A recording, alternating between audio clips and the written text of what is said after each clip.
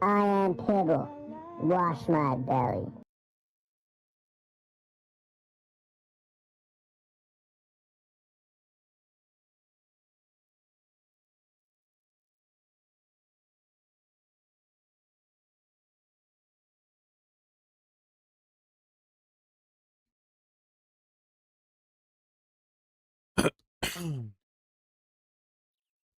Don't care if it chuds.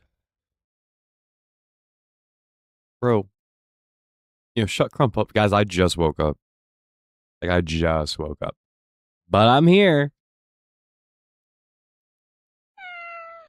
Wow. No, like, I just woke up. Like, 35 minutes ago. I was playing Tokon last night. I'm sorry. I know I'm late. I'm sorry. I was playing Tokon. I've rolled out of bed. Hold on. I'll give you guys the fit check. I rolled out of bed. Rolled out of bed and I got on the stream. We have to review Crump.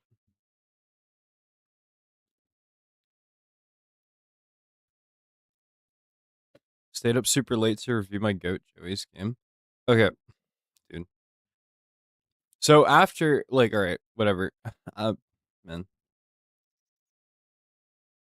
So again, I sounded kind of annoyed in that, like, video that I posted in the reviews channel for that.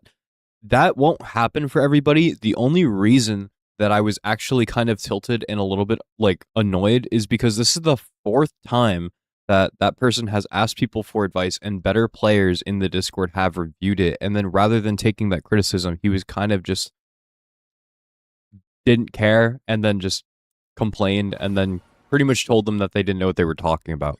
That's why. Because, I don't know. I find time to be a valuable resource. And whenever, like, not for me, I don't really give a fuck. I do this shit, but can I 1v1 pick and roll in Tokon? I think pick and roll might have, like, the least fun he's ever would have. Man, I should not be doing this right after I wake up, huh?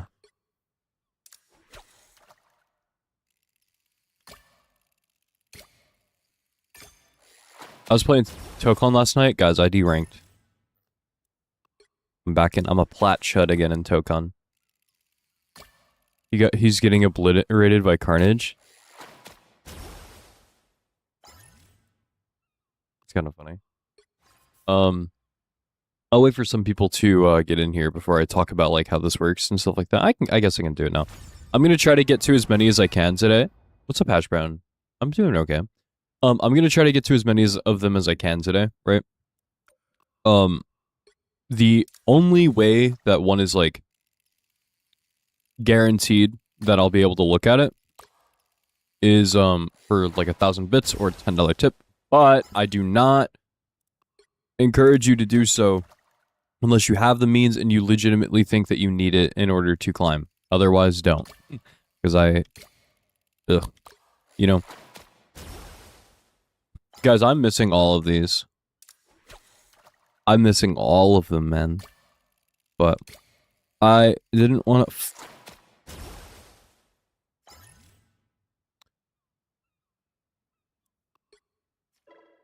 Oh my god. How am I supposed to get this black cat skin whenever I'm constantly getting fucked, bro?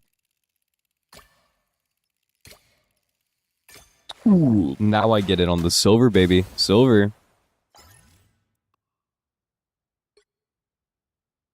Don't you play DBD, Michael? You should be hitting these QTEs. The QTEs actually go even worse on DBD. Yesterday, oh, fun fact. 3 days ago, I was playing and I actually fucked up so bad that I missed my QTE, blew up the gen, and then I got my entire team killed. Aren't I a talent? Let's go. Can I get the cat skin yet? This is stupid. Man, I hate this damn game.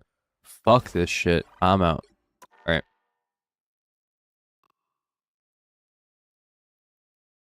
What's up, everybody?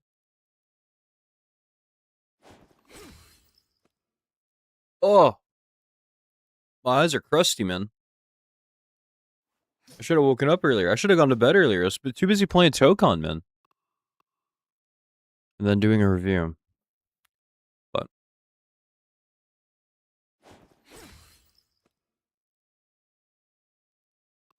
all right, I'll look at your game first. Crump, give me the code. Give me the code. Give me the code. It's on replay chat, man. Give it to me here. I'm just playing. I'll look at it. 1 second. Replays.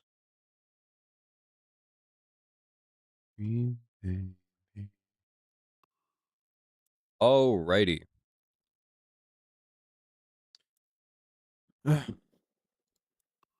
Alright. Is this a quick play game? Oh no, it's a competitive game. I don't know why it said quick play right here. This is my game. The fuck? Wait, hold on. Guys. What's up, J-Dum? Is this a fucking quick play?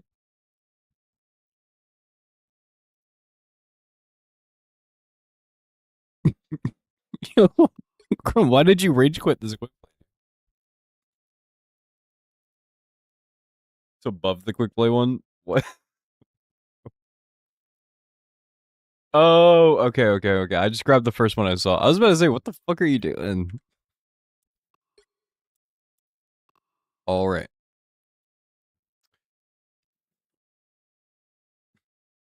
Alright. So, alright, okay. So, Crump, you're Mag. No, Yoons is Mag, Rogue and Strange. Crump is Penny. Your Bucky, your Bucky kind of popped off. Okay, hold on. Enough of that. Let me look.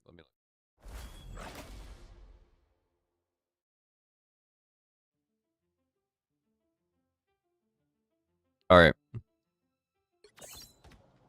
So which one am I watching? Or am I watching both of you? Let's watch Crump. Mr. Master of Magnetism.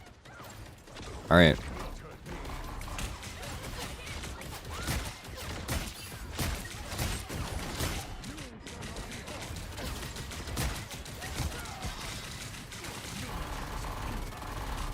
Okay, BP died.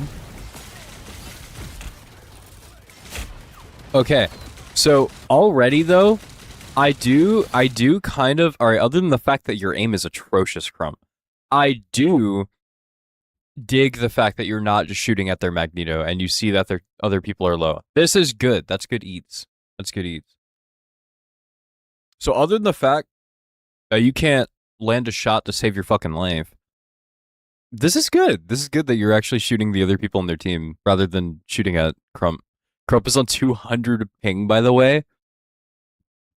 Man.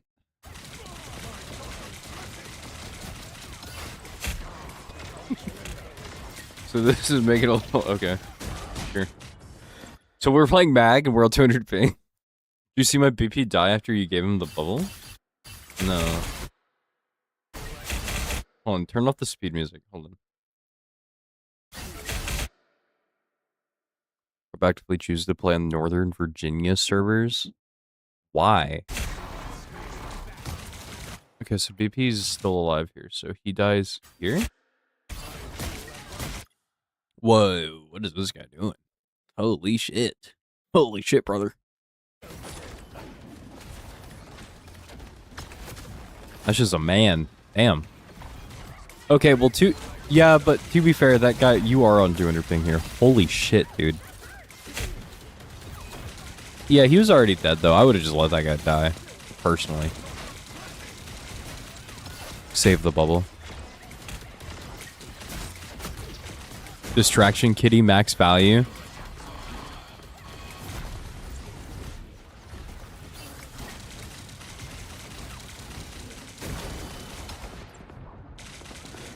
Okay. Alright, so, alright, I get the sentiment of, like, why you bubbled the Jubilee, like, you're trying to be helpful, but, yo, she's in no danger. Your Punisher's actually about to die more so than the Jubilee. So this is, like, I understand why you bubbled her, probably just a bad bubble, though. I would have just, like, let her rock. She's healthy enough, like, it's good to bubble, but like don't be too like altruistic with it. You don't want to just give them a bubble for legit oxygen. Like she's full HP, you know? So like that's a big thing because it sounds like, you know, it probably doesn't like matter all that much like to some. Um Bro, in a sec they get obliterated by DD, just watch.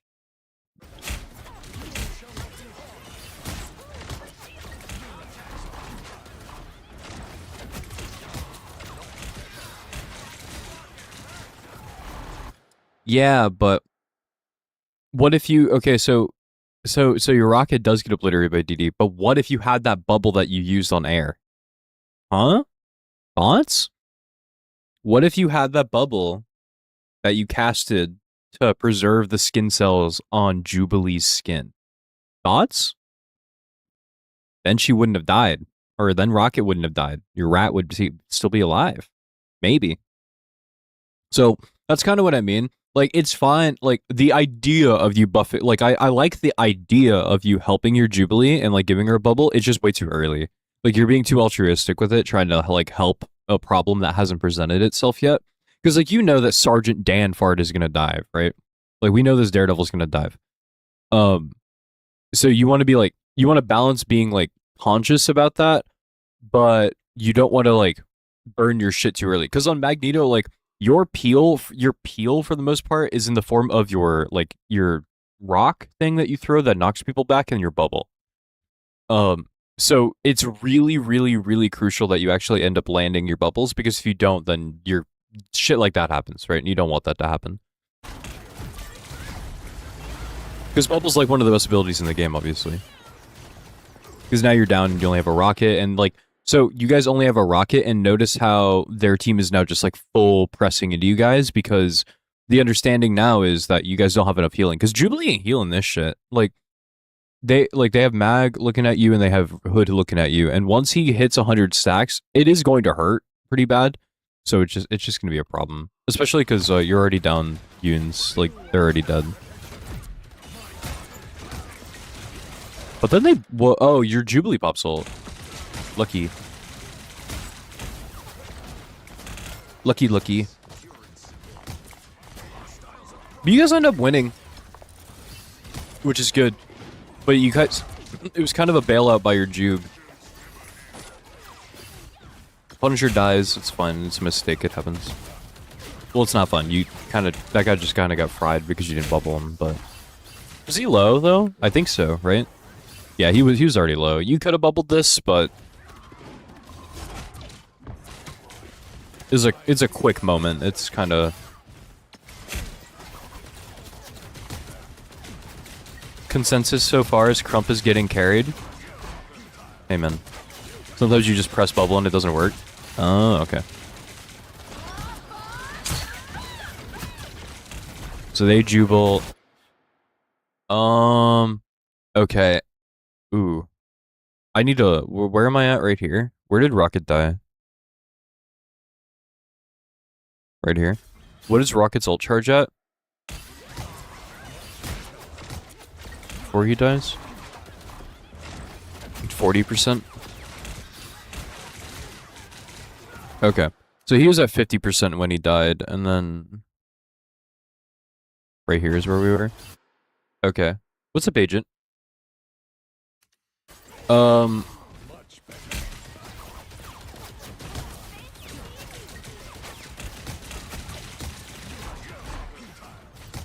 So your guy's on Gambit now. Weird. Okay. Where are they standing at? Here? They're really close. I don't like this. Then they Jubalt again. And you guys are kind of just getting it run down. Which sucks. I need to see...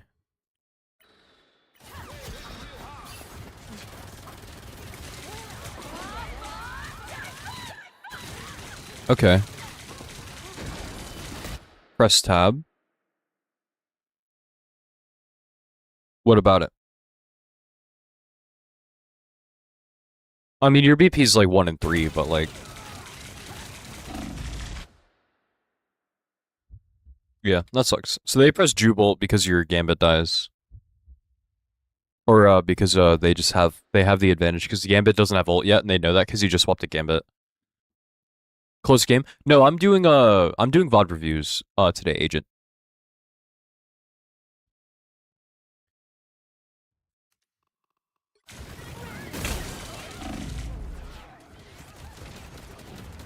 Okay.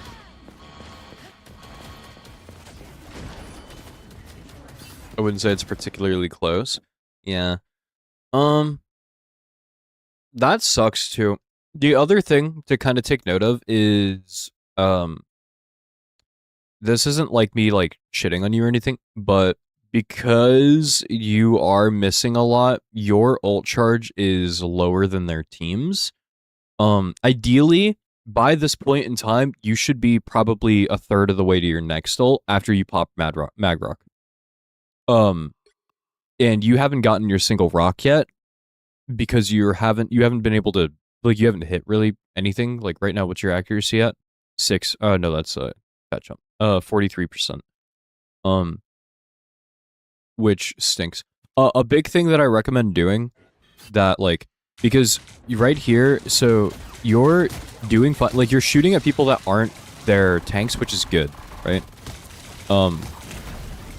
But see how you're kind of shooting at them. This will help too because you're on high ping, right?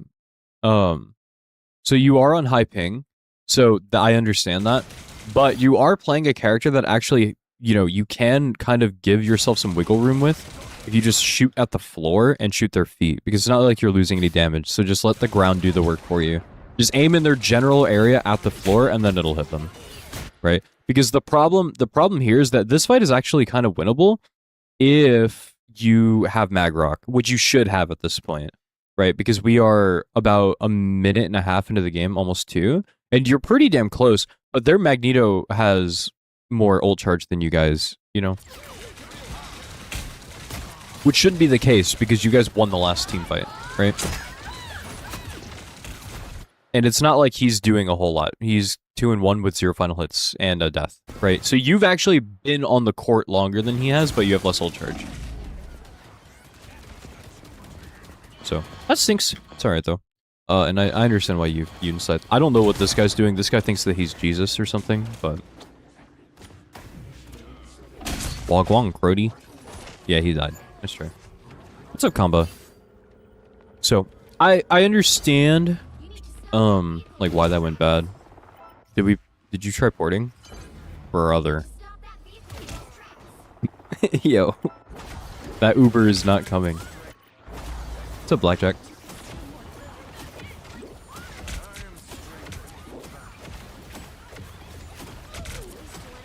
Okay.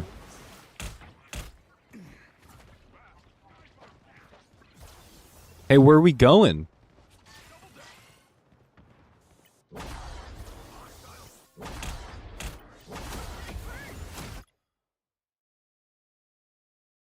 Because your supports died. So that's why we're leaving? Are you walking back to spawn to pick Mag again? You are. You're walking back to spawn to pick Magneto?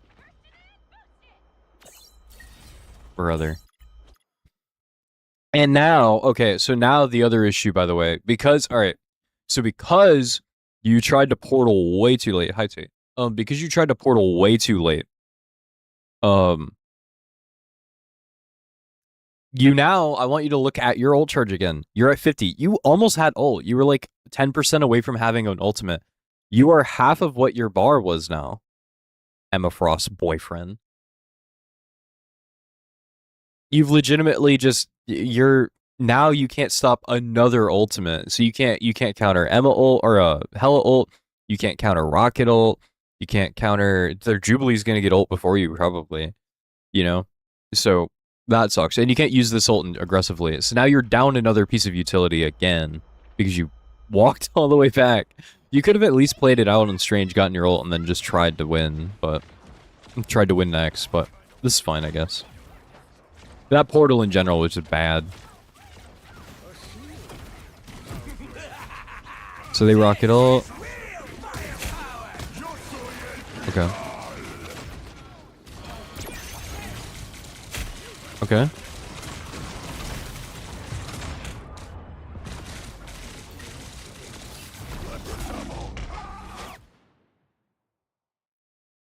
Hmm.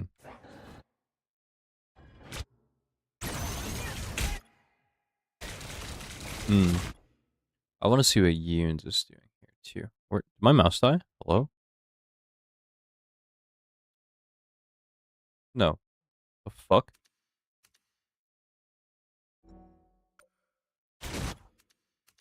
Mouse. Okay, whatever. Why can't I hate this game, man. Where'd my mouse go? You drank so much water, you're sloshing everywhere you go? Ducky, what? How do I... Okay, this is annoying. I don't want to watch Emma Frost BF. This guy sucks. How do I... how do I... Dude, how do I move? My mouse is gone. Hello? Now I'm looking at his butt, man. Hold on, I have to restart. This is where we were? Okay, cool. Why did my mouse disappear?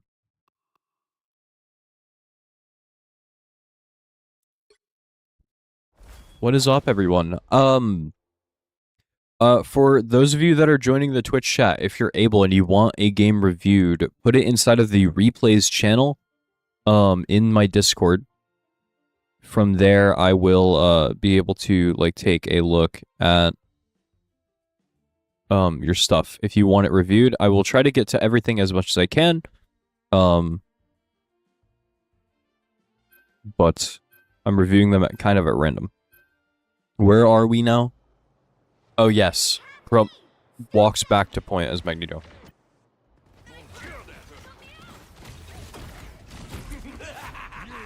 Okay, so they rocket amp, and then you gambit ult, and you miss everything.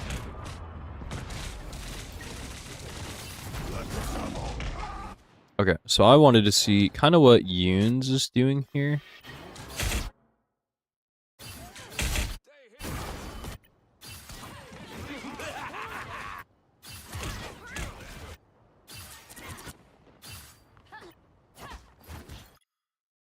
What I would, but what if you're mean and call my magic dumb? I wouldn't do that. No, I don't do that. Last night, the reason that review was so annoyed, the one that I did for the person in chat, was just because that person was not trying to get better. They were just trying to complain.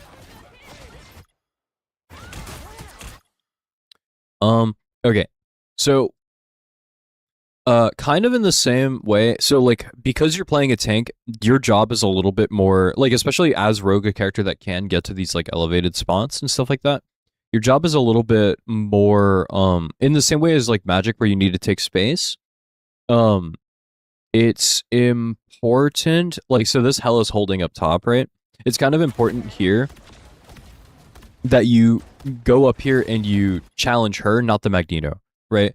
Or you look for Daredevil and you challenge him, not the Magneto. Just because, like, it's fine to brawl, but, like, this is front to back and Rogue doesn't really do anything here. You're kind of just giving them empty ult charge and not really, you know, hurting them much. My biggest tip would be either look for whenever BP's dying and try to play off him, or if you think that that guy stinks, then I would probably just go, I would either wrap around here and then try to go through this door and, like, hold this high ground. Hela's giving it up, which is a little bit stupid of her, but I think it's because she's getting, like, low or whatever. But just try to take, like, a meaningful key spot, or inside of the store is fine too. Just because if you play in this main street and you're punching the Magneto, the biggest problem that you're going to run into is just kind of that you're not able to, you know, do a whole lot to him. And also, if you do that, especially because Crump is playing really timid, and also walked all the way back to spawn, so your Uber Eats got there late, if you take something like in here or you take something up here, somewhere where you don't really need Crump to move, it will kind of incentivize him if you say, "Hey, fatty, I just moved, I just took the space, come walk up," you know? But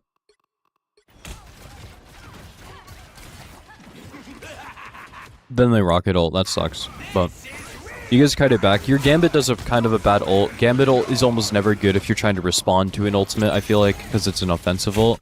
And also, you guys lost your Jubilee early, so that sucks.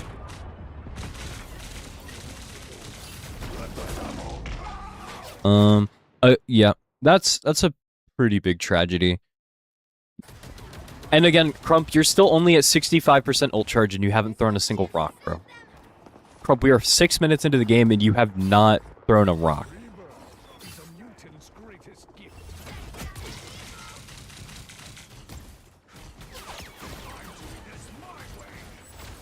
Also,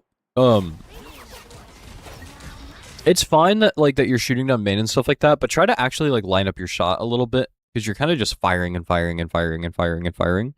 Crump is on 200 ping, guys. Yeah, but that has nothing to do with the fact that he doesn't have a rock. But on a real note though, do genuinely shoot at their feet, not at their shoot at their toes here. You're shooting at the Daredevil, see how he's in the door. Shoot here towards the ground. I promise you'll hit way more shots. It genuinely, it's so much easier if you just shoot at the ground for them. For your primary fire, your left click. Because because it blows up on impact and you're still getting the same damage. You're not really getting any fall off for the most part. Rather than shooting at their body, because it's a lot easier to miss because Mag's projectile is kind of slow. Right? Oh! Oh, did he just, miss it, or did you absorb it? Oh, he just hit the wall. Oh, he just blew up because of the funnel.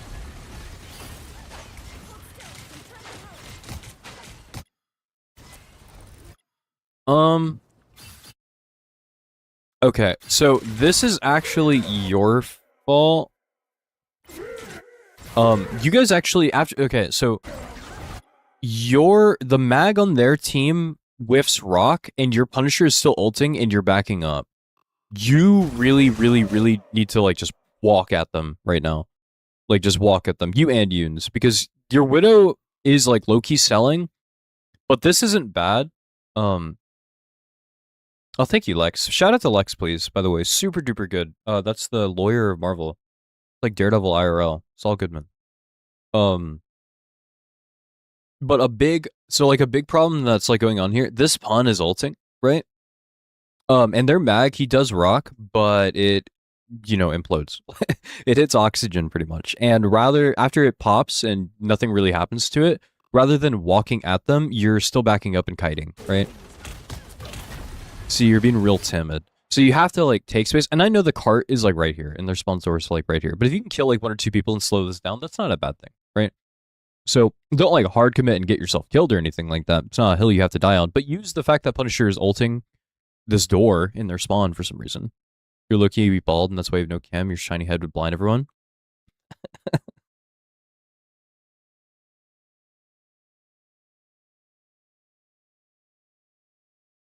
No more rye bread.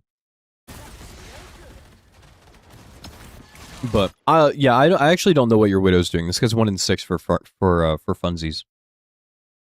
So that's a bit fun. That's awesome. Oh, I'm watching the other mag. I don't care about that guy. Also, another thing too is that you are playing kind of timid a lot, and it is they would hire me for the X-Men movie in 2028. Okay, buddy. All right, buddy. But if you're able to press the attack a little bit and you're able to walk up, not here, right? But in general, it would make Yunes' job a lot easier because you're the main, you're main tanking, you're absorbing a lot of the damage and things like that. But unlucky. Yeah, what the hell is your Widow doing though? Fat free bleach. What is going on, man? What is happening?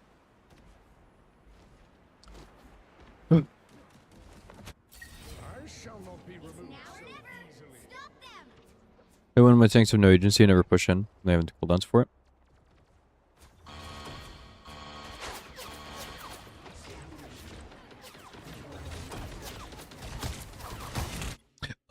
I think also a lot of it, it is a ping thing, but you really should just like leverage the fact that you're playing like the best character in the game, at least in the tank role at the minimum, right? Like Magneto nukes, he does a lot of damage, he has a really good ultimate, and remember, like, you haven't popped an ult. We haven't seen an ult from either tank yet, right? Which is whatever. As far as like Rogel is a little bit harder to get value with, but at least for Magrock, you can. You don't have to use it to counter an ult. You can use it as a proactive tool rather than a reactive tool. So let's hypothetically say, right, you Magrock right here. And what this does is Hela can no longer shoot. Jubilee has to fall back, and you guys take up and swallow all of this. See? Because they can't shoot you because your rock is building, and then if they shoot it, it's going to charge it, and you have a stronger ult, right? And so that's good. But because it's absorbing all the damage, and your backline is just not going to die at all. Like, nobody on this side of the map is going to take damage. As far as you go, Yunes, I would probably try and move here on the left-hand side, or I would take right-hand side, one of the two. But that way, whenever Crump does walk forward, you can at least threaten something on their team, like grabbing a tank, grabbing a damage character, kicking a support into a wall, something like that, just to make it easier. Because while he hasn't really taken that much space quite yet, it could be worse. The other option is obviously this Daredevil has just been kind of farming your damage characters, so you could also just like straight up watch for him, because it's kind of apparent to me that the only time that their team walks forward is if Daredevil kills one. So that's also another thing. So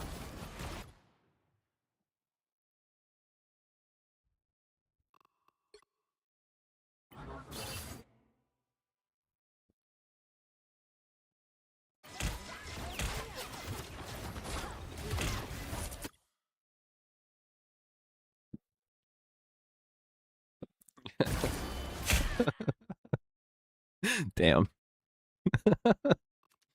Damn. So that sucks. The other thing too is this is also for you, Crump, kinda. I'm kind of over the fact, like, I'm kind of past the whole like have faith in your damage characters thing, because this fat free bleach guy is like just this Daredevil is just frying your entire team, man. He's just killing everybody. Like, everyone is just exploding and dying. So I would probably look back a little bit more often at your backline, because funny enough, the one time that you're actually like needing to S key, oh, you actually do turn.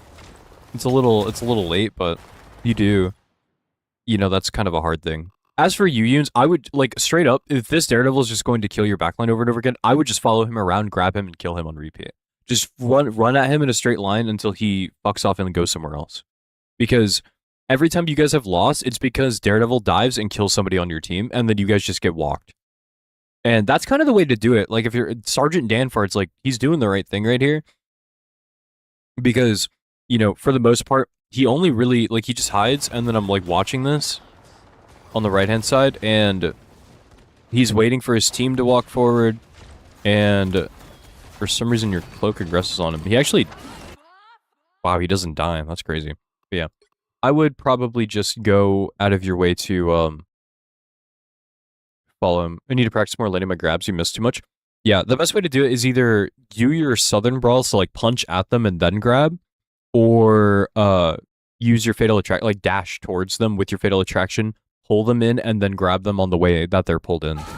Especially, like, on characters like, you know, damage characters, too, because you get that damage increase. Because Rogue wins every 1v1 against every dive character in the game, as long as she grabs them. If you grab them, they can't win. There's no way. So, that's the whole thing about it, right? But, like, this guy, he was in a bad spot. Also, again, we still have... Crump, I'm going to freak out, by the way, if you do not press Q by the time this round ends. I'm gonna freak out. Okay, so Daredevil parries in front of you, and you bubble yourself. You're in no danger here. You're just wasting bubble, brother. You're just wasting bubble. And you don't even kill him. This better land. Oh, ooh. Okay, he only ults one time, but hey, they might have 3 minutes on the clock, but hey, you hit it.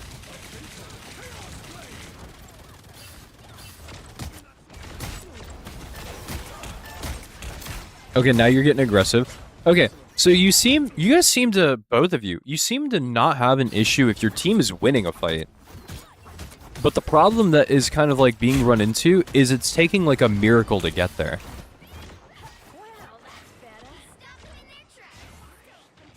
And I think that's like the bigger issue, right? It took like an actual like miracle for like this to go the way that it did. But you think you go flank here? Let me check. Oh, this is actually good. Yeah, you're taking good space here. Okay, I really, really like this. Do more of this. Because although I know, like, Crump is being timid, right? But if you do take spots like this, you don't have to, like, do anything with it as long as you're holding it, so that way Crump can push with knowing that this space is cleared and you can react to him.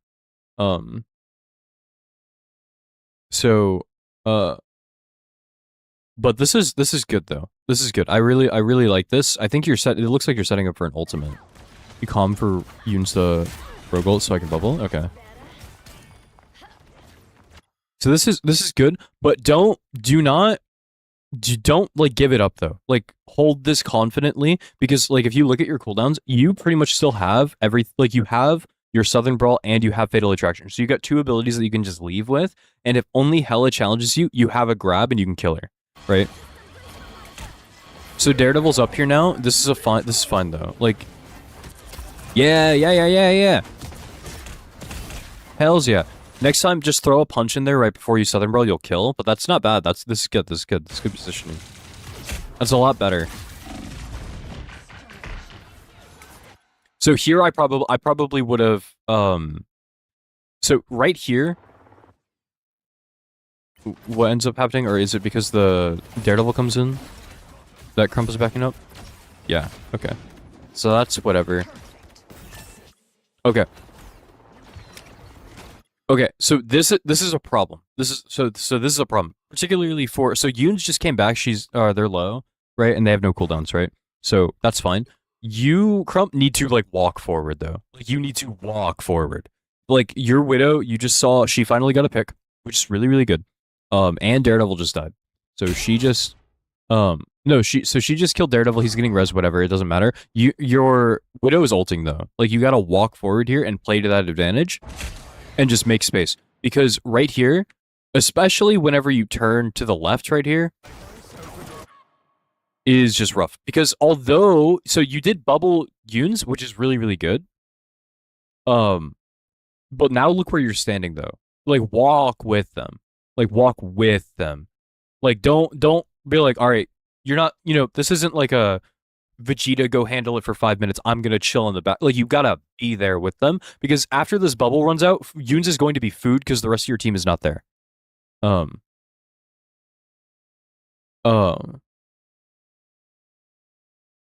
So this would be like fine for the most part. If you were there with them, right, rather than just like chilling here the way back. Here, Rocket jumps out. Especially... Wait.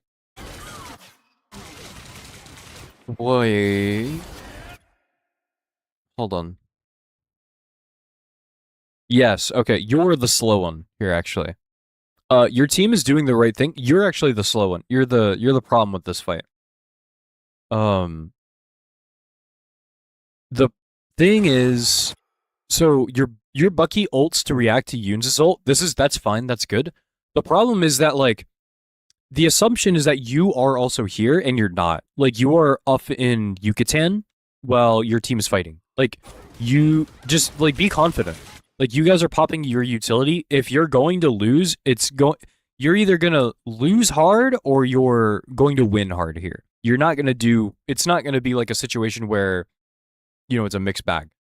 If you're popping all of your shit, like you're popping Bucky ult, you're popping Rogue ult, you're dumping all, and you're popping Widow ult, you need to invest in that utility because otherwise you're just getting nothing out of it. So your team is investing all these resources and you are the reason why this is not going to result in just like a stomp. Because Bucky dies now because you're not up there. It's just a rough one. Fark, what? What's up?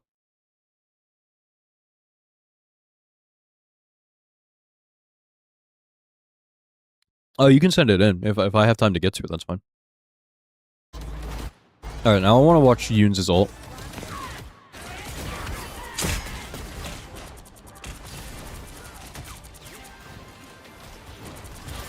This is fun. You only kill... Okay, so this is kind of important too. Rocket is the only one that dies, but this is fine though. Rocket's the only one with an ult that's like important right now. Like his isn't 95%. This is actually a good ult. I'm just glad that we popped it, then you grab mag. So, again, this is a hard win if Crump walks. Like you needed to walk forward, Crump. Like you kind of sold Yoons a little bit. I'm not gonna lie. Daredevil comes in after the fact, but your team probably walks behind you if you walk forward. Like you're bodyguarding air, you know? Yoons actually needed the help, your Bucky needed the help, your Widow needed the help, and you were kind of nowhere to be seen whenever shit got rough.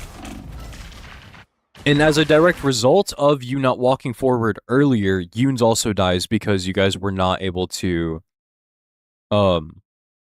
because you guys didn't win this fight, everyone kind of... The people that died, they're kind of all your fault because you did not help this fight after the rogue ults. So you needed to be up there. When you're investing utility, it's always better to die as a team than let other people die and then come back on a bad respawn timer. Because now the way that this is looking is if you guys don't die right now, right? If you guys all don't die right now or some shit, and Yoons comes back late because of this death, or like somebody comes back late, you're staggered big time and it's real rough.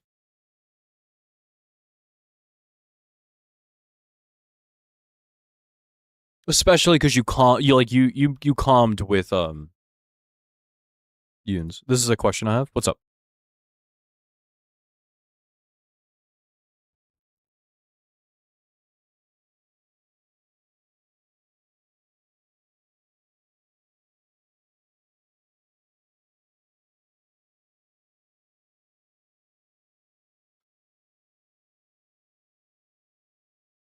How do you manage to not play scared when there's a dive in your subsert in your backline?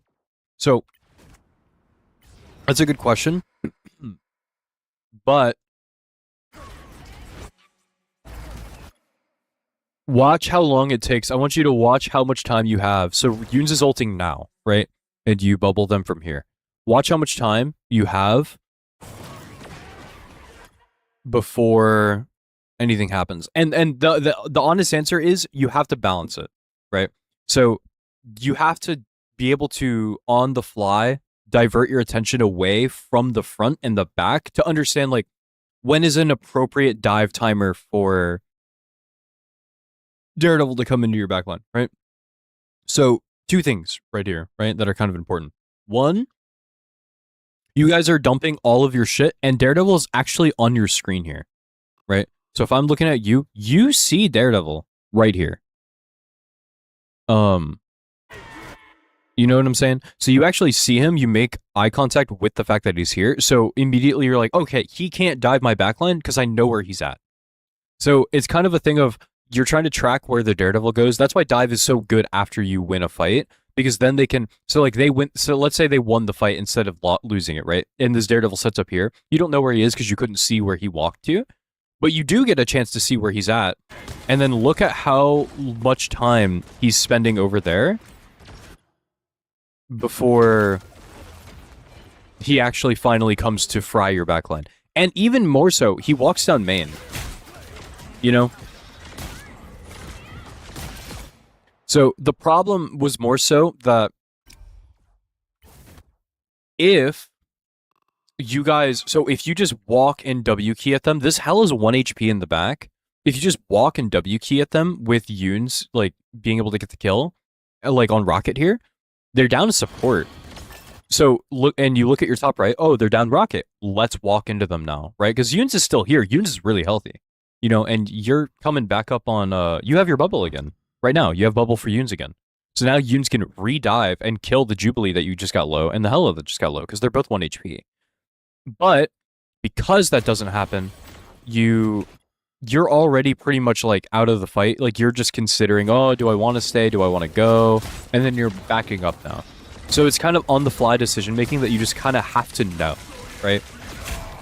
Like, oh, I saw Daredevil go forward. Like he's not in my backline. I don't have to worry about my backline until something happens, right? So you make the decision because you off of the information that you get. That's what I'm like. Whenever you see things happen, you just have to like in the back of your mind. Okay, I saw Daredevil in main, so he's probably gonna have to go really far around in order to do anything, or he's gonna walk into me, you know. But because you were hesitant to make the push, you guys kind of just lose this fight anyway.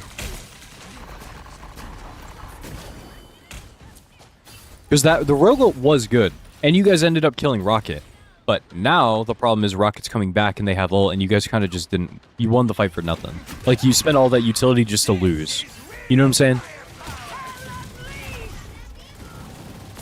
And again, now you're in another miracle spot where it's legitimately going to take a miracle. And the other issue is because we didn't pop ults earlier, we're still waiting on our second Magneto Rock. We're at 8%. And now this fight becomes very, very difficult and things like that, right?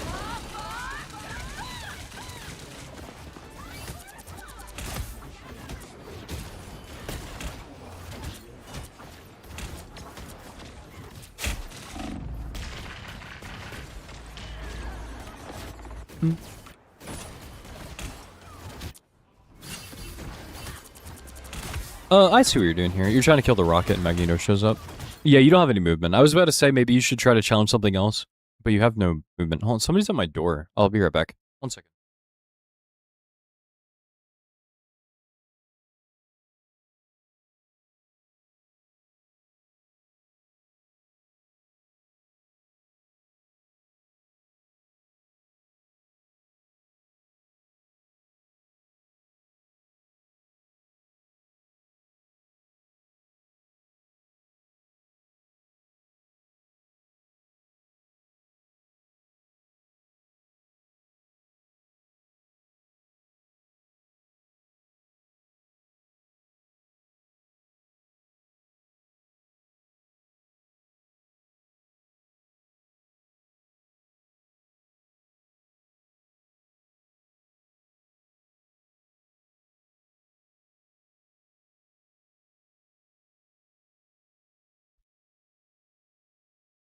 Okay.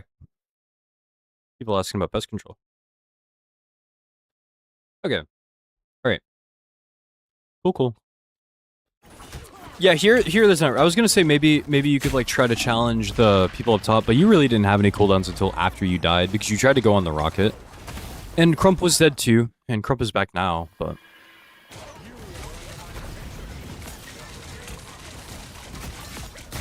Oh, you killed Hela. Okay, so that's good, but, you guys end up losing this, right? Yeah. Good lord, Fat Free Bleach is playing Mystery Heroes.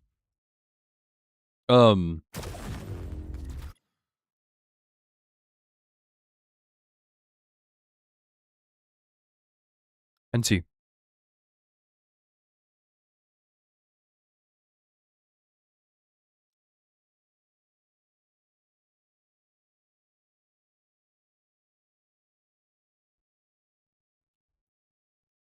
Nice try, nice try.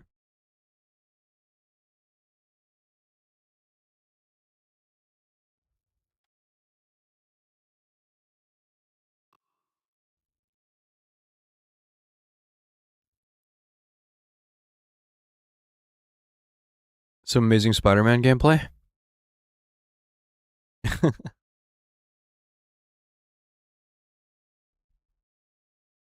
All right. So, why am I slow? What happened? Why am I slow now? What the fuck?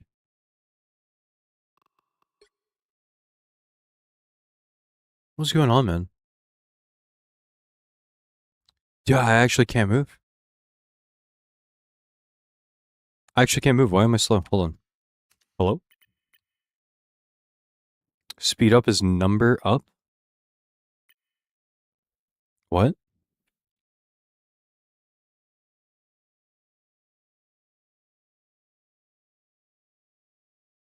Hold on. I don't know why I'm so slow.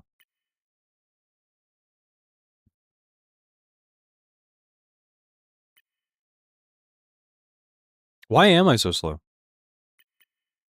Brother! Or whatever, it's fine. Whatever. Oh, now I can't see my cursor again. That's fine. Okay, so, because I'm flying slow. Oh, that's true. My bad. My bad. Oh, that's true. It might be because the match is done. You're right. Okay, so a big thing, so big takeaways, right? Oh.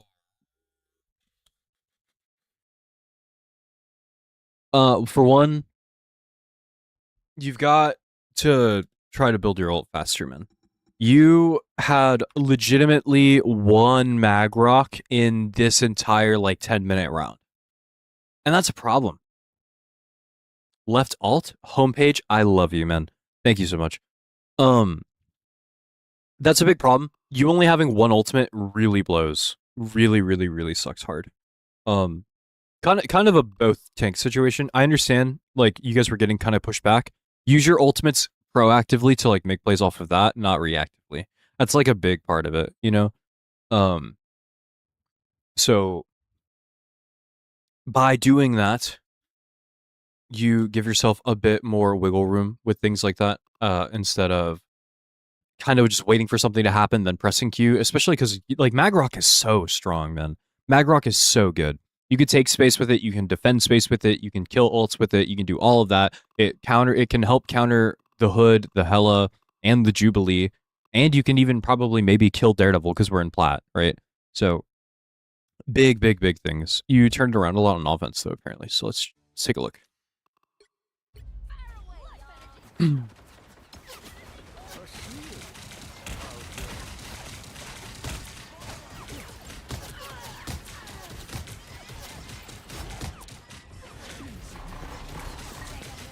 Your teammates swap roles for offense. Gotcha. Okay, so you guys get a pick here.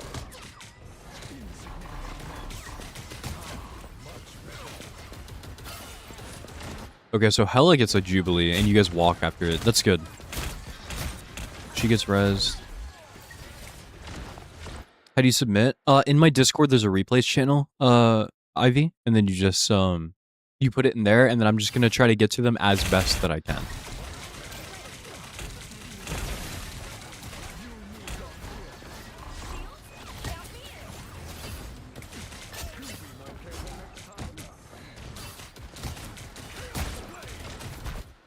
Okay, so whoa, Bucky dies to Rocket. What happens?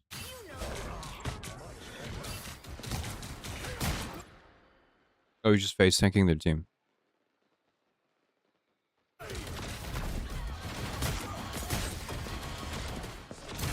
Well, that sucks. Okay, your ping is kind of fucking you over. I don't know if it's ping or just aim, but this is good though. Oh, I really like this. This is a really good opening.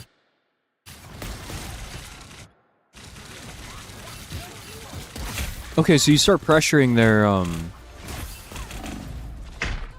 supports a little bit more, and then they turn, so you back up. That's good. That's good. That's a really, really good usage of going in and out.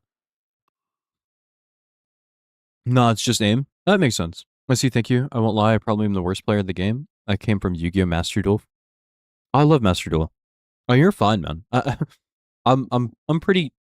For the most part, I'm very, very friendly and try to be like good critique rather than tear people down.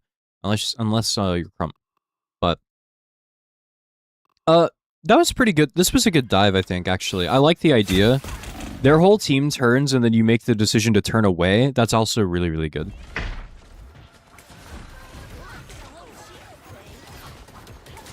That's not bad at all.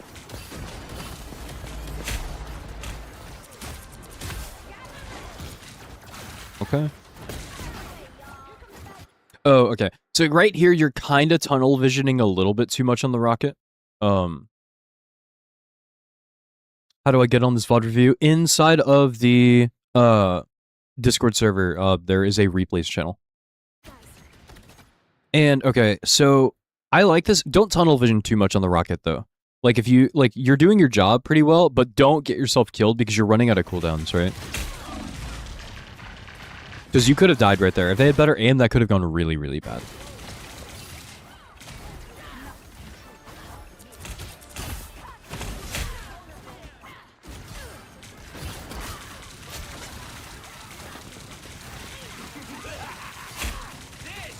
This isn't bad though.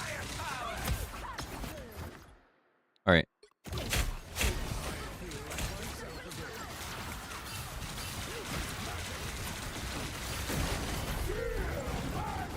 So they mag rock. He messes it up.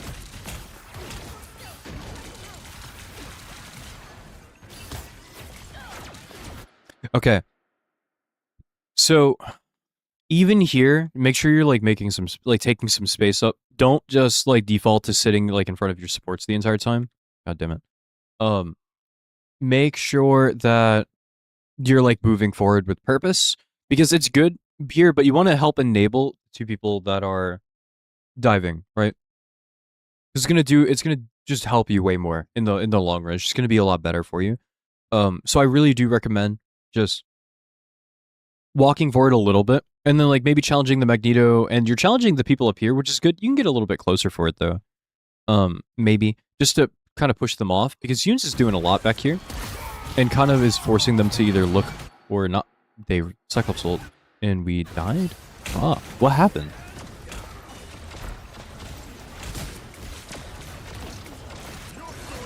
Really? Okay. You guys actually lose this fight. This is very, very interesting. Cyclops ends up getting an ult, and then you guys die for it. Holy shit. That was a good try. I actually really like the pressure Yunes was making was really, really good. I actually dig that a lot. Because you were taking aggro of their supports and then you were leaving whenever you needed to. That's really good. You guys kind of ended up falling flat because you couldn't kill anything, though. Like, while Yunes was taking the attention of their supports.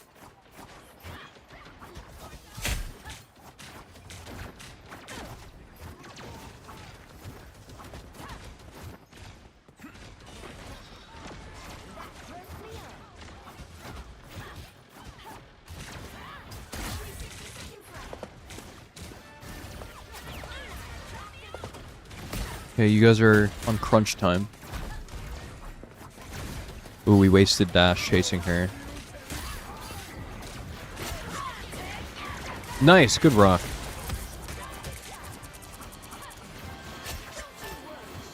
Okay, much better fight. You guys used your ult and invested in the fight. That's good.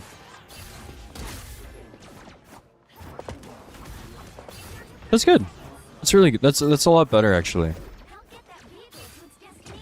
That's like a lot better. A lot better. What's up, Brandon?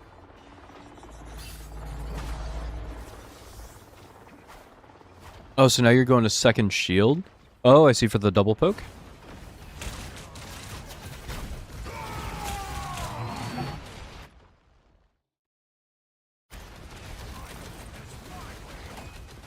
This round I stopped playing scared a little.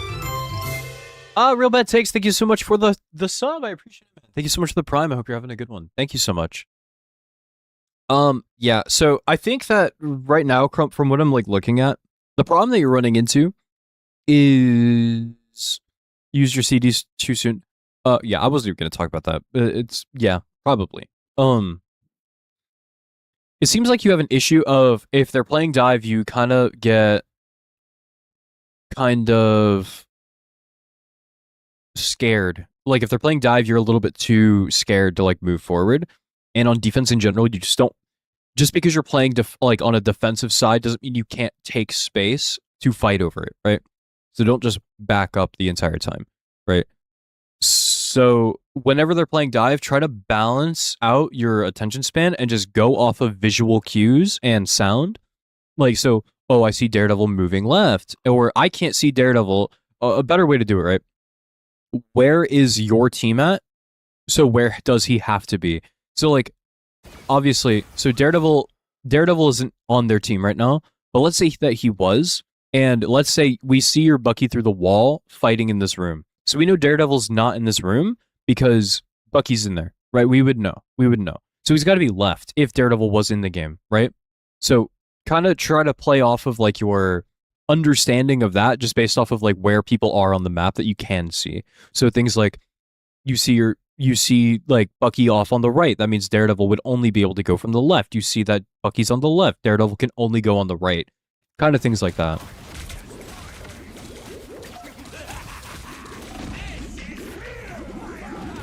Okay. Oh, he just gets 2. That's not really anything you can do about that. Crump also died, so this is fine.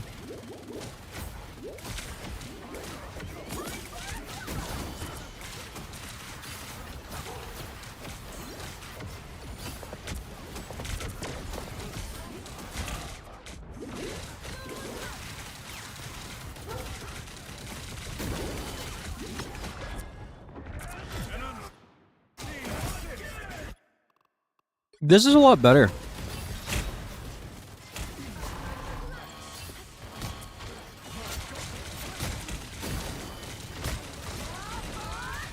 Their Jubilee ults?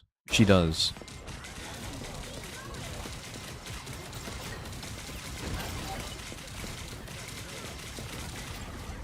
Yeah. Little. This is free eats. You guys should be able to melt this. Okay. So, right here, I know I want, so even though this wouldn't, I want you to understand, I know that this wouldn't amount to anything, right, in the span of the moment because nobody else in your team is shooting it, but I really need to emphasize that, like, are you trying to bubble your cloak? Is that what you're doing here? Is that what you're staring at her? It is. Never mind.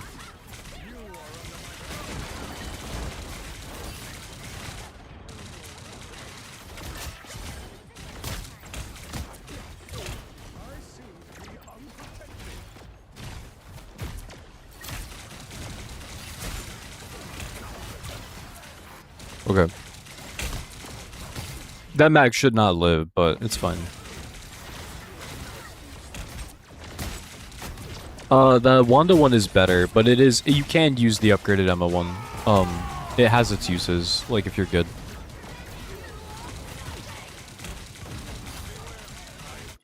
Okay. This is kind of one of those spots that I'm talking about, Crump, where although I know they're not popping an ult, right? So there is no ultimate other than Phoenix ult that is popped. This fight is really winnable though, right? Like really winnable. They are low. Like the Cyclops is low. Their Rocket and Jubilee are split. The Magneto is alone on an island. This fight is really, really winnable if you press Q.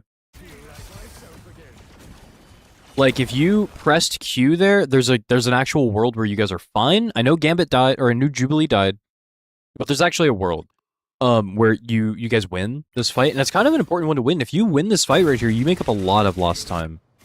This is kind of what I'm talking about. Don't wait for ultimates to pop before you mag rock. If you know one is coming, it's fine, but don't be afraid to just spend the cash to take space. Because as long as you win the fight, you're getting the same value, right? Because I see you holding onto your rock really, really long. I don't want you to do that. Just use it. Sometimes you just have to like secure plays.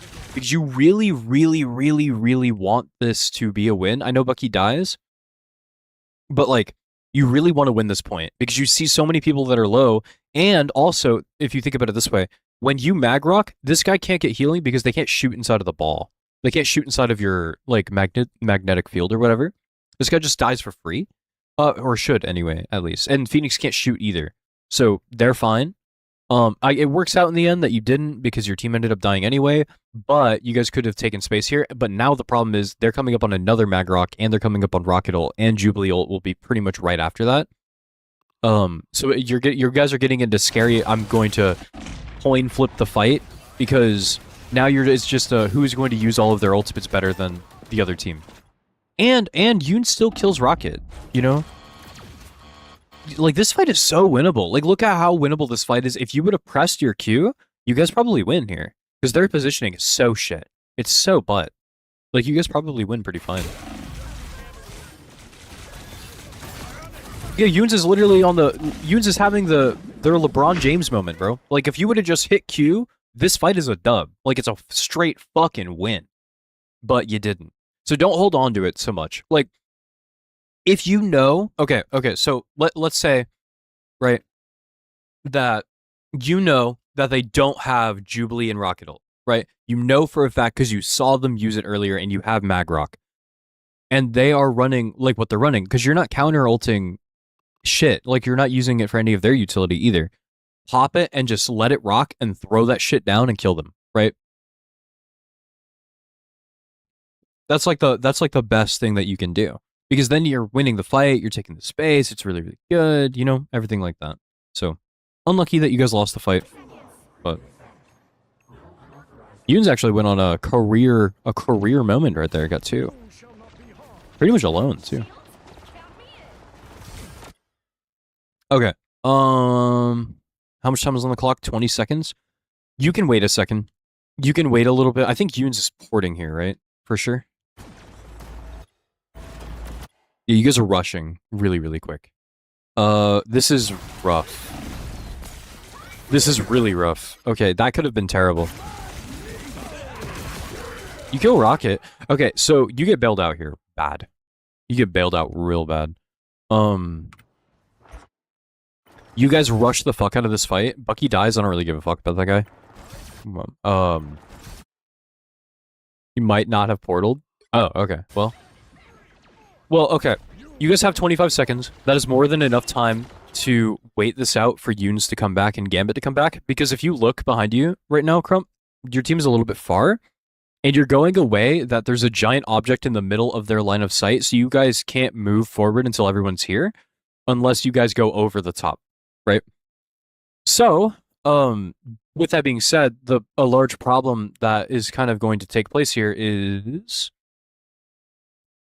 You guys are kind of... Bucky has to die. He shouldn't be here either. That sucks. That's stupid. But watch what you do. You immediately walk to the cart. There's 15 seconds left. There's no urgency here. There's no reason to like push so fast because there's still 15 seconds on the cart, right?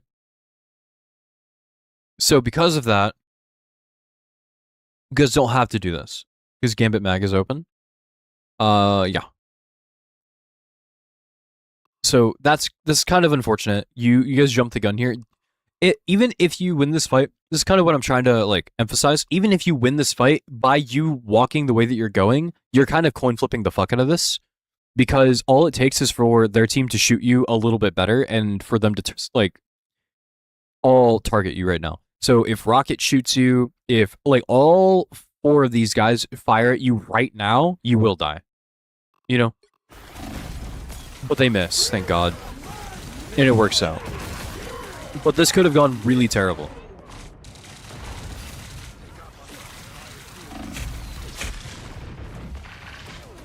And you die.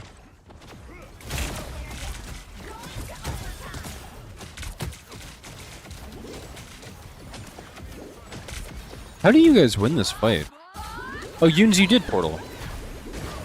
Thank God, because Crump made it back just in time. W portal. Okay. This okay. This is also a big thing. These one of you two have to contest the people that are on high ground. Phoenix up here, this is free. It's free as fuck. Free as hell. You know? So like taking one of these 2 spaces up here is good and just pushing them out, making them drop. That's really, really good. You guys end up brawling on cart, which is fine too, because you guys should just win, even still. But I'd really like to see... Yeah, you're just all in, and your Gambit ult too. So you guys should be fine. You hear Phoenix behind.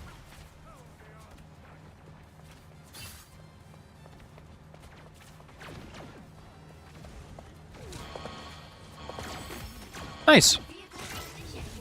That's good. You guys got bailed out because of Yoon's portal and the fact that you guys had ults coming up. Especially learning from this review you're doing now, which is great. I appreciate it, man.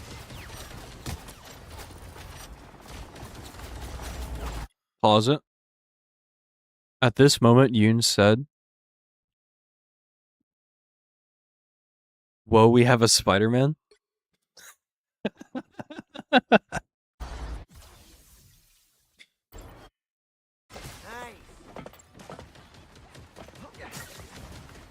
Man incoming. Man incoming. Everyone watch out.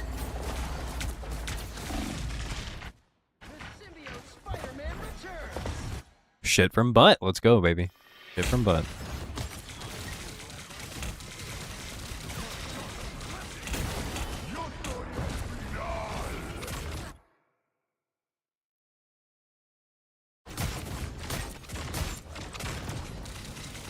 Gambit dies. How do you guys push this?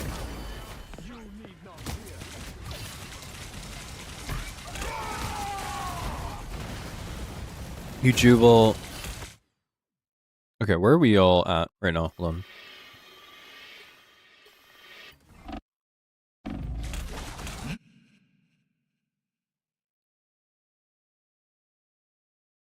This is where you guys had died embarrassingly.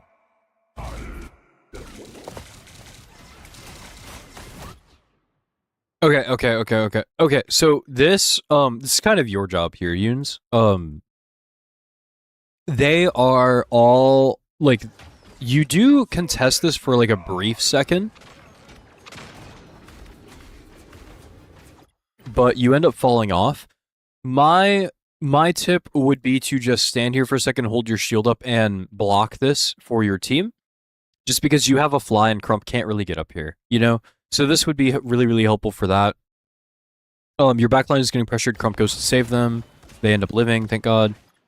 Your fly's out, so I guess that's why you're not doing this. But I would still wrap around the staircase. Especially now, both of you collectively,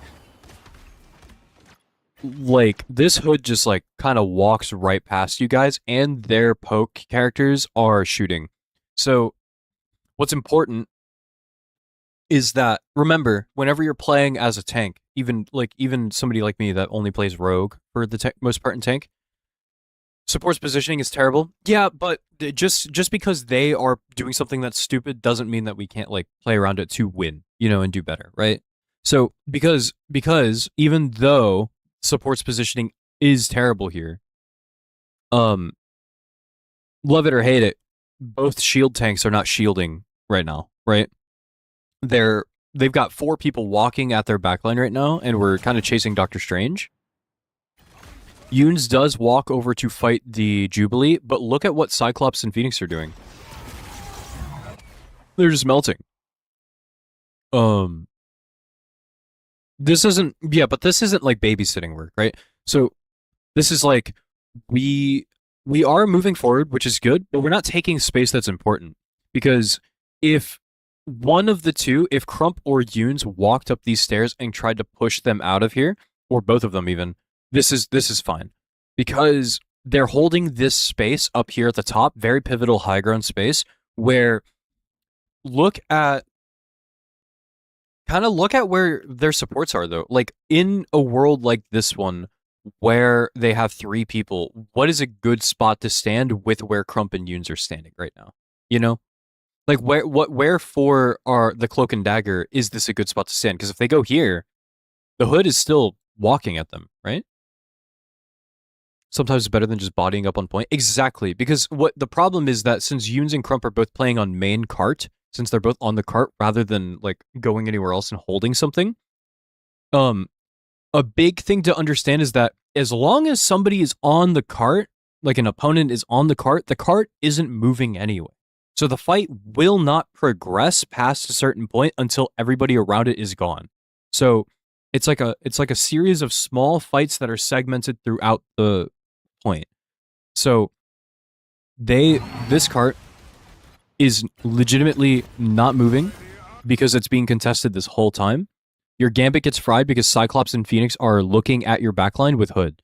So yeah, the supports have had a lot of issues with needing to be babysat, but in a situation like this one, their babysitter does need to be here though, because the problem is that they wouldn't need to be babysat in a situation like this one if a tank were to walk up here and contest this, because now Phoenix and Cyclops are probably going to shoot from the street rather than just openly shoot at your backline. You know? And that's what sucks, because they're just shooting at your backline for free. Your Gambit dies here not because of bad positioning necessarily. Bruce, thank you so much for 1,000 bits. If you don't have anyone in line, could it be next for VOD review? Absolutely, friend. So kind of here. I appreciate it, by the way, man. I hope you're having a good one. So the problem is, so Yunes does something good here because they hold their shield up on this point, which is great. But the problem is then you give it, and then the second, look at what happens the second that they see that you give this height. They take it. They take that space back. And now look, your cloak is having to play Dead by Daylight in the backline to Hood, Phoenix, Cyclops, and a Cyclops ult, you know? You know what I'm saying? So that's the problem with it at the end, right? And, like, you guys do come back, but then, like, you Agamotto, which is fine. I like the ult. The ult is fine. You guys killed Jubilee. But only now, after you guys popped ults, and Spider-Man, of all people, remember, the guy that we've been complaining about, he's the guy that came to save the day. Why is that? Because he contests the Cyclops that's taking space and fighting your backline. He, of all people, Fat-Free Bleach is the guy that came in and saved you. He bailed you guys out here. This could have gone bad. Because Cyclops dies, the space is yours now. But that's a good ult too, by the way, Yuns. Very, very good. I really like ulting like this, especially whenever they're not running like an Invisible Woman, because Strange just gets such free ultimates, it feels like. Use the second you hear that Strange ult is like, or the Strange shield popped on the other team or Mag shield is gone, you just fly up and you ult and it's over. It's awesome. Phoenix dies, where are we standing at? You guys kill Hood, that's fine. Okay. Strange walks past you, Crump. This is fine, you're pressuring. Okay. So rather than doing this, Crump, I want you to start, whenever you see your other tank is fighting, when you're playing Mag, remember, you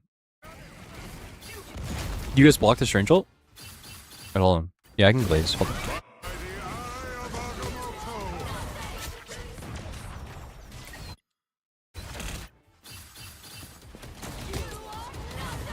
Wait, what? Did he... Wait, am I late? Hold on.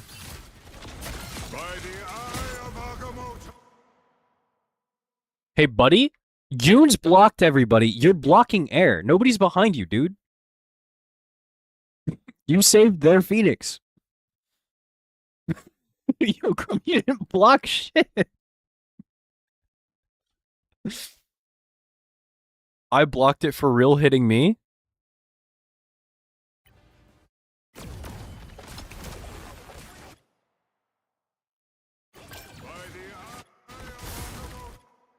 I don't care. You didn't block shit. I'm talking about I blocked the Strange.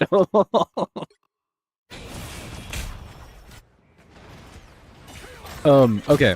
But as I was saying just a second ago, so you see how this Strange here, see how you turn for this Strange, Crump? Do you see how, you have your shield back? From now on, instead, if this is like a, god damn it. If this is like a... God damn it. Stop. I'm in the floor?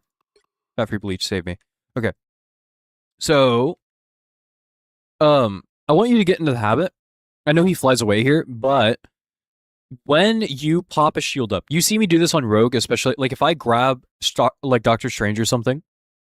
Yeah, block the heals. Yeah, block their heals with your shield because you have everybody behind you. This guy doesn't need to take more damage; he needs to get less healing. So whenever I'm playing Rogue, you'll see me. I'll grab a Strange, and then if I grab him and my team is walking behind me, I'll say, "Hey, I'm blocking heals," and I'll let them kill him for me. This is the kind of thing that you want to do the same. If this was any other tank in the game, like, what if this was a thing, right? You guys kill. Where's Spider-Man? Holy shit. Look at this bailout, guys. Oh, hell no! What the fuck? Oh, hell no. There's no fucking way both shield tanks didn't shield. Wait, how did... Okay, so... Where's the embarrassing death that Yoons has?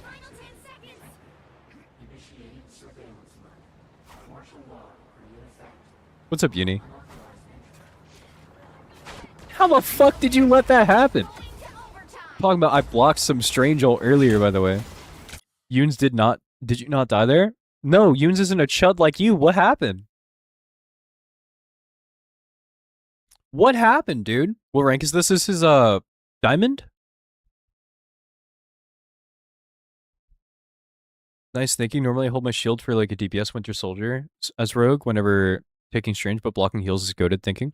Yeah, because Marvel Rivals is at the end of the day, it's a game about resources, and heals are a resource. If you can block them for even just a little bit, things die in this game very quickly. Especially whenever you're running, well, not on their team, but that's kind of even more important though, because you guys are running such a low damage comp. Blocking heals is a lot more helpful because it's all kind of Yoons and the supports that are doing damage. Granted, Jubilee and Gambit do a lot of damage as support. I was playing with 3 others, so 4 stack and comp. That's fine. I'm here to help. What the fuck is this guy doing? Hold on. Why? What? Yo, he's in there. That guy sucks, but he's in there.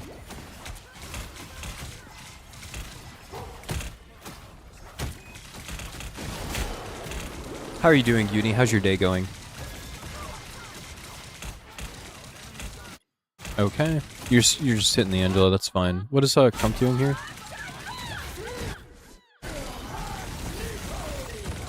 Air. Nice, you do kill her though.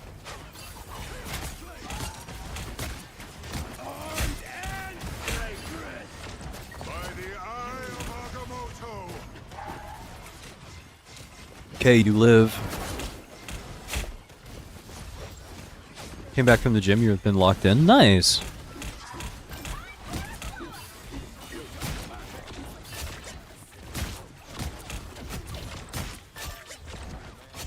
What made me do reviews? People have just been asking for me to do it. I played ranked yesterday and had a really good day. I like that fight, by the way, Crump and Utes. I really think that you guys are a better team on offense than you are on defense. The only issue on offense that I'm seeing a lot of, you guys don't overextend ever. The problem is that you just aren't holding space and you're not taking space, so... You're lower today? Awesome. But no, people have just been asking like a lot for me to do them, so I figured why not today, right? Because I played ranked yesterday and had a really good day. I didn't lose a single damn game yesterday. You guys aren't bad. Like, you guys aren't, doing anything that's unfixable. That's the really good thing. Like, it's not like anything that you guys are doing is like, oh my gosh, like, you really have to work on the... It's like small things that are kind of hard to understand on the fly. Like, Crump, you have a really bad issue with tracking dive characters based off of, like, where people are standing. W rank day. Yeah, I'm still only C2, but I think I'm a game or 2 off of C1 right now. But if you want to play, I won't be able to do today because I'm doing reviews, but let me know, DM me what day works for you this week, and we can play. If you want to. Monday works for me. Okay. Because I don't stream tomorrow. So that works for me. So, yeah, a big thing that I'm seeing is, like, you in particular, Crump, you do quick plays tomorrow? No worries. You in particular, you have a bad time about tracking where people go. DPS, in general, not just divers. So I also want to see you take more space on like height and stuff like that, rather than just like defaulting to main the entire game. You are a main tank, that absorbs a lot of damage, but at the same time, you can flex to other areas and you can challenge things. Magneto's very good at that. You have so much damage. You outdamage like some of the DPS in the game. He's very good. Eunice is actually doing a pretty good job at that. As like absorbing that space and stuff like that for whenever you guys need it. But you just need to take more meaningful space and track where the DPS are going a little bit more.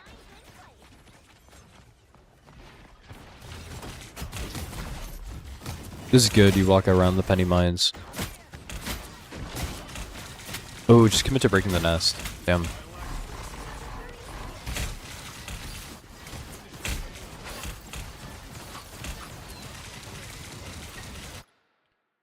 And also, okay. Here, you're not... So, you need to also remember and absorb damage with your shield. You haven't popped your shield yet. And also, remember, you're tanking. Watch what happens, Crump, whenever you push into this wall, right? Should have TP'd this match, but the thought didn't even cross our minds. That's fine. We calmed to attack side routes because of the penny. That's fine. That's a good calm. That makes sense. I mean, no one listened. Well, to be fair, like, your team is behind you here. The Bucky didn't, but, like, we've already established that guy is smoking dust. So, like, but, like, your supports and stuff, they're behind you. But what I'm more interested in, right? Even if your team dies here, I don't really care about that. I care a little bit more about, like, what we're doing. Crump, watch what happens whenever you walk here against this left doorway. I want you to, like, look. Remember, you're the tank. How many people are actually, like, acknowledging here, bro? You are unseen. Like, you are not even a thought in their mind right now. Pull up the stats page. Dude, fat-free bleach is popping off, by the way. That's the goat. 24 deaths is a bit wild. But other than that, really. If you stop looking at the 24 deaths, it's mostly terrible, but it's not the worst, right? Gambit has 16 too. Yeah, if.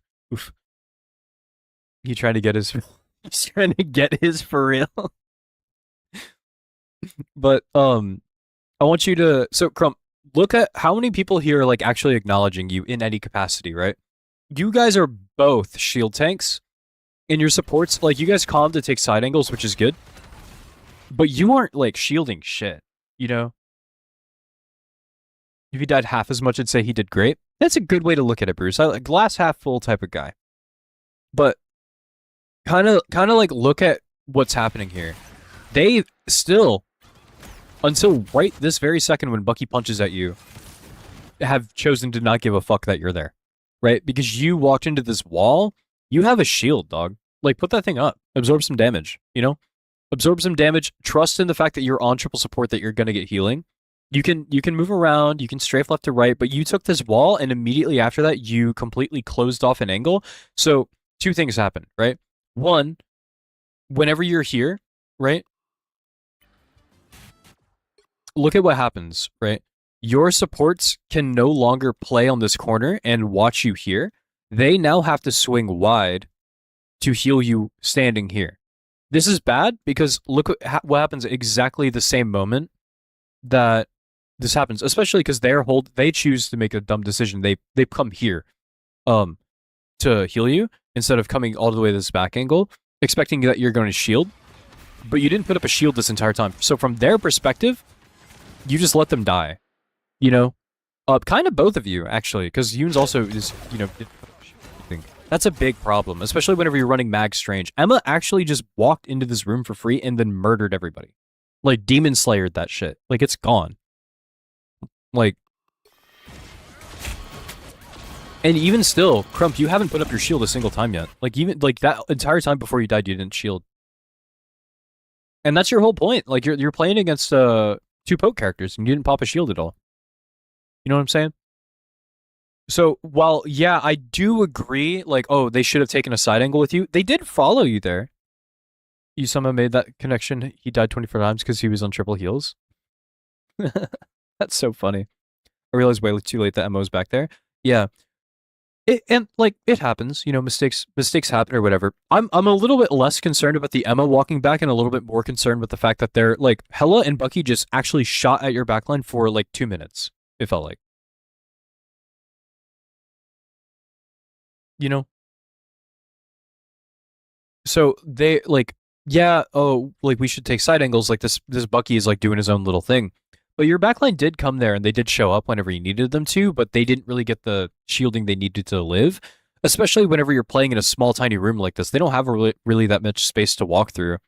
Also, when you guys take space on a side angle, there is, on this point in particular, the understanding also has to be when you guys do come from a side, especially this one, look at how far away they can sit. Look how much easier it is for them to shoot at you compared to you shoot at them, you know?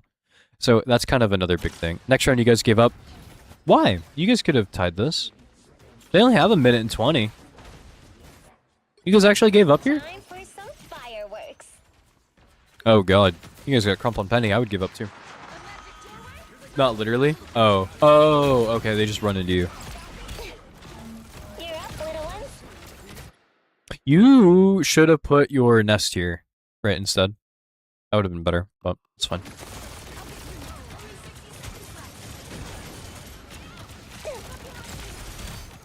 This is gonna hurt.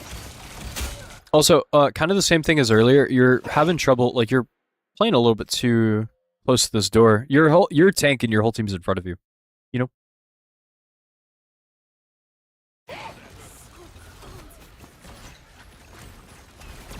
So that's a big problem. And that should be game, right? Yeah. Nice try. So there was definitely, like, there were windows that you guys could have won. I actually think that you both, even with that Spider-Man dying all that time, you guys probably could have carried this. Like, just off of taking space. I think, in my opinion, the thing that really screwed you guys was you guys on tank. Like, both of you on the first round, that's where everything went wrong.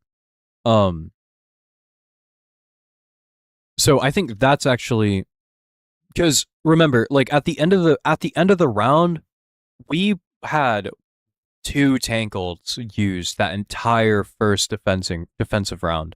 And Crump, you didn't even get mag rock until 3rd point because you swapped. You know? That's a big problem. Like that is the round that screwed you guys. I don't really care. Your attack round, fine, you guys won, cool. There are things that you could do better, but you guys won ultimately. But like the thing that lost the game was there were 2 spots. Once in overtime, whenever Crump and Yunes, you guys did not shield. This spot in particular is where things went bad. Because like again, they have to overextend in order to heal you because they would kill you. You know? I'll look at the TP later for you, Crump. You know? So this stinks, man. It's just hard. It's just a rough one. But ultimately, biggest things, Crump, just be more aware of like your surrounding. Like just be more aware. Are you fixable? Absolutely. Duh. Just understand where you're standing and where other people are standing. Don't just like autopilot until something pops up on your screen.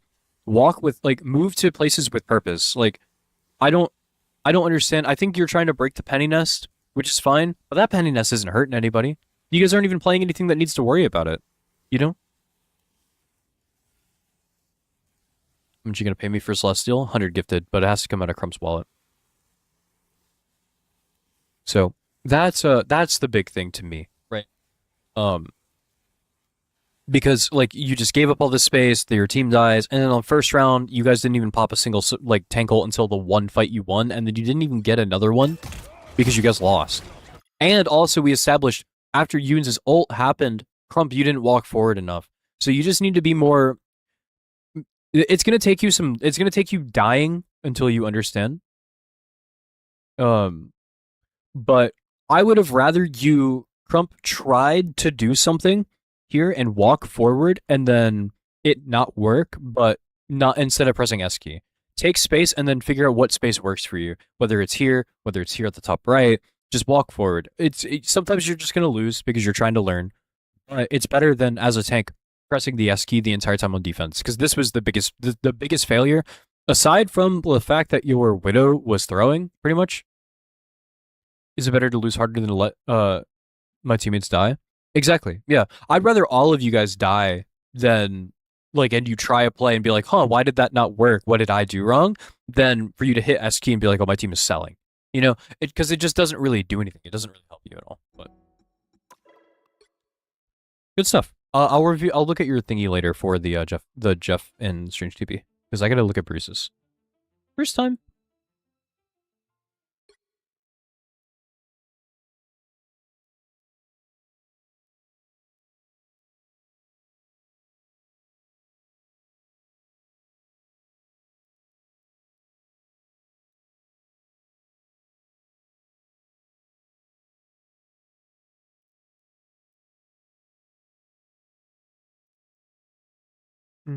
Okay.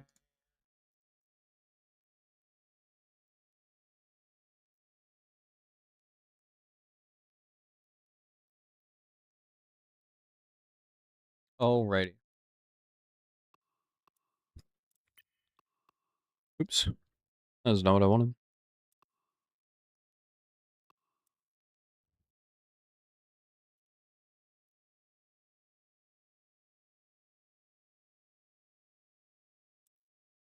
Here we go. 11-minute game. You are on Magic, I assume?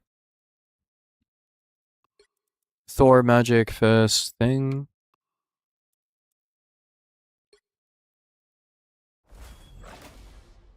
What's up, Hash Brown? Nice to know that I'm not as bad as you thought. Appreciate it, man.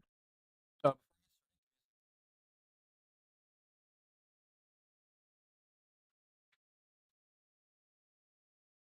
I don't know why I told you that, because it was, like, right behind me, but... This was to get back to point fast and potentially stall? Gotcha. You filled tank this game? The entire game?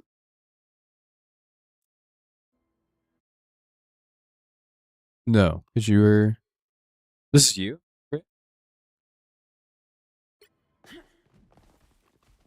Are you blue?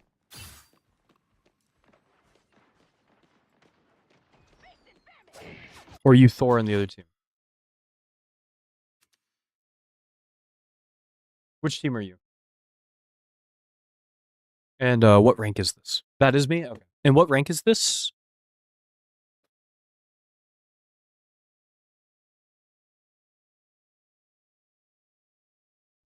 GM3? Okay, so fairly high elo.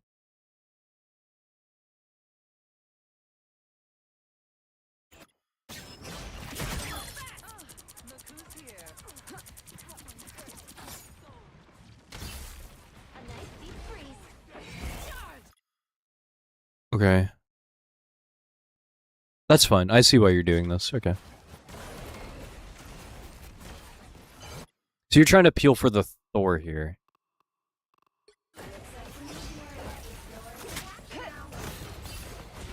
Yeah, okay. So I like this not very much for two reasons. One, alright, so your cooldowns, right? You waste three cooldowns chasing this guy, right? You thought you could mark him? Yeah, that's the so big thing about Thor and why it's really annoying for Magic in particular is two things. One, he beats your ass in a team fight. He gives you really, really hard time. Or like he beats your ass in a 1v1. It's really, really annoying. And two, his dash comes back like on 2 seconds. Like he's already got his shift again to fly around the map. Chasing this guy is kind of not really going to matter. The thing that you do against Thor to like kind of fuck him up as Magic is you wait for him to dive, and then the fact that he can't burst people down fast. Because that's a big thing. That's why the Hela team up like helps that a little bit, is because Thor does do a lot of damage, but it does take a second before it's like there. You know, it takes a moment for it to ramp up, and he's very slow once he touches the ground, because he only has the one movement ability. But I want you to see this from a different perspective. When you're playing a dive character, this is the same thing for Black Panther, for Daredevil, for Magic, for Black Cat, all of them. You are useless if you don't have any cooldowns, because all of your damage comes from cooldowns for the most part, and now you have no way of getting back into this fight. So if anything happens, you are kind of just a pawn, and you have to walk around and aimlessly and do nothing until your stuff comes back. That's why setting up to give yourself the best position possible for these dives is so important because you now have nothing in your bag. You have one portal, you have no dash, and you're using your slash right now. So you're kind of just having to wait for all of your shit to come back, you know? Yeah, most you can do is swing your sword. Exactly, yeah. So now, because of this, I want you to kind of look at like how the fight is going as well. You gave up this area earlier, so you are now giving all of the leverage of making them focus on you in any particular fashion away.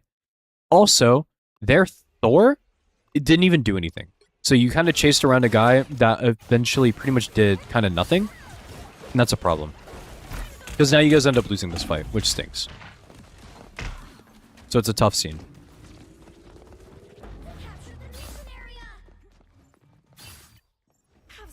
Just because there are people that it's just kind of pointless to like follow around and chase, you know? Like Rogue is the same way. So like now this Thor's gonna walk at you and you can't really take this 1v1. He'll kill you. You can't fight Thor. Especially if he's got the Hela team up. Which he does not. But you kind of, right here, you see exactly what I'm talking about. You got your Emma here. You can't even fight this guy. So you marking him actually just doesn't do anything unless you got somebody else there with you. Would it be better if I just calmed the Thor and still set up to engage? Yes, yeah, but like, okay. So I'm gonna use like we'll use fighting game terms for this, right? For this spot in particular, right? We're gonna call this like an option select is what I want you to call this from now on, right? I want you to set yourself up in a position where you get to make a choice. You get to have a choice depending on what their team does to make a reactionary play by taking a proactive position, right? So where you're standing right now, this is good, but I want you to do better. Go here, go under, go somewhere else, right? This way, if you see Thor walk around and you calm, hey, Thor is coming behind, and you don't make a move initially, if you see that he fucks up, then jump on him if your team is not if they need the help to kill him, right? But the other thing that you can do is that now, if you take a position somewhere here, now that Thor's going in, you get to draw attention away. And because, remember, when you're solo diving, your goal becomes much less, I need to kill a support, and more so, I need to take resources away from their team. My goal for you to right now is I want you to make sure that you're absorbing the eyesight, the gaze of the people of their Luna, their Invis, their Widow, their Bucky. Because if they're looking at you, they're not shooting at your tanks, right? They're not shooting at your team. Your team is fine because they're looking at you and it's just Emma and Thor doing anything, right? Because let's say Thor does swing around and this first fight you try it out and you're like, is Thor going to be able to go, the gaze of the people? Yeah. But let's say like Thor does swing around. He does come back here, right? And let's say you are up here or you're here and you're drawing attention away from all of these people here. And you're making them look at you. You're not engaging, you're not all-inning for this fight, but you are floating the idea of you are imposing yourself on them to be like, hey, if you don't pay attention to me, I will run the fate of one of your supports and they will die. And that is a threat. Like, that's a big threat that they have to pay attention to. Because if they don't, you will kill them. The video that I posted yesterday, there was a lot of that, where I'm running solo dive.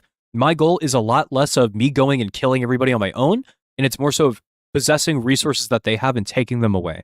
Because they have to spend something to deal with you. Bucky has to walk near here, and if he's looking at you, he's not looking at them. Especially if you're over here. Because look at line of sights. Look at the vast difference between here and if Bucky were here. Look at how much less people he can see by having to hold this position instead. He's shooting nobody on your team. You see what I'm saying? Especially because you are solo diving. So if you're solo diving, remember your goal is less, I'm going to kill everybody on their team. And it's more so, I need to give my team the best case scenario for winning.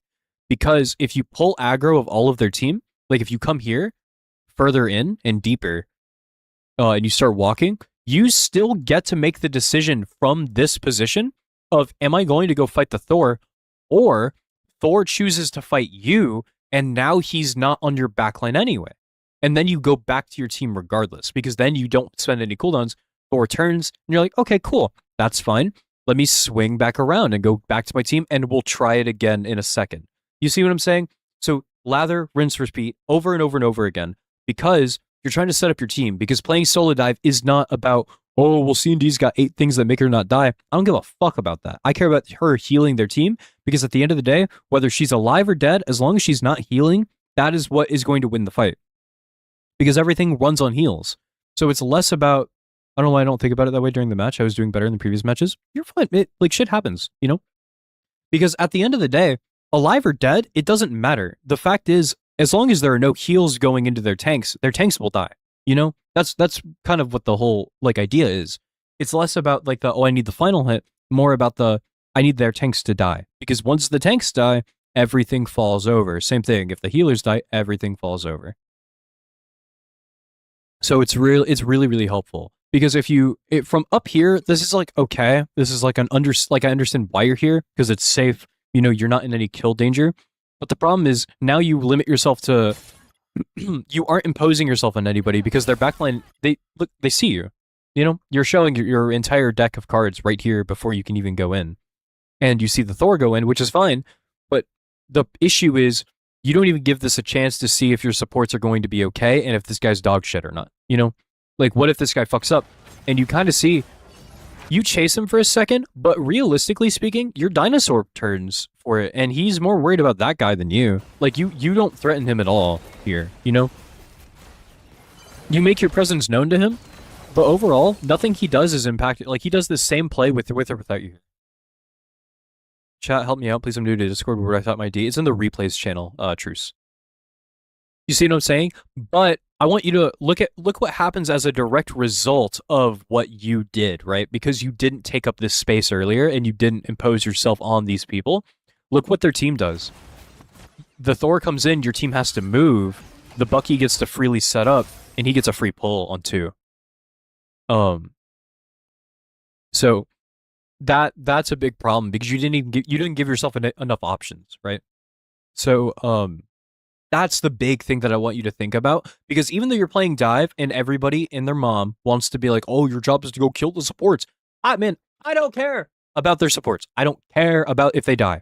I don't care. I care about if they don't heal, you know? Can you do reviews? I'm trying to get to as many as I can. The only guaranteed way that I will get to them, because I have a lot of reviews coming in, is it's 1,000 bits, which is $10. However, do not do it if you do not feel like you need it. I just have a lot of reviews, so it's hard for me to randomly get to everybody's, you know, at once, because I have a bunch of people that are wanting to see, you know. But this fight kind of floats in a kind of a bad way because of this, you know. So that's a bit hard. And while I don't necessarily think you are the reason to blame as to why this fight went bad. More so, I need you to understand you had nothing to do with any outcome in this fight at all, right? So because you had nothing to do with it at all, you ended up giving them the keys to the car in a sense, and they walked over your team because you didn't have any agency.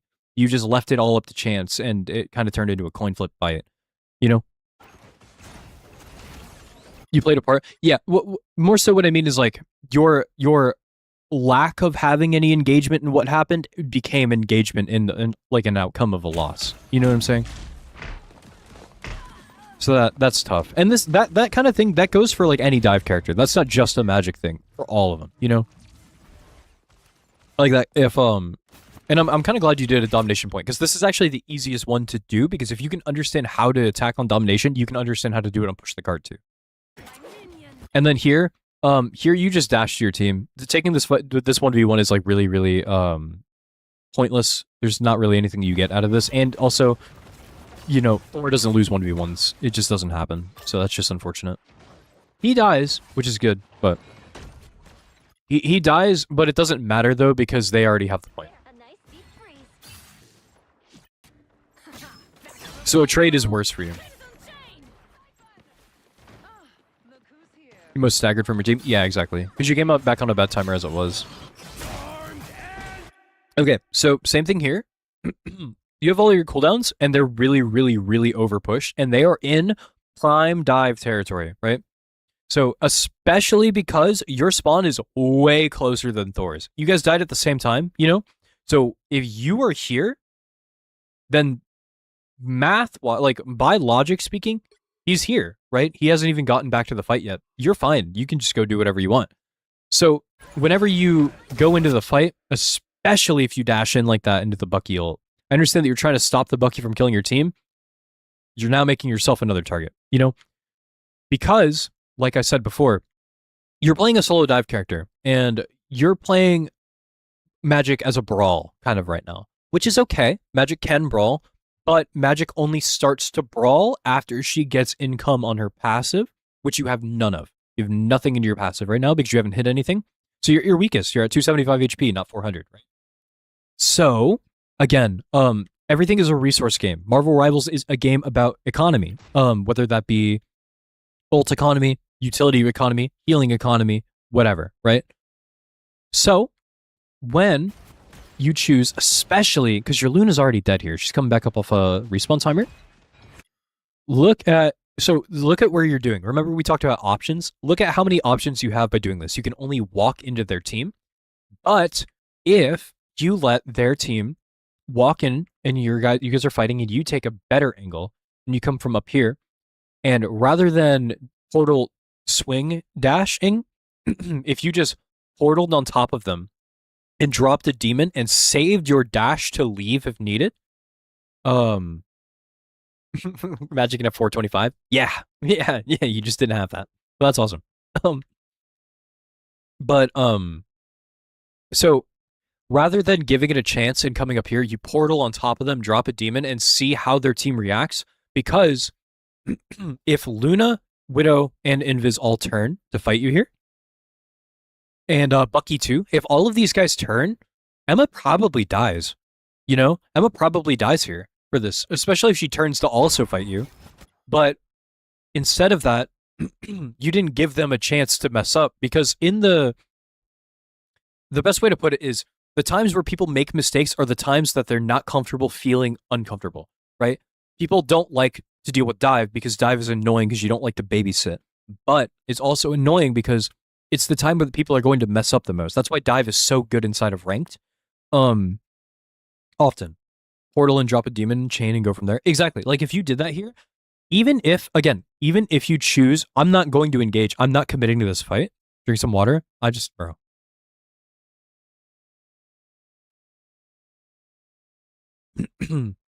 This shit's gonna keep happening. But I just get so invested in talking. But you can even tell yourself, right? I'm not going to commit to this fight. I'm not going to fight them here. I just want to make it so that I waste their time. When I play, and whenever I'm like doing videos, if I'm streaming, you hear me a lot. I don't really care if I'm in this fight. I just want to waste their time here. You know?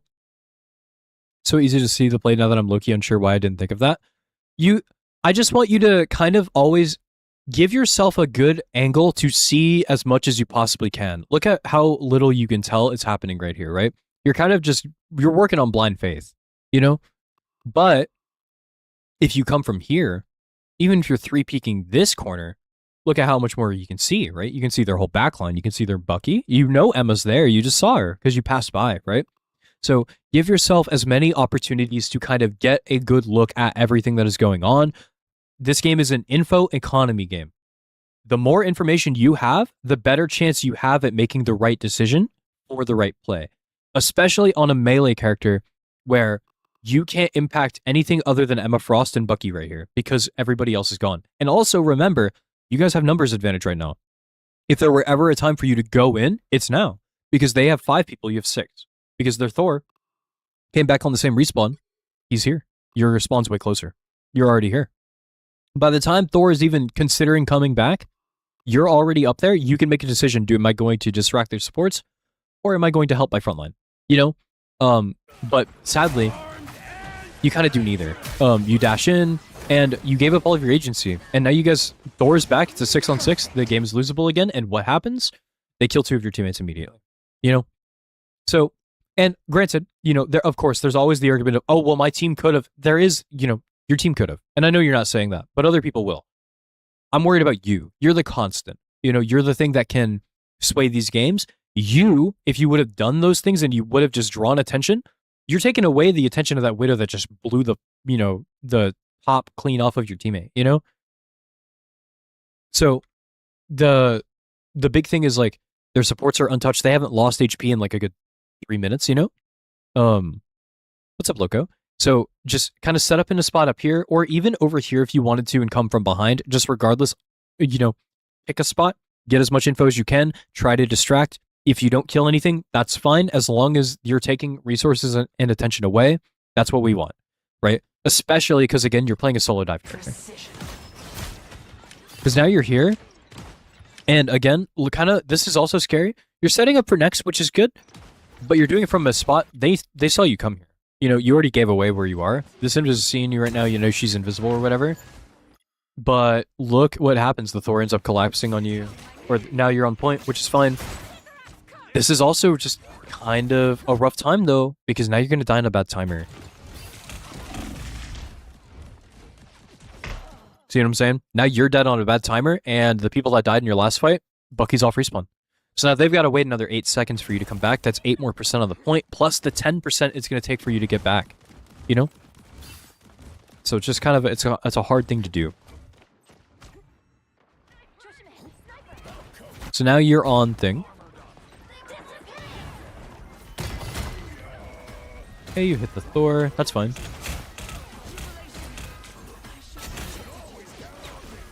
You guys end up losing. That has nothing really to do with you, unfortunately. You're in a kind of a rock and a hard place. I think you said your Luna's duoed with you, right? You guys probably should have ulted and walked in with Luna ult. Jubilee ult is a good ultimate, but it's not a defensive ult. It's an offensive enabling ult, rather, is how I want you to look at it, not the other way around. Luna ult is the one that you want to walk onto fights with if they are also popping utility, because it protects you and shit can die through Jubilee ult all the time. VOD reviews for any hero or just magic or characters you play? You can just do any hero. That's fine.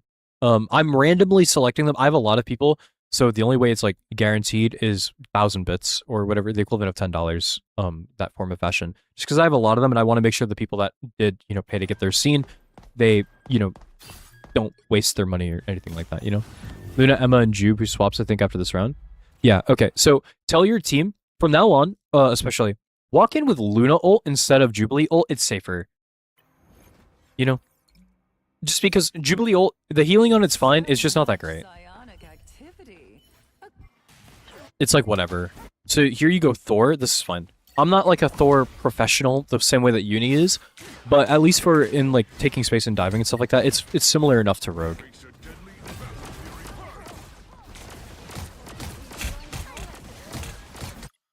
Okay, so we just saw this other Thor go up here. Oh, okay. This is a perfect example of what I was talking about earlier. Their Thor is doing what I was talking to you about earlier, Bruce. See how he's like kind of weighing his options here? Notice how he can come and fight you guys on front, or he can go backline. He can make a decision. There, Emma flanked for an ult? I'm not even gonna lie. For a GM3 player, that was actually kind of cool. I don't see that shit in high or low. That's kind of funny. I would never, ever... That shit would fry me. I'd be like, what the fuck? Alright. I'm not even gonna get on you for that shit. That's crazy. I did not... That is so risky, but wow, did it work. Dude, okay. Well, hold on. There is something that I can get on you for, because this is kind of ridiculous. Okay. At no point in this entire exchange did you or Emma Frost go, where are their tank players? So that is something that I can get on you for, because like, where the fuck are their tank players? Like they're just sitting here for free. they just got free housing, right? Like at any point, just try to, whenever you like pull up, hit tab and just be like, who's here? Who's on their team? Who can I see? And be like, it's a two-parter, right? Because if they're running full dive, that means, oh, we can get really fucking aggressive here and we can go into their backline because they're only running 2 dive tanks, right? because we see Bucky and Widow, both characters. Like, you guys are fine. If you walk in here, Emma puts a shield up, you guys are probably free eating here. You guys probably win. If you guys just press W right now, like right here, you guys win. Easy peasy. Because you just walk over them, you know? You see me a lot whenever I'm playing. I press tab. It also tells you how, like, what support ults do you have up, what support gauge is, like, coming up. Like, right now, you could be like, oh, we have our Emma ult. If you guys Emma ulted here, you guys probably win this fight too. So, yeah, they're Emma flanks. This is a crazy risky play. Because if you guys changed comp and played dive here, like full dive, you guys probably win this fight really easy. And so your Emma's here and shooting. And you guys aren't like advancing either. You're just holding point, which is also kind of a rough time. So that's the biggest takeaway I have there. That Emma did a big brain like flank that was really risky, but it worked out.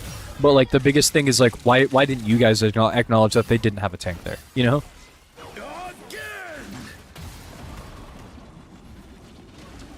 Do you guys win this round? You do win this round. That's interesting.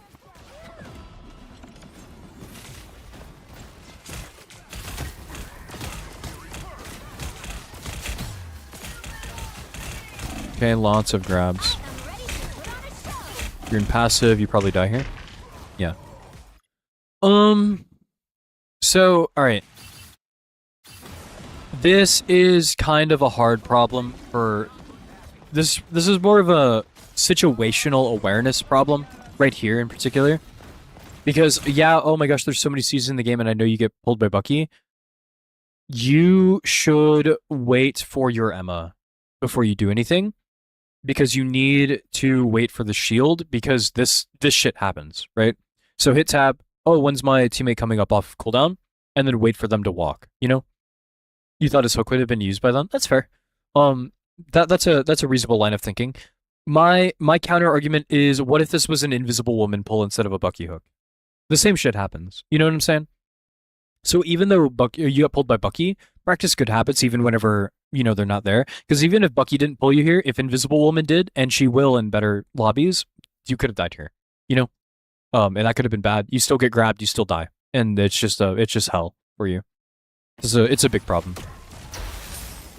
Especially because they immediately wall you off, and you're back, then you get grabbed immediately. You just can't move, you know? But it is what it is. You guys probably end up losing here. They do use a bunch of cooldowns. They use Bucky and Luna for this.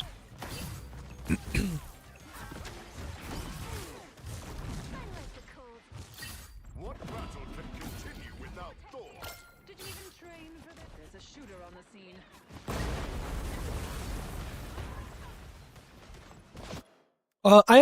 I really like this, actually.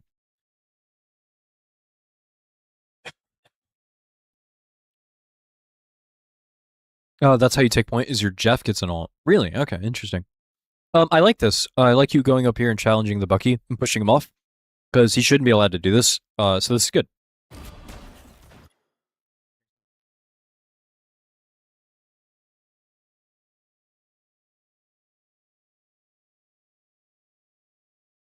Okay. I like you pushing him here. This is good. He pushes off. You don't kill him, but that's fine. Okay. Good. You're opening up your options a little bit more. Now you're thinking, you're giving yourself a little bit more extra room.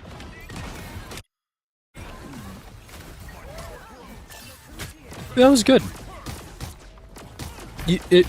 Your Jeff did get the ult, but I actually think that you guys were in position to win that fight anyway. I actually think that you guys probably would have been able to win. You guys have better utility. You guys ended up killing Bucky. Your Luna died, but I don't really care because your Luna already popped ult. And your Invis had ult. So I actually don't care that your Luna died. It happens. It's whatever. We did it!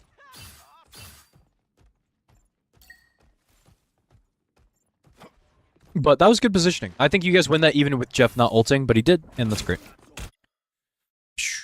Okay. This is an audio cue thing. You probably heard Bucky. I know hindsight's a 2020 thing, but you probably heard Bucky pop. Yeah, you do. You even acknowledge it. You hear the audio cue and you actually acknowledge that he's popping hook. And then you just let him hook you. Especially because like Thor's dash is really, really quick, so don't be afraid to just dash away. Your cooldown for that comes back way faster than his hook does. Good ult. That's actually really good. Nice ult. That's like the best option you could possibly do there, I think. Now they're staggered and they have to wait and they have to give you another chance to sit here, which is good.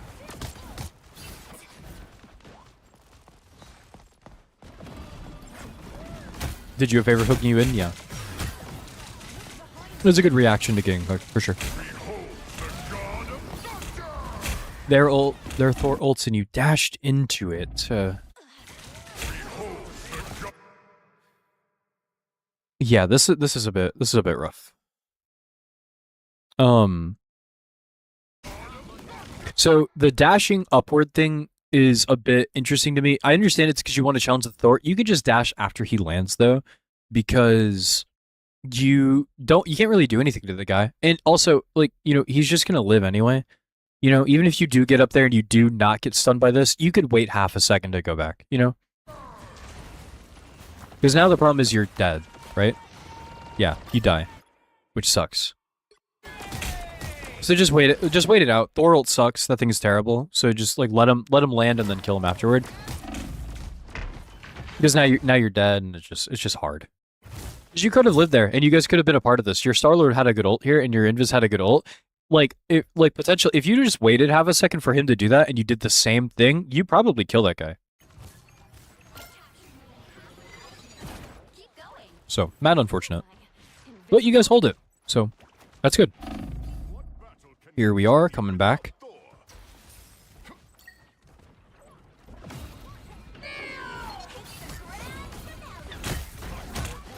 Your Luna ults, you're just brawling inside of it. They have better. Your Emma ults here. I like this. I like this a lot.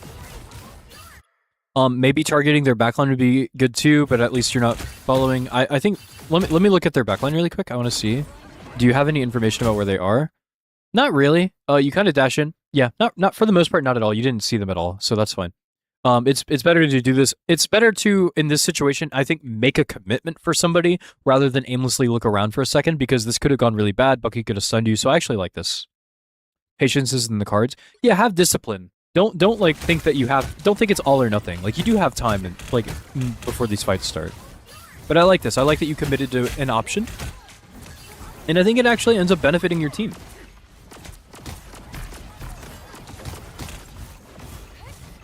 Nice, you're coming back. Oh no! Commit! Don't let her just kill your backline. You just saw her. Nice try. You guys probably lose this fight anyway, but she was really overextended. There's not a whole lot else that you can do. Aside from like go in on her, I guess. Now you're just kind of fighting to see if you can kill a support. Yeah, let's try.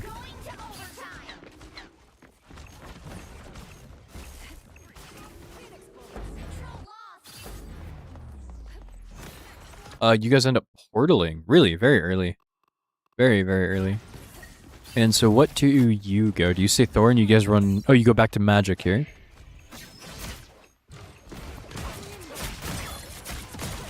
That's a big pull.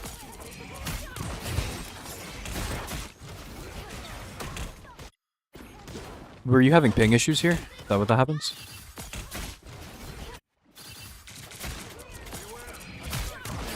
It looks like ping. Okay. Well, we tried to go make pressure on the backline, but you're having ping issues here, so I'm not even going to talk about that, I don't think. This is where you try to get back to point very quick.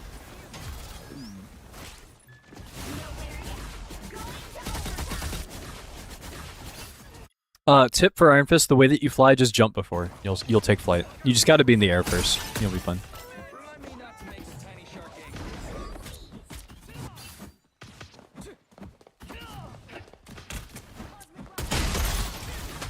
Cool. Mandated lag spike a couple days on Marvel. Gotcha. But you guys win the point, so it's good. You guys win the point because your teammates they ended up locking in. Let's see. So you end up coming here and holding. I like this. I like taking center control of this. It's very good. Holding this spot is very important because now, if their team just... Okay, so this is good because you really want to have control of this part, because if they choose to drop now, you guys get advantage, you have height, because they have to come to point. So now you guys get to take point for free unless they can test you up here, because they have to, because otherwise you're going to win. So I really like this. It's really good that you managed to push the pace here. I really hope you don't give it. Ooh.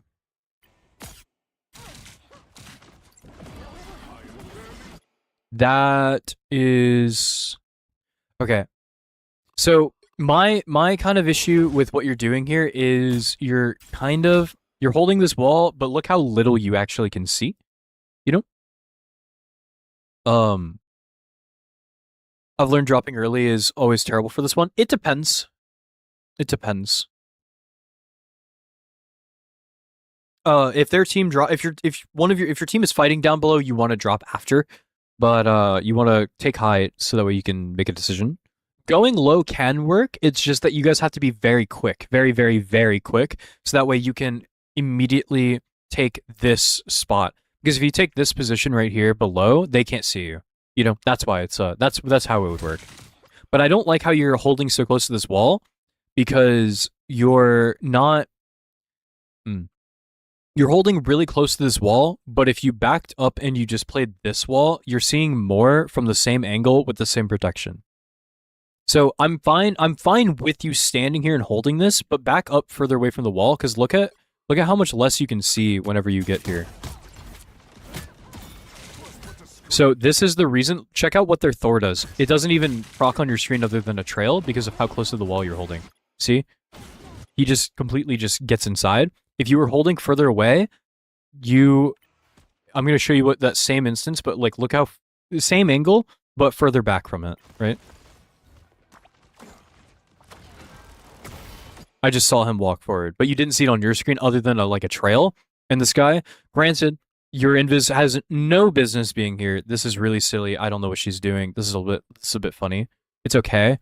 It's not anything you could control, but that's just the sad reality, and then you try to go help it. But she shouldn't have been there in the first place, but it is what it is, right? I don't think that, to preface, I don't think that in that particular instance, you moving does anything there, other than if you hit the Thor on the way inside, you know? Being able to see more would be nice. Yeah, remember, because it's an information game. Here you guys drop, that's good because your Emma's already on the ground. Where's the rest of your team? Thor is, their Emma's, there's no fucking way this happens again, right? Jesus, man. There's no way. Oh, never mind, she gets slimed. Dub. It doesn't matter because you guys still lose, but nice. That time you try to go for her. Yeah, that fight's on your invis for being in a bad spot, but... The lightning of Asgard returns. Can you get a game after this? Let me see what I have lined up. Right now there's nobody in line. But so I'm doing them randomly, but there are other people that have asked. We're doing Bruce's right now because paid ones are priority. So I'm wanting to make sure that I get through his, and then I have other people that have asked for dibs prior. That were unpaid too. So I'm trying to get through. Okay, so this is good. You push him off, which is good. I like. But I will be doing this again. I'll probably do this again next week as well. I like the commitment to go into the team. Yeah, because dying with the team is always better than dying later. So they ult here and you lose your Star-Lord.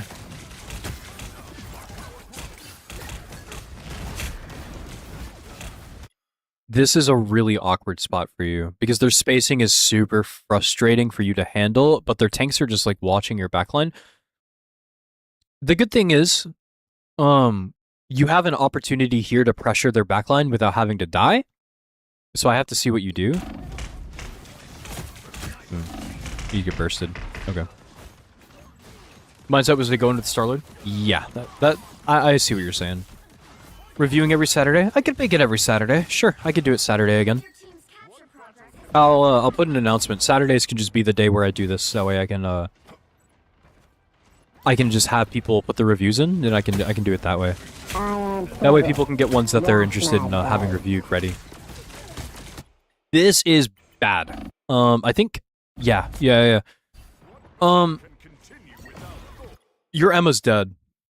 Your Emma's dead, your thing is dead, your Jeff is dead. You should just sacrifice the rest of your team here. You, not even just two. You had 3 and a 4th on the way. You had a bun in the oven in terms of another teammate dying. You know? Because Invis is also here. And I'm not gonna lie, if you pulled up on their screen, like if they took more of this space afterward and they were ready for you, you are fried here, and you are also dead. If you live here, super lucky. If you die here, it's really detrimental, and this could be the swing that loses the game. You live, thank God. Even though you didn't die, understanding that instance right there is a coin flip. And what I mean by that is the equivalent. Right now, you guys are losing the round. If you do that, you are essentially giving them 20% more for free off of your death. Because you're dead for 10 seconds, and then you have to retake the space. So now your options are to Strange Portal, and that would be it. You only can Strange Portal onto point and hope to God that they don't touch again. You know? Should have been aware of how many dead. Yeah, I want you to, every single time you come out of spawn, this is good for 2 reasons. Every single time, press tab while you're dead. Who is dead? What ults are up? Because now you know, oh, Jeff, Punisher, Emma, and Invisult are all coming up, right? And you know that they used Invis for their last fight, so at most they have Cloak and Dagger. They can't defend Jeff and Invisult. Jeff counters Invisult, Invis can be used for Widow ult, etc. You know? So now, by pressing tab, oh, what do we have at our disposal? Who's alive? What resources are we taking into the next fight? So now you know, oh, next fight is a win. Because if you look at that right now, I can tell you, off of utility, remember it's an economy game, you guys should win next fight, so long as you don't die here. But you get real fucking close. And that is a coin flip. Because then you throw all of that logic out the window, and you give them time to replenish and retool. Oh, brother, man, you go back in. Oh, man. Oh, you go back in. Oof. This is bad for, like, multitude of reasons. Obviously, what I just talked about. But you didn't even give your time to get any HP. And also, you swung this with blind faith. Blind faith. You were like, I don't care who's in this doorway. Shit ain't sweet. And then you swung inside of that hallway. And you paid the damn price, man. You got it back real fucking good. So that's unfortunate. That is really unfortunate. And just like that, your Invis pops ult inside of the doorway.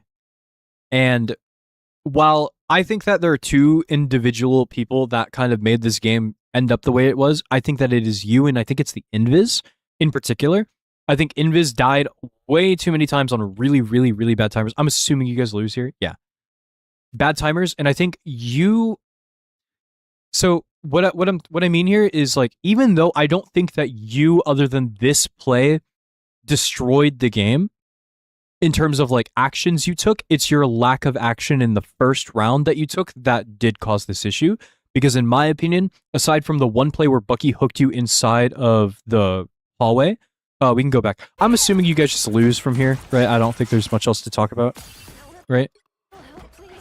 I'll cover this soon, or really quickly, and I'll go back and I'll give you, like, the really big cliff notes about, like, what you need to work on.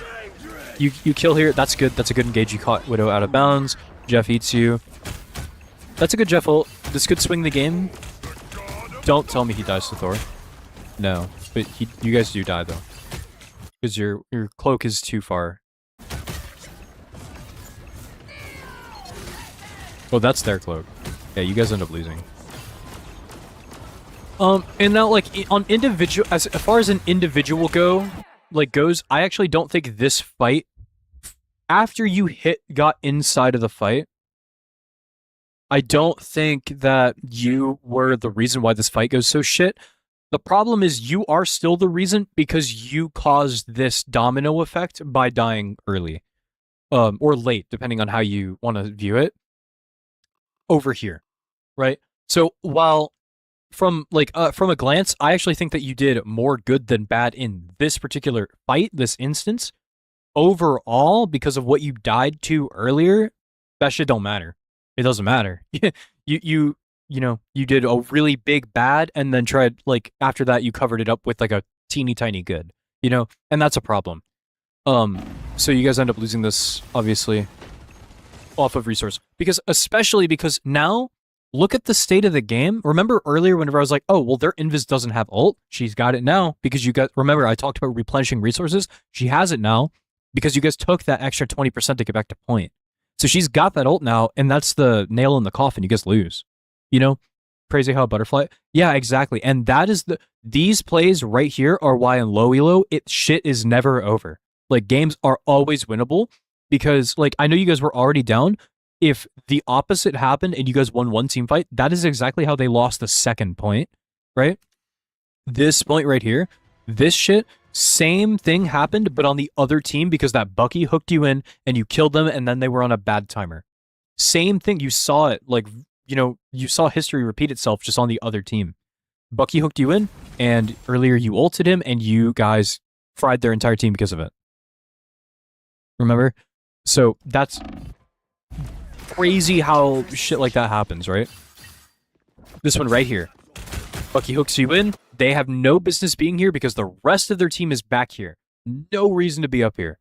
But because they did that, you fry the fuck out of two of them for free. And what happens on the third point? Same thing. You did it. I've done the concept of staggers, but not to this extent. It's fairly eye-opening. That's good. Because especially in low elo, this is the thing that kills people the most. They don't understand death timers.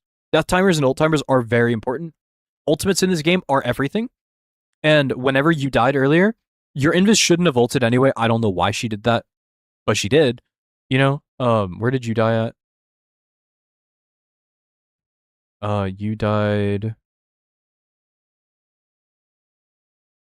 here?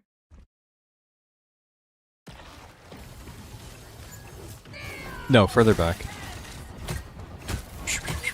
Here.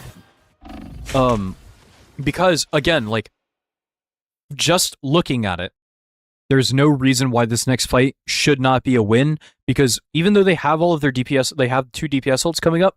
Emma and Thor aren't getting theirs. Cloak is getting hers pretty soon. You already have Invisible Woman's, and she's coming up off of a death timer. You die early, coin flip the fight entirely, 9th game queuing together, I think everyone was really messing up at this point. That's okay. Shit happens. It's good. But the important thing is, these are the types of games where you're making the most mistakes, and you can kind of see, like, for an example, because now you can go into it with the idea of, like, why am I standing here? Like, what am I accomplishing by doing anything? Because I think it's good because it's a 3-parter, right? You saw what happened was, that was at 70%. Yeah, exactly. You guys had a lot of time to walk in. You didn't have to rush anything. So you got to see first round, your inaction, your inability to, like, make anything happen, whether it's a right or wrong play, caused more of an issue than anything else, right? Because you left all of your agency up to the rest of your team because you kind of just floated around, not really helping anything because their backline's unpressured. Then you swap over to Thor on the next round, and you guys do win, but you win because they blundered by doing the same thing you did in round 3, and that was why they won. That's why they lost. Because round 2 could have been a coin flip. What if Jeff doesn't get that ult? You had nothing to do with that. What could you have done better to make it so that way you guys won that round? What if Jeff didn't get that ult? Would you have been able to fix that? And, like, again, like I already said, I think there's a good chance you guys probably did win that fight if Jeff didn't ult. But what if you didn't? It's like what could you possibly do? Instead of dying on bad timers, not really getting any picks at the end of the game here. Let's take a look at the end of the game. You ended the match with 3 final hits on Thor and Magic. So you played Magic for the entirety of round 1, and that means that you maybe got 1 final hit. Probably 0. So what I kind of told Crump and Yunes is this is going to be a situation where you're going to have to trial and error it because you're going to have to be putting yourself in a position. People are not comfortable with being uncomfortable. So you're going to have to put yourself in positions that are new to you, where you're exposing yourself to more options. This one was a very good example of that, right? Because rather than being here on a very passive angle that doesn't interact. If you took a more aggressive angle, yes, the risk of you dying is there. That is where you have to be. That's your job, though. You're the DPS. You know, who's going to carry the votes? Yeah, you're the DPS. You know, I went 28-3 with 16 finals on Magic. I know I'm more capable than this. Yeah, but it's at your lowest. Everybody's only judged on their last performance, right? Your last performance is the performance everyone will always look at you on, and that's important because that's whenever you make mistakes. Because it's times like these where you kind of regress and you get worse. Because if you let things like this happen, which is why I sent you a loss, and you should always send losses because those are the ones where it's like, because remember, you said you felt like this is a loss and you don't know what happened, but we clearly see, you know, there's things that you could do that make this a little bit easier.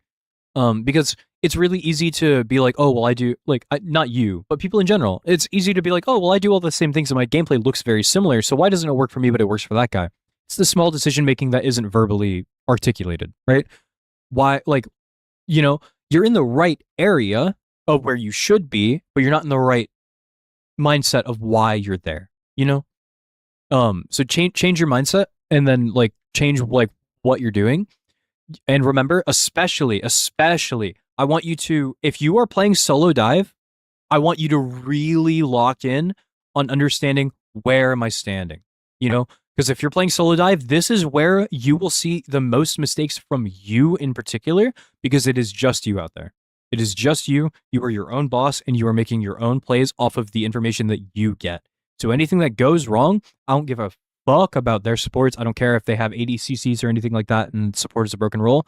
It is just you. At the end of the day, this is what you're doing, you know? So you got to commit to it. Because this is why a lot of people struggle to climb, especially as dive characters. Oh, well, it's easy to do whenever you have other people playing dive. The game that I posted yesterday on YouTube, 26 final hits in Celestial 2, I was solo diving that whole game. All of the pressure that was made was off of things that I received as information from what was around me. And you kind of have to do the same thing. I really recommend you especially, because I think that you're really close. I think you're really, really, really close. And your understanding of like where to go. But I think what kind of happened in this game from what I see is they shut down this first round. And then after that, whenever you swapped, you were kind of just like, I don't know, you know, like, especially like after watching that third point. I think that once you got shut down here, it was just you know, just downward trend because it's really hard, but you have to reset, be like, okay, I died there. Why did nothing happen there? And just be like, what could I have done better? Change your play style, change how you think about things. And above all else, Magic is a brawl when she can be and has the bonus HP. But at the end of the day, your job is to take away their sight, move it to yourself, take their aggression, and impose yourself onto them so they take, you know, they use that time instead of healing their tanks. You want to make sure that this Thor never gets the chance to go to their backline because, how do I put this? You want to be what the Thor was here. Remember, you immediately chase him. You want the Thor to chase you. You don't want to do the other way around. Because the Thor's chasing you, he can't be on your backline, you know? So impose yourself. Make it so that way you are threatening. Make it so that way if they choose to ignore you, you make them pay for doing so. Because yesterday, in the same video that I had, they swapped to a full anti-dive comp. I didn't change shit because I had no intention of killing their supports because I'm solo diving. I don't think I'm going to kill their supports. I am going to go into it with the mindset of you are going to predict that I'm going to dive you and you're not going to make it easy on me unless you prove me otherwise. And then whenever I get the signal, oh, you don't give a fuck if I kill you, I'm just going to run it over and over and over again. And that's kind of how you have to handle it. That's how you beat worse players than you, figure out who the weak link is if you did this. Because remember, Bruce, this entire time that we covered this game, I cannot actually think of one time other than whenever you Thor ulted that you actually pressured a single support this game. As Thor, as Iron Fist, or as Magic. I don't know if you can tell me, but I actually don't remember that. You didn't impose yourself on them at all. You kind of left it up to chance. You know what I'm saying? Because at the end of the day, I'll pull up a clip really quick from mine, really fast, and I'll show you this. This is going to be a very, very like drastic difference between the two. So right here, right. So let's go ahead and head over. There's a spot right here It's a little further down. Right here. Okay. So, good way to kind of look at this, right? Okay. So, you kind of see me walk it down and then I position for next, right? But notice how I'm kind of positioning here and I'm waiting for an opportunity, and where I'm standing right here lets me move right to go help my team. Move left helps me like wrap around and go for a flank. I group them and I'm making it my presence known, but I'm not hard engaging here. I'm backing off, letting them think about me. And notice what happens whenever they choose not to pay attention to the fact that I'm here. Hela comes down, no care in the world about me being here, and because of that, she immediately dies, and then I go onto the Mantis, and the one thing that she is not doing while I'm like fighting her and I'm being really aggressive on her, she's not healing anything. So it doesn't matter if I don't kill her or not. She's not healing anybody on her team, and they just won this team fight. My Adam just rezzed, but she can't heal anyone. I just killed Hela, and because they didn't respect me, she finally turns to respect me, but I don't even kill the Mantis here. She doesn't kill me, I don't kill her. She sleeps me, and she runs away, but look at her, she's looking at me the whole time, she's tunnel visioned, and because of that, that dinosaur that you just saw fall died because he didn't get healing from his support. You know what I'm saying? So, at the end of the day, that's the kind of thing that you're trying to do, and whenever you're doing those kinds of things, they add up, because in my mind, oh, that dinosaur just died because of my value, that's really good. You're setting your team up because, like you said earlier, it's a team game, you know? So you're imposing your yourself on top of them, making it known, if you ignore me, I'm going to kill you. The Hela died. Immediately after that, the Mantis saw me, she's not healing anybody, and the dinosaur died quickly after that. You know what I'm saying? It's those things that add up. You could be doing the same thing here. If their entire team turns, they are running for Emma, Emma could die. And then if Emma dies, you guys take the point, you know? Because and if Emma doesn't die, that's fine. You can still leave. You have all of your cooldowns you can run, right? Which is good. And then you can try it again. Now your team is in a better spot. Thor isn't on your backline anymore, and you don't have to rush the play.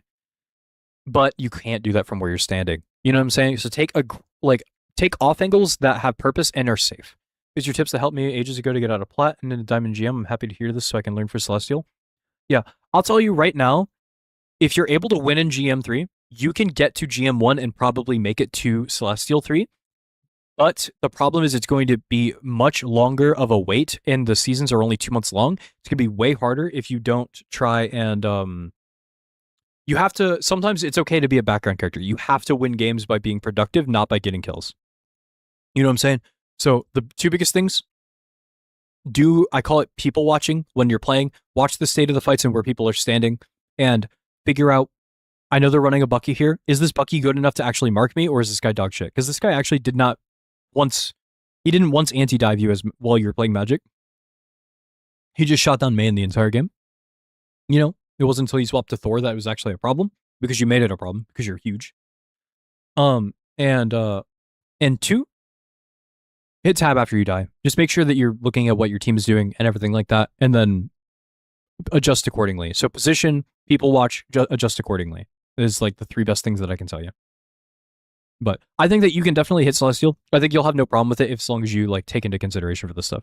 Didn't give him a reason to be anti-dive on me? Exactly. Yeah. And remember, if he's anti-diving, he's not shooting anybody else. If he's shooting you, who's he shooting, right? It's just one guy. You know what I'm saying? He's just one dude. So at the very worst, you're making it a 5v5. Still an even game. Now it's 5 people on 5 people as long as you don't die. So you need to flex your wrath and then go and just try something. Try shit. The playing dive is about limit testing. Are they smart? Are they stupid? You know what I'm saying? You see me drop 26 kills because they just completely didn't respect the fact that I'm killing their team. And if they are going to respect the fact, then that means that your team gets a easier time killing everybody else. But you can totally do it, man. I actually really think if you're able to hit GM, that proves that you are actually really capable of what happened to Gilbert. I took that guy to the dump.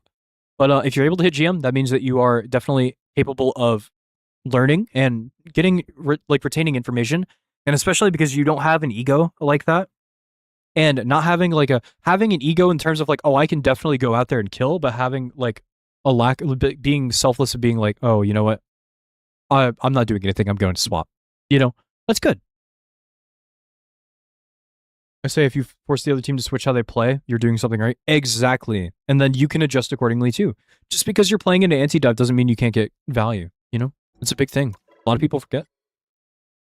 Because at the end of the day, again, playing dive isn't about killing people. It's about taking resources for your team to win. And taking space. And killing people. And killing people. In-game.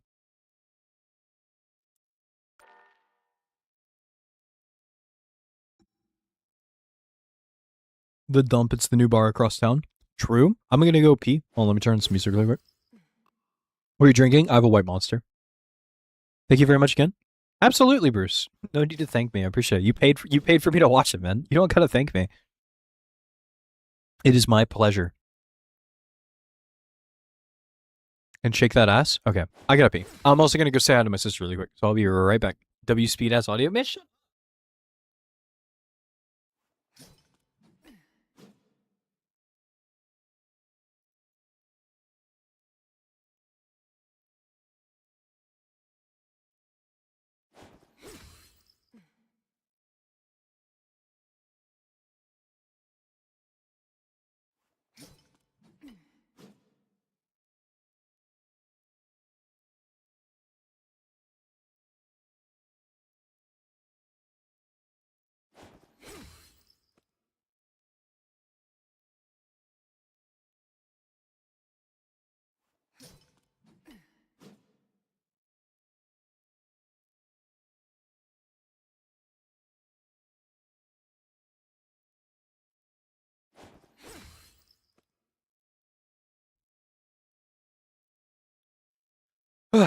Okay. W Bruce.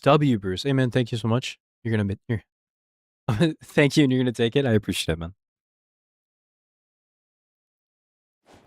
Okay. Whew. All right, let me look at my replays. What? I am Tibble.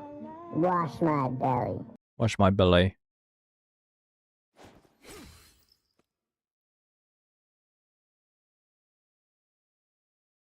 Okay.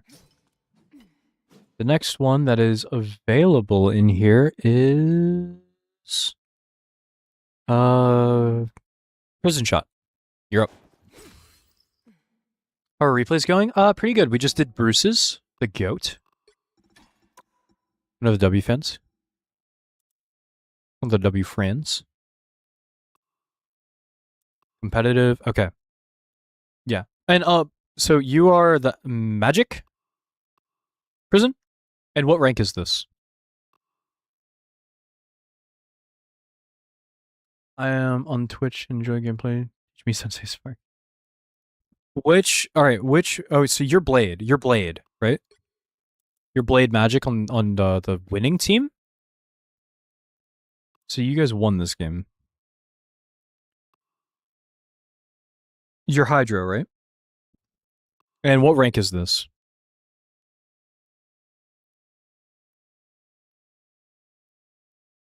D1? Okay. This is a win, so I don't know how good, but I'll trust that this is one that you want reviewed. Yeah, is this a steamroll, or did you guys just win and it was close? Regardless, let's go ahead and take a look. So you play Blade and Magic. You're running Strange Advanced Team Up. I think it was half and half. Okay, so hard game. Okay.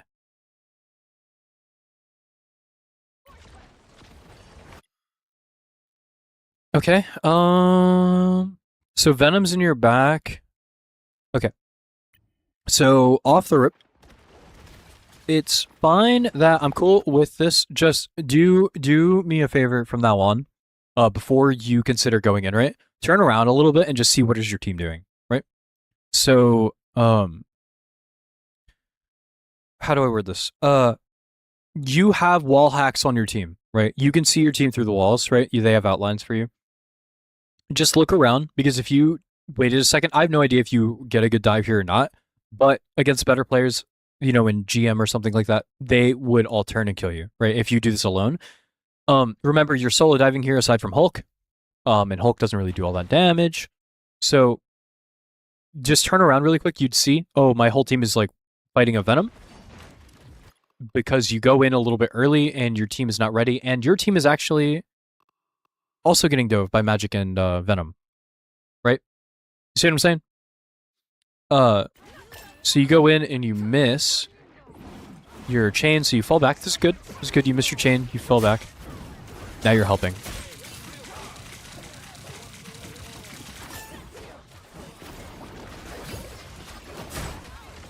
Okay.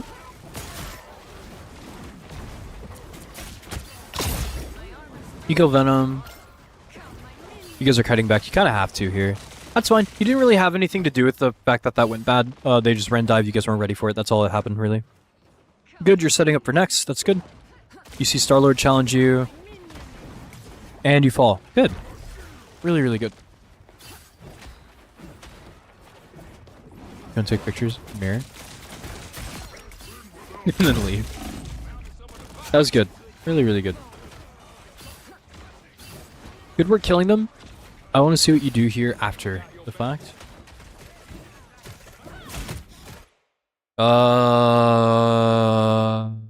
I guess this is fine. Yeah, I guess so. You didn't chase him. Cool. Nice, nice. Okay. So from here on, instead of sitting here, set up for next fight. What's up, Bonds? What's up, Anch? So from here, I want you to set up for next fight. Don't be on point. Take the time to go ahead and set up for the next time that they're going to touch if they portal or do something of that nature instead of just being here on point. That would be a little better. It works out, which is good. But just in case, if they did get the portal and Venom was able to touch, you want to be sure that you're in a good spot.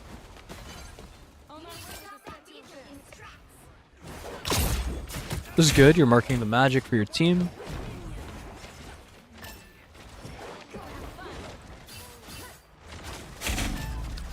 Oh, unlucky. Damn. You got slimed. Holy shit. Okay, that's fine. Don't know how to play Rogue this season. The damage is so much mag. Yeah, it's really annoying. Very, very annoying. The higher I go, the more it's frustrating to play Rogue right now. Like, I can do it, but man, it's not the way that I like playing her.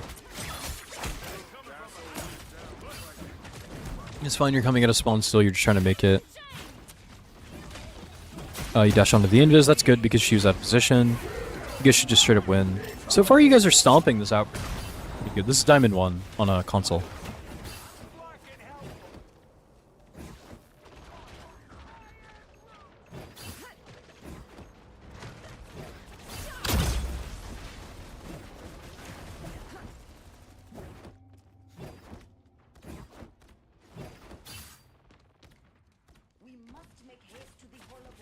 What the fuck is this? Okay, Aura Farm 1v1. You end up getting out. Nice. You lose 2 people. You probably die here too. Yeah. You were contesting the space. There's not really a whole... They ended up ulting. They used Venom and they used, Star-Lord. So in particular, you couldn't really do a whole lot there. That's not bad space taking, I think. That's fine.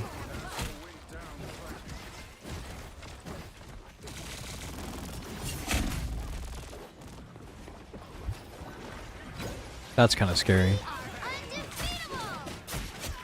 Magic's out of position, you guys get a kill.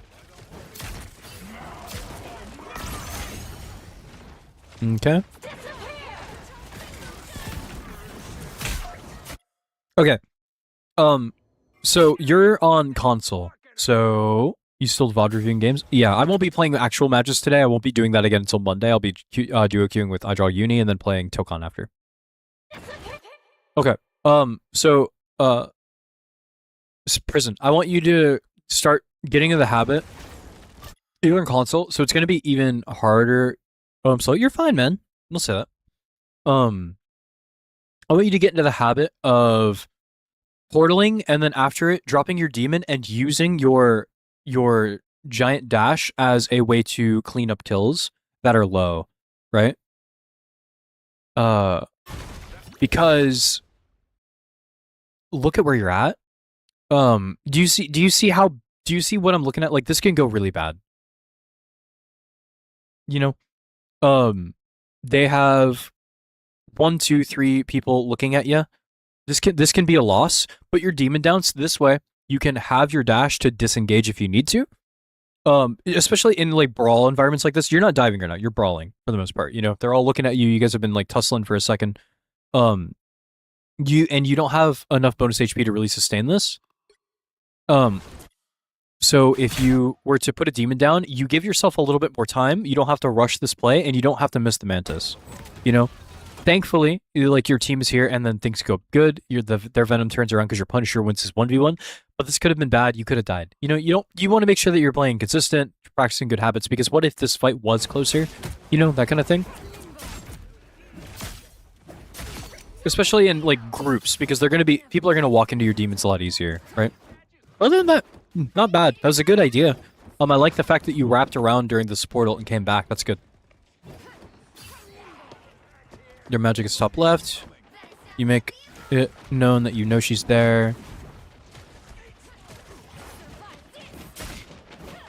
What the fuck? You're kind. I would have chased her. Damn, that sucks. Oh.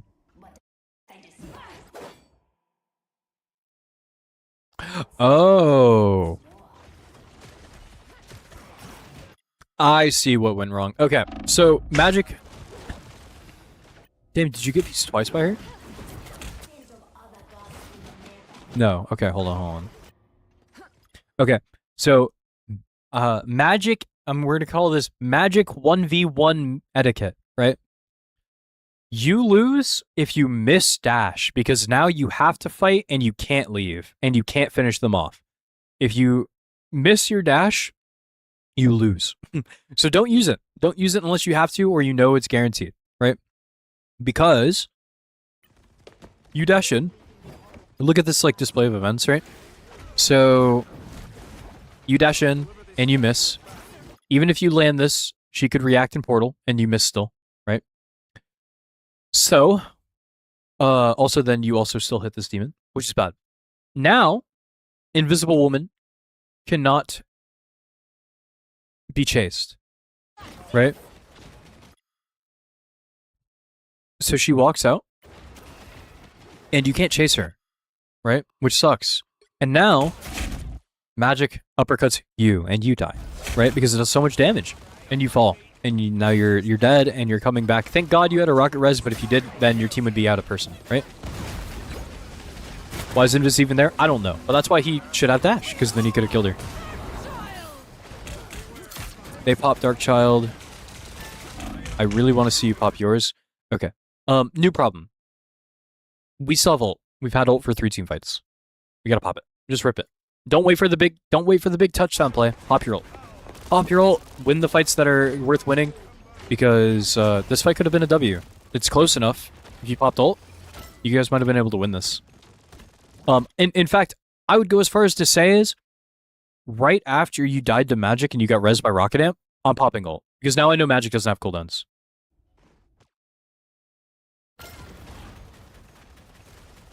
This fight right here. So you kind of watch Magic drop everything on you here. And she kills you. Now,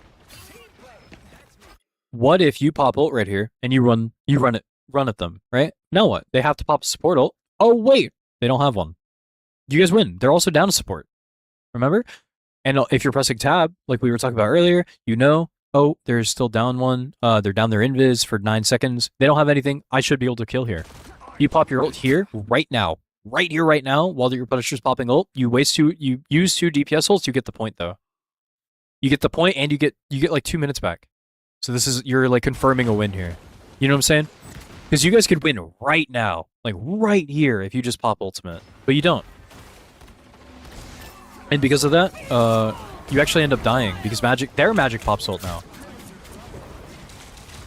So she did what you didn't do. She saw the same play, but she made an action on it. And although she does die, you guys, for the most part, kind of get swept a little bit, kind of, sort of. And their supports are coming back now. So right here, I actually think that in a way, kind of like how we talked about in Bruce's game, your lack of action is what caused the action of losing here. You should have committed to this fight, all in it. I'd rather all of your team use your stuff and lose than you still be holding on to your ult 2 team fights after, you should have used it. Force a solo strange, which is the big value. Yeah, that's you. I'm just really stingy with ults. Don't be. Use your ult whenever a fight, like, if I see that there's a window where they don't have, if I see a big cooldown, if I see Loki lamps gone, where I see a support picked, I'm popping ult because I know we're going to roll over their team and I don't want the situation that just happened to happen, You also didn't want to battle the magic again? Yeah, but you're in ult though. If she kills you while you're in ult, she got it, bro. Shit is sweet. But the other thing too, remember, you just saw magic dump all of her cooldowns on you and then you got rocket res. She doesn't have shit yet. During that entire fight. So she has her ult here, but if you pop yours, you guys are still up the advantage. Look at where your team is compared to theirs. You guys could kill Magic for free here. Because if you ult now and Magic pops, you can kill her. But she goes up, she pops ult, and then she comes back down, and now things are hard because your Strange has to ult her. Because, your Strange has to ult her, and now we're down a cooldown, and you're still dead. So you're dead regardless, So just pop it. I'd rather you press ults and, have a chance to win than leave it up to chance, Yeah, you missed one dash. That doesn't mean she's better. Just be patient. Have discipline. Like I said, when you're playing Magic, you're doing a lot of people watching. Watch for habits, watch for cooldowns, watch what they're doing, and just make plays off of that, but set yourself up to be able to make the good play, make the right play whenever it happens. You know what I'm saying? Give me 1 second, though. 1 moment.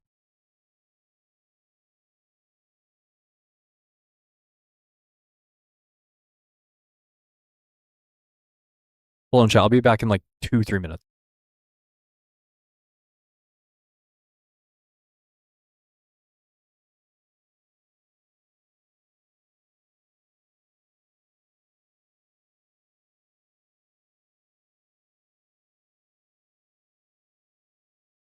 Okay, chat, I'm back. Sorry. Is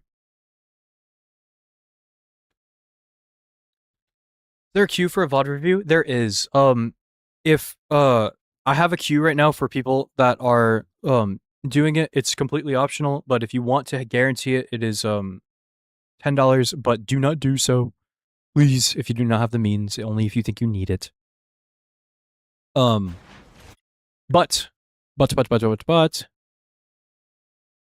Can we get Family Guy? Yeah, I got you. No, my stream will get taken on YouTube, I think. I think that if you ult here, then you would probably be able to win, but unfortunately you do not press Q, and that is ultimately the thing that kind of leads to you guys losing this team fight, which sucks big time. But again, do not be stingy with your ultimates. The good way to look at it, Prison, you can't get another ultimate if you don't pop your first one, right? You can't start getting ult charge for your second ult if you don't press your ult button. You know what I'm saying?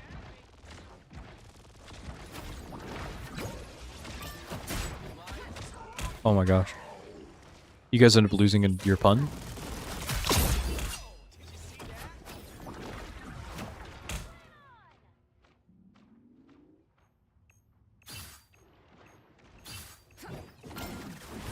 What's going on?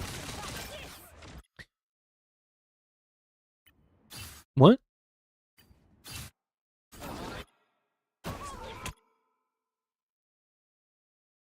Oh, don't tell me.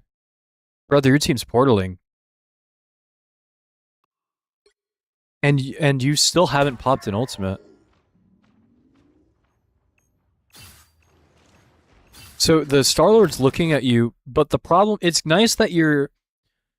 Okay, it's nice that you're taking advantage of the fact that he's diverting his attention away from your team, but the problem is you're in no space to do anything. Even if he chose to not do that, like, even if you get here now, this fight is probably over. Like, this fight is going to end very soon.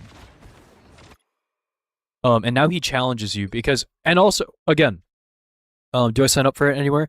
It is in my Discord server, which is in the description of the stream for you on YouTube. And it is in the replays channel. So, oh, you finally ult. Okay. This is good. Nice, you killed one. And you popped rocket ult. You guys should win this fight.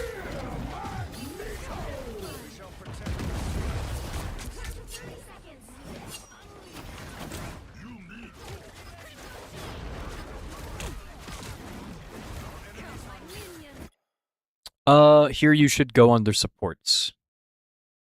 You should walk at their supports here. You have a Venom. He's not going anywhere. You guys are fine. Oh, no, you're on red team. You're on red team. Never mind. You have Hulk, and your Rocket is healing. Where's your Invisible Woman? No, that's theirs. Where are your supports at? Gambit's up top. Rocket's here. Hulk is here. Hulk almost has ultimate. Regardless, I think that you should pressure their supports. I'd portal at them. Don't dash at them. Portal at them and put a demon down, make them uncomfortable. But so this is kind of why.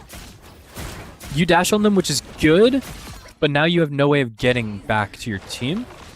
This could be really, really bad. Thank God your Hulk actually gets ult here. That's really good. Getting ult for your Hulk is really, really good though. It's good that you pressured the supports. Just next time I'd try to probably portal at them, and just that way you can leave if you need to. Because better players will punish you for that if you're not careful. But not bad. Not bad. I'm glad that you turned the support. I thought you were going to fight the Venom on cart, and I was about to be like, please don't do that. Cool. Nice.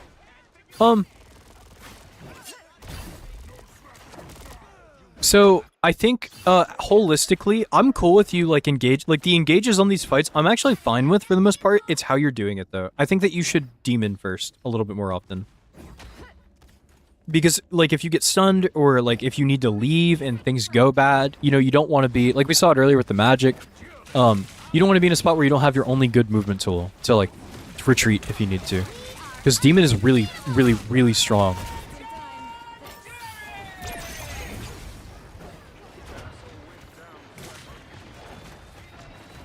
Oh, you've got Gambit ult here. I know that they're Star-Lord ulting. There you go, good demon. That's why. That is why, right there. You gave yourself so much more time to set up and look at the invis. I like this patience. This is good. Yeah, like right here. Like right here. This doesn't really do a whole lot. Like spin dashing on this mag is less damage overall than you would have gotten if you would have just put a demon on his butt. Like if you put a demon right here on top of cart, you're getting a lot of ult charge, you're getting bonus HP, and you're doing that really, really high damage too. Because they're like standing here. Because look, they're still here. This guy, if you put a demon down, this guy he's still in it. Still in it. You know? But now, the difference is, you're getting no ult charge because you're not hitting anything. You're getting no bonus HP because you're not hitting anything. And you're low on HP again. Because you're not hitting anything, because you're not getting that bonus HP. And you don't have your escape. Then, you put a demon down, and that demon ends up killing the guy. But you could have done that earlier. You know, you just want to set yourself up in good spots, because you'd be getting a little bit more value. You're blasting music during this? Okay, fair.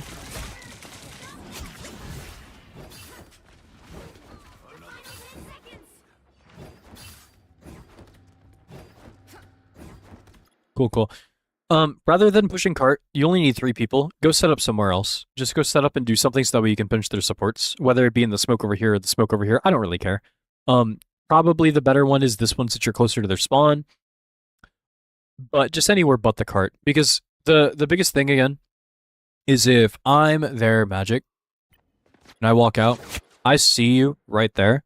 If I see you walk left or right, I'm just gonna go mark you. I'm gonna walk to the same spot or comm to my team. Hey, this guy's going left. Somebody come with me, and then I'm gonna go kill you. You know what I'm saying? So, my biggest piece of advice for you, is just in the time that you are winning a fight, like after the fight is won, move to a location to ensure that the next fight that you're playing works out the way you want it to. Because now you're still in cart. And you're kind of just like face tanking shit. You're hitting the Venom though. I like this. Good demon. Nice, this is a good ult. Confirm the win.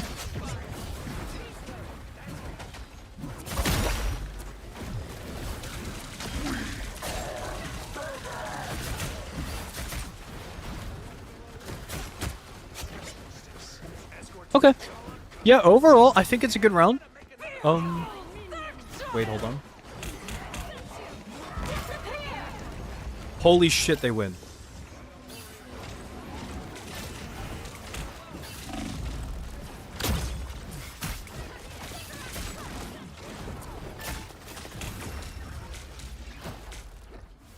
You guys see 9. Fuck, man. That's devastating.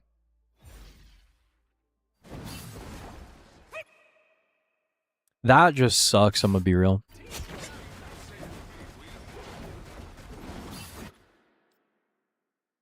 Huh. Is there any moment that you could have killed her? I guess it's just hindsight, really.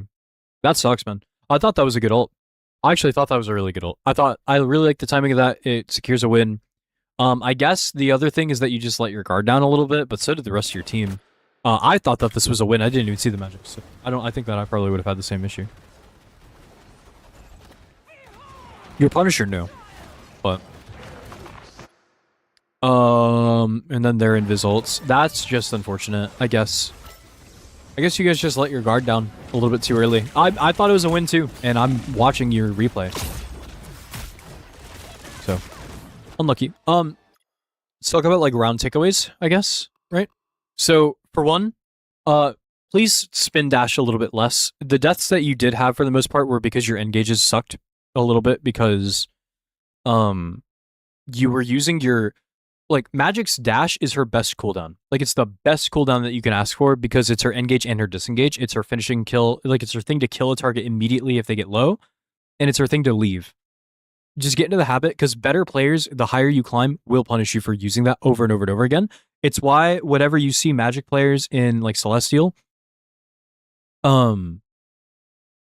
it sucks. And the cooldown's long. Yeah, the cooldown is long. So you don't want to be using it because it's a really strong ability. It's a really good engage, really good disengage, really good target finisher. And it is good at catching people that are running away from you. If you use that to go in, you are using it very one-dimensionally, and I don't really like it. What's it means?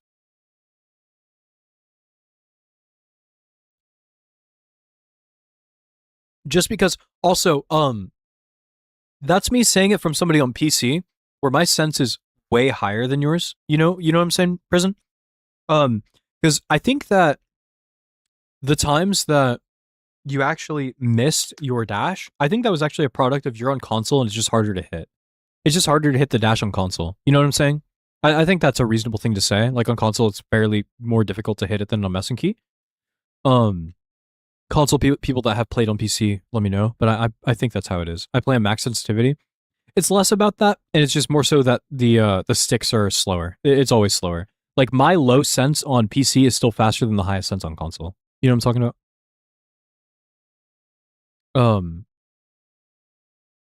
So that's like a really, really, really big part of it. But also, regardless of the sensitivity thing, it's just safer to use Demon, and it gives you bonus HP. Bonus HP is everything. The tankier you are as a dive player, the more annoying you are to deal with. Magic at 425 HP is the equivalent of tank pool in your backline. You know, like she's really, really annoying whenever she gets her max stacks. So.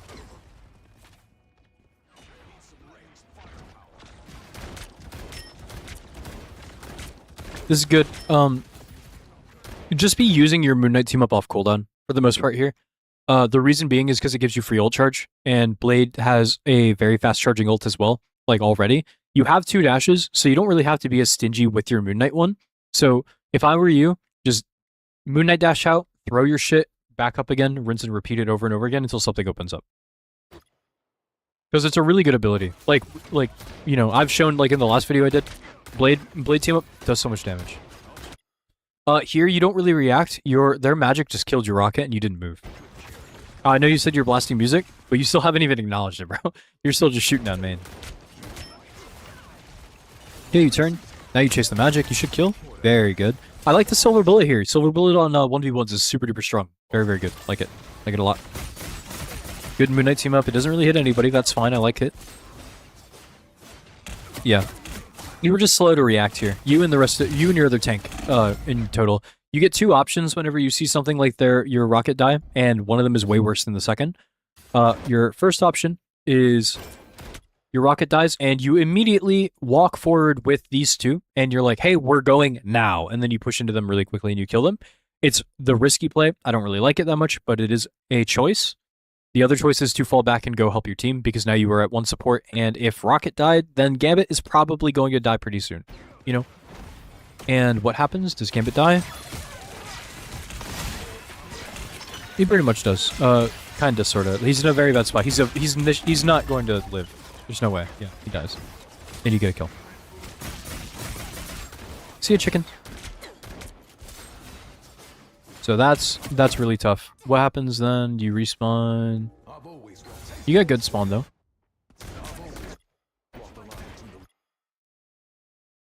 Okay.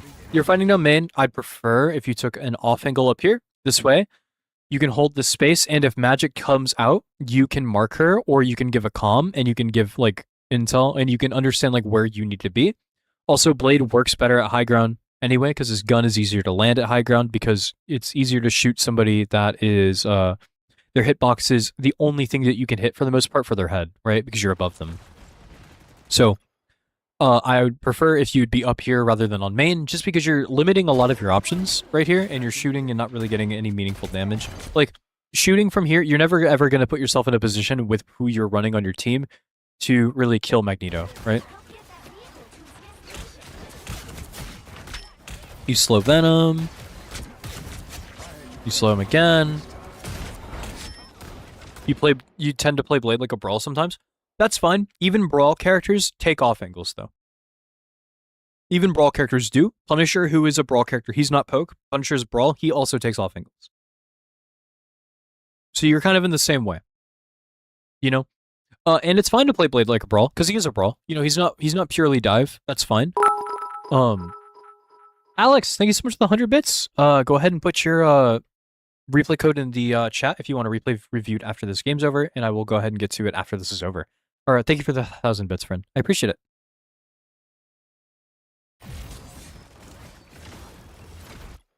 But kind of like I was talking about, this is fine. You end up backing up. Dash on him. Dash on him here. You want to anti-heal. Shield tanks are food for Blade, man. They're food. And the reason being is because they're really immobile and they have no stuns, right? Strange and Magneto don't really have any stuns. If Magneto does hit you with his right click, he sends you back to your team. It's no biggie. Anti-heal him. Because the reason why you want to do that is because if you put anti-heal on him, eventually, if your teammates are shooting him, he will die. This Punisher is in a good spot to like do all that damage to him. Where is he shooting at right now? He's taking off angle on their Luna, and he actually gets the kill. Now is the perfect time for you to like go in and anti-heal this, which you do. You actually dash on. Just do it a little bit earlier. Oh, never mind. Ignore that. You did it. You did it. You did it. I'm stupid as fuck. I should have let it play. Pardon me. This is great. This is great. It's great. Love it. Love it. Love it. Moon Knight team up. Perfect, man. Awesome. Awesome. That's a good reaction. Punisher gets a kill on the Luna, and immediately after the anti-heal, he gets nothing. Free. Really good. He uses Silver Bullet a lot, which I like, because most Blade players don't use it at all. I actually really like that. It's very cool.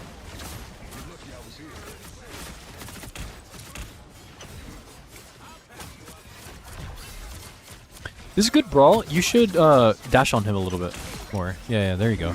There you go. You could have done that earlier and your teammate would have lived. Your Hulk, he dies because Mag turns. If you dashed on him earlier, you'd probably kill him. Did he die? Yeah, he did. He did. Yeah. Just dash on him a little bit more.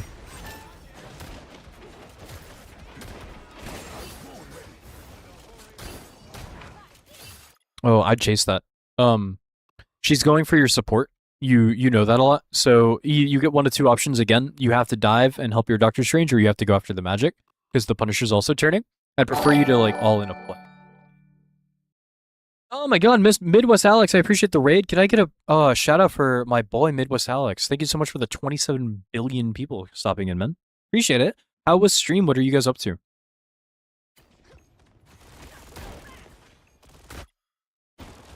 Also, chat, the next one that I review after this game is over will be the last one that I'm doing for the day. So because these are taking me like 40 minutes. So, but I will get to these again this week. So Alex, I'm gonna do yours after this game, and then after that, that is the last one that I'm able to do. That's all I've got time for. Welcome in, guys. Okay, let's watch this back for just a second.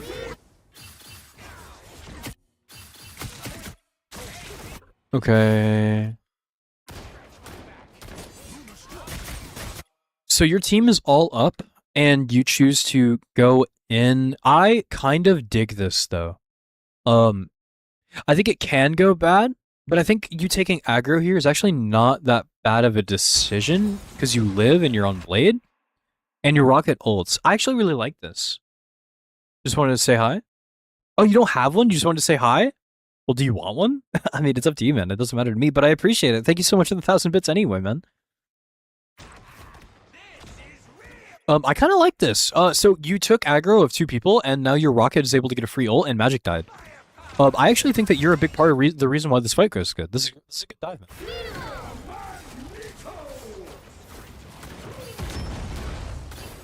Okay, now dash onto that Magneto. Get his ass. He ends up ulting and killing your team. That sucks. Okay. So you back up. You want to do Venom? I don't really mind this. It's fine. You're trading a DPS for a tank. The tank is way more important than the DPS character, in my opinion. You win it, obviously, because you're Blade. Yeah. I didn't want to say anything because I figured you were gonna. That's good, man. That's awesome. This is good. You're wasting so much time for them here. This might look to some like it's like super pointless and stuff like that, but the Luna comes to help. They're missing 2 for the price of just Hydro. Like, this is actually really good. Because your team is your team's kind of far, but low key, like this is kind of not bad at all. Because you're wasting so much time. It'd be a lot nicer if your team was like present. Oh, they end up showing up. They dash in. Okay, cool. Yeah, this is really good, man. I really like this. Super good. Super duper good. Because to some, this probably looks like troll, but to, like, you're taking aggro of 2 people and now a 3rd, and you die, but you get 2. You kill Luna and Venom for it, and your team wins. So good props to you. That's a really good read. Really, really, really good. But, like, understanding why that's good is so vital, because you're taking 2 people's aggro. Super good. Tank is a lot more important than a DPS character. Really good shit, man. Awesome.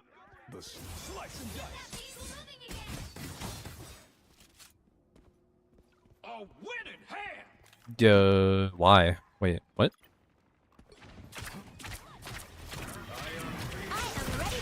I guess.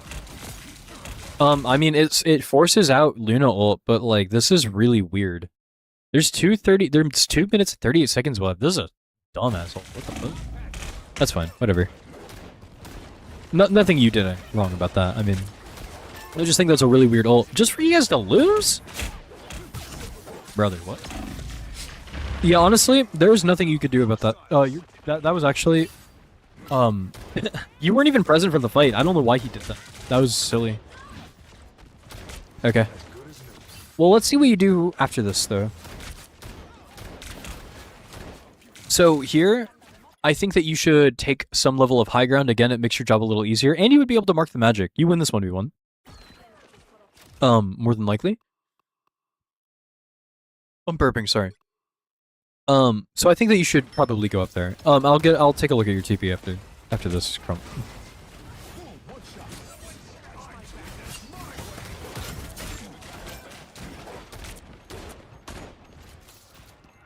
Okay.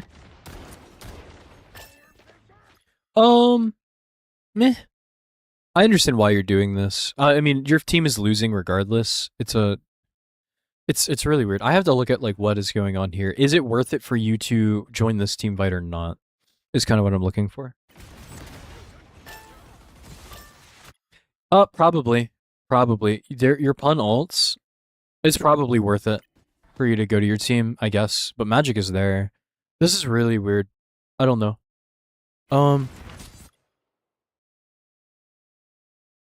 You go up and mark her, which is good. She drops, you chase. Yeah, you did the right thing here. You're trying to help your support. This makes sense. I think this is fine. Your team dies, Punisher ult dies to Magneto with no rock. Yeah, that's fine. If you guys had that Gambit ult that you guys used earlier, this is probably good because you could have paired it with the Punisher and you would have won this fight. I don't like that you're... So this is what I don't like, though. I don't like that you're still fighting this magic. Because look at your death timers. Strange and Gambit are coming up soon. You're dying on a bad timer if you die here. Right? It's just really risky. Could have gone bad. If she was better, she would have chased you and probably killed you. They take the checkpoint. I think you guys hold them on third point here. Wash my belly. Wash my belly.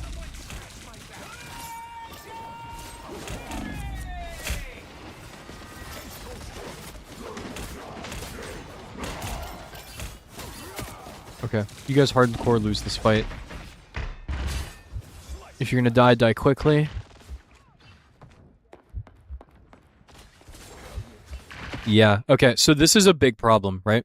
Because your whole team is back up, and you're on a bad death timer. When... Oh my god, super stupid. Thank you so much for the raid of 25 billion. Can somebody please give a shout out for my guy? 2 raids in a row. Wow, wow, wow, wow, wow. What's up, Alex and super stupid? Hope you guys are having a good one. How you guys doing? I get our raid and dip. No problem, man. Take care. Have a good one. I'm reviewing some viewer games right now. Hope you guys are doing well. What's up, everybody? I'm Silly Spark. I'm a high elo Magic Blade, Black Cat, and Rogue player. But to talk a little bit more about this for you, Prison. Okay, so your team dies pretty quickly. Don't worry about like how many deaths you have or whatever. Like I know right now you have 7. It's fine. I'd prefer if you would commit to... Okay. So, it's super duper important here. I'd rather you commit to a fight that is going to result in everybody dying than you leave, live, and then die on a late timer and risk that. Because of situations like this, you guys have to give space now after your death. Look, your whole team dies, but you choose to run. You should just die on the same timer, because you guys are going to have to wait the same amount of time anyway. It's worth it, and if you can get a kill, at least they'll be down by the time the rest of your team comes back. Maybe they can force something out. You know, something like that. But because you kind of die on a really late timer, look, 3, 2, 1, everyone's back, and you're the person that dies. Now you're kind of waiting, and now you have to wait for, your team's got to wait for you to come back, because you're dead. Thankfully, your team actually kills Star-Lord, so it's even, and your spawn is better. But this could have been really, really bad if he didn't, you know? Because things like that can coin flip fights if you're not careful. Hulk lets you shotgun him in the face. Nice, you get a kill. Here's magic.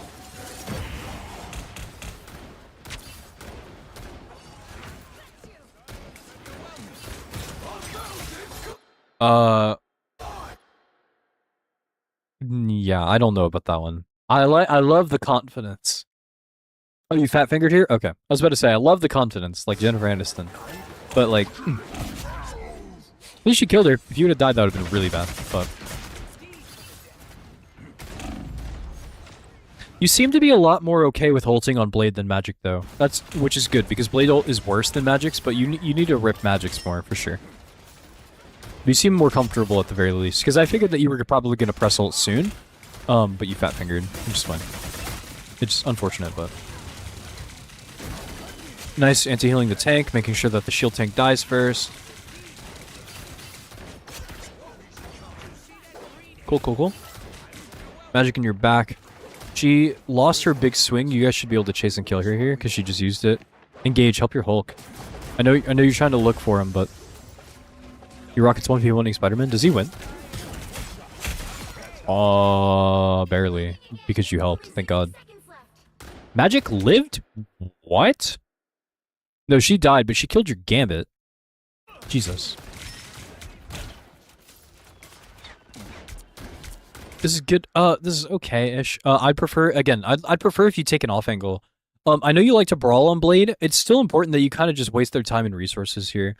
Take an angle from above them and make them, like, have to go and fight you. Like, take some space because it'll make your tank's job easier. Because yeah, you do wanna. I know you want to brawl, and that's fine because you're running a brawl comp. I mean, you're very very brawl heavy with Hulk, Punisher, and Blade. But set your team up for victory here. If you come up here, you're still playing Blade. You have 80% damage reduction, and you can't be stunned if you block for the first second. Hold this up here, and then make them have to work. Make the Star-Lord like have to fight you before he starts like moving around to go fight your team. Because your Hulk is doing it, and he's a brawl character, you know? Like, he's trying to take the space, he's trying to push them out, he's trying to cause issue. Because you don't want the element of surprise to come from the magic killing your team here. Make her come fight you and force you to leave. You know what I'm saying? Because you're tanky, you've got 3 dashes, and you got a, see a T? But you're kind of seeing it. So the damage you're doing is just kind of like, it doesn't really work until it's time to go in. This is good because what this does is now Magic's got to deal with you. So this is good. More of this, because you can still brawl and hold space like an off angle, you know?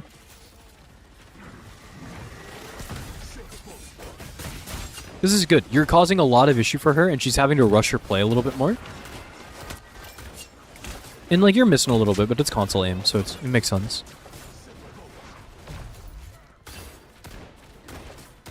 But like awesome, very cool, nice shot, good, and you guys end up winning. So that's good. There's some things. So for one, with Magic, your engages, just dash in a little bit more, use your portal a little more often, or just walk if you can behind them. There were a lot of situations where you dashed early, and you missed kills because of that. And there was one fight in particular where you dashed at the Magic immediately. She saw it and was like, I don't care. And then she just killed you. Because that's just how that mirror match goes. Ult more. Use your ult more. That's what it's there for. You know, winning fights with your ultimate, as long as you win the fight, it's fine. You're going to make mistakes. Sometimes you're going to have bad ults. Sometimes there's going to be times where you think you should not have ulted in hindsight. But I prefer you to use your ultimate so you can start getting another one. Because your ult isn't doing anything if you're leaving it in your back pocket. Because you waited 3 team fights. You could have had pretty much another ult by the time that you popped your first one. You know? So, very, very important kind of line of thinking. Just for the future, right? It's going to help you so much more. I promise. Winning these fights early and rolling them over is very, very helpful. You ended up with less damage. Any tips on that? Yeah. So the reason why your damage is low is because you're shooting down main. But because, look at, so right here, right? Perfect example. If you off angle more and you go in on tanks, so off angle a little bit more and shoot at people a little bit more, and you will probably get more damage. Damage isn't everything, but it will help a lot. Also, you're playing Magic in the first round, so it makes sense. But again, you weren't getting a lot of damage on Magic either because you weren't using your demons. That's her damage ability, right? Keeps you in the fight longer. You're getting bonus HP. You're just getting a lot. So look at what you're doing here. You're just kind of shooting, but look how you're just shooting down main, right? Take an off angle somewhere. Don't let this guy take this stuff for free, right? Don't let him. Because if he were a smarter man, he would come around and shoot at your Rocket Raccoon and your Gambit. Because then he'd be causing them to look away from your tanks, and you and Strange die here. If he was better at the game. If this guy was better and he comes around here, he doesn't even have to kill one of them. If he makes one of these 2 people stop shooting you and Strange, you guys will both die, and they can push this cart over the hill, and you can lose. It's a what if, but it's something that'll happen the higher you climb. So you need to be aware of that. So take space, right? Do not let them eat this area for free, because also imagine how much better this kind of thing goes if you're holding up here and you're able to shoot from here and you can see this magic, or now you get an option. Oh, thank you so much for the gift sub, Tate. I appreciate it. You also get the option to now shoot at their backline right here. You see what I'm saying? It just becomes a lot easier for you in the long run, which is really, really nice. So very cool. Where are you at? Here you are. And that's why a lot of your damage is low. Because even then, you also have 17 vitals, which is good. Like, this is good. This is good here because you're stopping her from taking this space. She's not able to flank. Look where she goes right after you push her out of here. she can't do anything here. Like, right? She's playing Magic. She has to come back and retry again and wait on her cooldowns again. And what do you do after that? You push her out. She immediately has to rush her play and she has to drop again. Now, she should have killed this Gambit. She misses. That's good for you. But it's great because you pushed her out. Do more of this. Take more space. It's okay to want to brawl, but that doesn't mean that you can't, you know, do your part and push them out more. Take that space, control that space, and hold on to it a little bit more often. You're going to be just fine. I'm assuming you're trying to hit Grandmaster. You could definitely do it. I think you're, even for like a console player, like your aim is pretty good for console and things like that. It's literally just your cooldown management, and you need to use your ult more and take space. Because I get you want to brawl, that's fine. Brawling is fine. I brawl all the time with Blade. That's the main thing that I do on him. But Celestials are girl? Yeah, okay. Then these things are going to be crucial, because that thing, especially the thing I talked about Star-Lord doing, better players will see that once you hit like GM1 at the, like, if you hit GM1 today, you know, hypothetically, people in GM1 right now would understand, and then they would flank, and they would go out of their way to just pressure your backline and kill you. Or you would die because of what they're doing, even if they don't kill anything, because they're not able to heal you anymore. Things like that. People in higher elo, you're gonna have to press your ult more. It's so important. It's so important. That's what it's there for, man. You know what I'm saying? So yeah. I hope that this was helpful for you. I feel like this is a good game to kind of go over. But I think that you had good things. Like, there were things that I saw and was like, man, that was actually a really, really good thing that you chose to do. It's just other times that again, you're giving a little bit too much agency by just sitting in main. You're giving them a little bit too many options, leaving too much up to chance. So you don't want to do that. Okay. Yes, Crump, I will look at your quick play portal.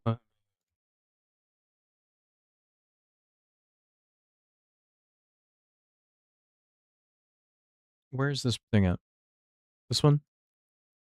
So I'm looking at Jeff Holt in the quick play portal.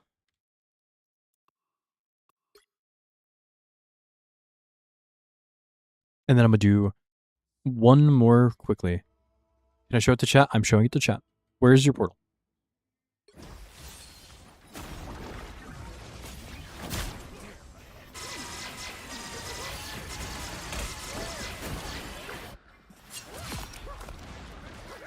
So I'm looking at your Jeff ult, right?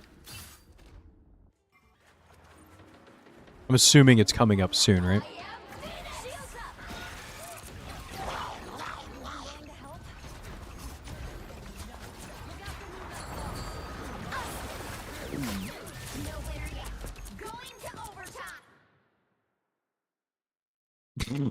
What the fuck is that?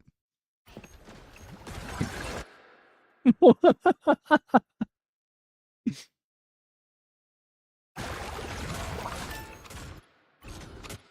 the fuck?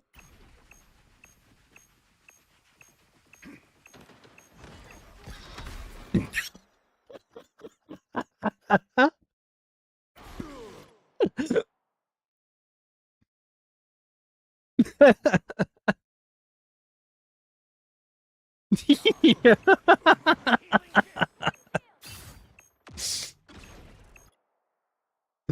Oh my fucking god.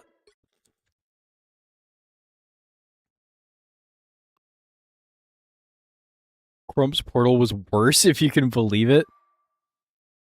Dude, fuck. Okay, I'm gonna do one more. I gotta be quick though.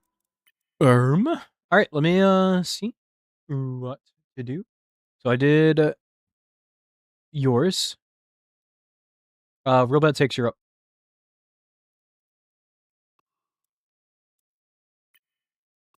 You next. This one should be kind of quick. Okay, cool. And you are Kaboo. So you are the Black Cat that ended up losing this game. So let's take a peek. Black Cat's an interesting one because this character is very, very good at solo carrying games. Okay. I missed the best parts. Oh, okay. I'm sorry. I have to go fast. Or I have to start doing this quickly so I don't run out of time. I can be a little late to my plans, but for you guys, because I love you. Mwah. Okay. So, this is the last one. Please, nobody donate or anything like that. I really, really, really would, I don't have time after this one's over. Please do not donate. However, for those of you that did not get a chance to see it, I am doing this again on Saturday. this coming Saturday after this one. So you're gonna mean next Saturday. I'm doing this again. Every Saturday, I'm going to do this for you guys, and so that way, if you feel like you need help, these are times for you guys to get your games lined up and put them in the Discord, so that way I can review them. Again, the only way to guarantee that they are looked at is through 1,000 bits or a $10 tip on YouTube. The only reason is because I have so many of these, I cannot physically get to every single person. It is impossible. So if you need priority and you really, really think you need it, only if you think you need it and you have the means of doing so, please do not donate or anything like that for it. I would hate that for you. Eventually, I will probably be able to get to one of yours if I do this long term, like as a thing every Saturday, which I plan to do. However, it is, I don't want people to feel like they've been slighted or anything like that. If they didn't feel like they got what they wanted from it. Again, this is just the only way that I can do it because it is, there's a lot of them. I had like 15 people want me to review their stuff today, so it's hard. But I will be doing this again on Saturday. I will make a public announcement. For sure, we lost because the tank was inting. Still want to know how I can get better on cat and carry more because these gold and plat games have so many terrible games. So this is high gold, right? High gold? GM2 peak, but hard committed to learning dive this season, so I've D-ranked into gold 1, plat 3. Okay. That makes sense then. Love the skin. Can't wait to get it. Okay, and you're playing on PC. Some unwanted guests. You heard somebody above you. I have one earbud and I heard it, so you probably did too.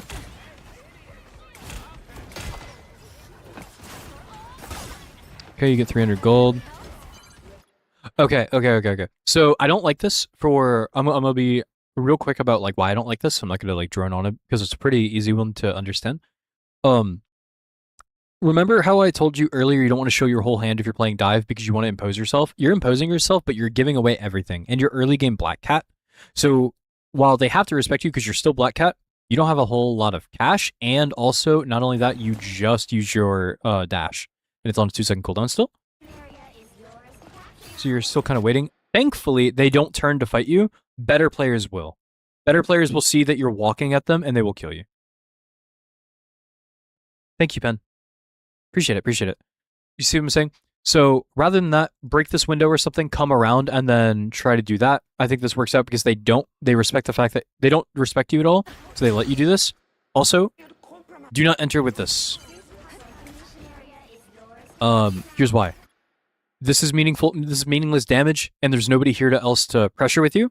Do not open with pursuit, especially when you have low money, because when you do this, you now only have 150 gold. You cannot use your Invis Crown if they all turn to fight you here unless you land your E. You do, which is good, and you kill her, but this could have gone bad. You know what I'm talking about? So what I would do instead is walk up to her and then wait on your E, use E, and then pursuit, because you get more money overall doing that, and you still kill her, Opening with pursuit just doesn't do anything because you want to save that cooldown for either really big damage on somebody that you need to kill very quickly, that is like one shot and it'll work, or use it to dodge stuns. Don't use it as an engage though, unless you've already landed grapple, because you had low money. You want high money whenever you do that kind of thing because it's a very pricey, it's 300 gold, you know what I'm saying? Because now look, you're in a really awkward spot because your money is low. You're only at 200 gold. You land a hit, you land your grab on the Invis, and then you pursued it, and she died easy. And that's a lot simpler for you. It's a lot more consistent as well. Right here you do a lot of swipage, which is fine. Remember, this does also cost gold. The more people you hit with your swipes, the better. If it's a support like this and you guys are winning, min-max your gold, so that way you can keep as much as you can. If you just go up to her and melee her, you probably get the same result. You know what I'm saying? So weave in your melees, your cat scratches, a little bit more. You know what I'm talking about? Because it's just a little bit easier. Also, this is a good example of like when you can do this, right? See how it's the only person there on your screen is these two supports? You can actually dash onto this Jubilee right here, and then melee her from behind whenever you land. That'll help a lot.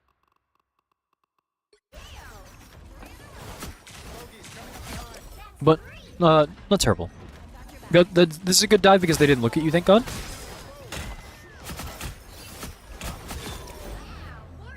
Nice. Nice. Okay.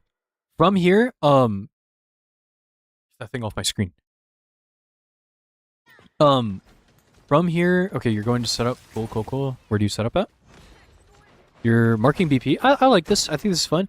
Ooh, but you're forgetting about her. Don't worry about the Emma. Let your team kill him or kill her. Focus on this guy. Yep. That's the danger.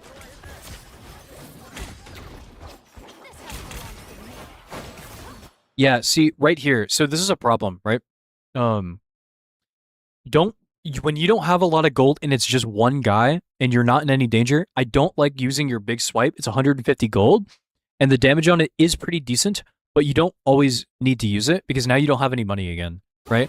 You need to get a surplus of money and then start swiping. Because if you use it too quickly, you're running out of money constantly and you can't use your crown. You don't get your shop. You don't get pursuit. You don't get any of that. So just melee. If they're in melee range, always melee. How much do you typically try to build? 400. 400 is the sweet spot. You get 2 grabs. So that gives you the opportunity to grab, use 1 swipe, and then grab, and then you got 400 money. You know? Good, you ended up getting a kill on him. That's great. He was on a really bad timer, so you get a stagger. My issue now is you have a lot of downtime here. I want you to position to set up in a spot that is going to work out. Up here is great. This is fine. Up top left also works.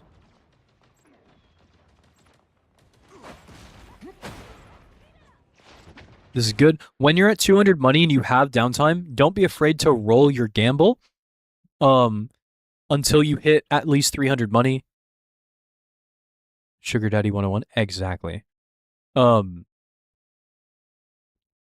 But this way, you can have that extra cash. Don't be afraid to gamble. They buff the gambling, actually. So if you roll here at 200 while you have downtime, that's fine. Because you can still land 2 grabs and you'll be okay. But it's just helpful. You end up getting an early Invis Crown. Ooh, okay. Always hit the easy target. Always hit the easy target. If this guy's in front of you, I want you to hit him. Do not look at the Black Panther. Hello? Bro. Picture game. Always hit the easy target. I know that you eventually made your way to start hitting the support. That's like your best thing that you can do is get free grabs on support or like somebody really close. Get as close as you can so you don't miss your grab and just start beating ass over and over again. It's so helpful because if you would have come in right off the rip, you would have been fine. Also, you bought Invis Crown too early. You didn't have enough money to really leverage it. I understand why you bought Invis Crown, but you could have waited, right? So you don't need to do this too early because if you had money here, you probably can kill this Jubilee because all you need to do now, if you didn't buy Invis Crown, look, they don't see you, right? So you didn't even give it a chance. You could have like used third person to peek over the wall. They can't see you here. They have no idea you're behind them. So you buying Invis Crown, you're being invisible for people that are blind, you know? What's up, Fear? This is the last game that I'm reviewing, Fear, but I am doing it again on Saturday of next week. I have it in my Discord. I will have it linked for those of you that want something redeemed or watch next week on this coming Saturday. Put your replays in my replay channel on Discord. I do this every Saturday starting today, so I appreciate you guys stopping in. But you're invisible for people that are not blind, you see? Or that are not able to see you because they're not paying attention to you. So this is just a waste of $200. Because in a world where you grab that Jubilee, so now you're at 300, 400, 500 because you had the 200 that you didn't spend, and she's dead. You can kill her easy. You grab, swipe, lethal pursuit, she dies. She cannot live. But you can't do that very quickly here because you spent $200 and then gave your position away anyway. And she lives. And what's even worse, you died for it. So you died for it too against 2 supports because the thing about Cat is when she's got no money, that's the part where that's when she's free because she can't get your best win condition on Black Cat is getting to the bullshit. You can't get to the bullshit if you're broke, so get your money up. You know what I'm saying? There's dishes in the back, you gotta roll up your sleeves, bro. You know what I'm talking about? So you have to make sure that you're getting money from these people. Because if you would have just walked into this fight, grabbed, without using your Invis Crown and just given it a chance, you would have been fine. Because remember, you can get Invis Crown immediately. Like, you don't have to preemptively buy Invis Crown ever. The only thing that you have to do that for is your Chernobog's Crystal. If you had $1,000, I'm cool with this play. You don't, though. You know? What if Steph Curry couldn't shoot threes? He'd be a bad player. You know what I'm saying? So that's kind of the problem. And because of this, you end up dying. Does your team lose this fight because of that? Yeah, you guys actually do lose. Because... Oh, you guys actually... You do lose. You do lose. Yeah, yeah. But a big reason that you lose is because they're getting heals. If you would have just caused issue back here and you would have just spent all of their time, their supports wasted their time on you trying to kill you. Look at the difference in how this fight is going before you die, by the way. Look at how much different this looks compared to whenever you died. You see? Emma's not getting healing. Thing isn't going to get healed. Black Panther's not going to get healed. They're fighting it out. Your team is losing. And then immediately after that, you die. And look at how quickly this turns around for them, right? Check it. Emma's now healed. She's not low anymore, right? Look at Thing. Thing dies, but Emma Frost is full. Black Panther is now full, and your team falls. Your team falls apart because you died. This is why even if you're playing solo dive, it's so important because you're not fighting to kill the backline. You're fighting to take the attention away from their team. Because if their backline is fighting you, they're not healing their front line. You know what I'm saying? They can't do both. It's impossible. They're one person. But the second you died and you weren't there to pressure them anymore, and you weren't there to impose yourself on their backline, what happened? They healed the Emma and the Black Panther, and they ran shit on your team over and over and over again. And you just can't do anything about it. So now they have point. You guys didn't have to lose this, though. Let's go ahead and talk about this engage, because I also don't really like this one. So, two big things, two very big things. Number one, we're pressing tab before we go into a fight. Doctor Strange died. He's on a 10-second cooldown. We have no shield here, right? And what are they running on their team as far as damage goes? Hela and Thing. So they have a high damage tank, and they have a high damage poke character. And you are coming in. Bye, Crump. I probably won't be live whenever you come back, but love you. Be safe. I like that you're going in on the invis, but your engage is really bad because I'm going to show you this from Hela's point of view, right? Check this. Hela sees you up top, you show your entire hand, she's ready for you. This could go really, really, really bad. You end up killing her, which is good, but this could have been cleaner. Very risky to do things like this. Better players will punish you for this.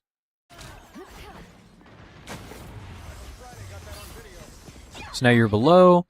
Your team is back. And you guys even kill a support, which is good. Don't be afraid, just dash up in the air. A big thing that you're not doing as well. Remember bad takes. So what's the better engage for the start of the fight? Easy peasy. Up top. Right here.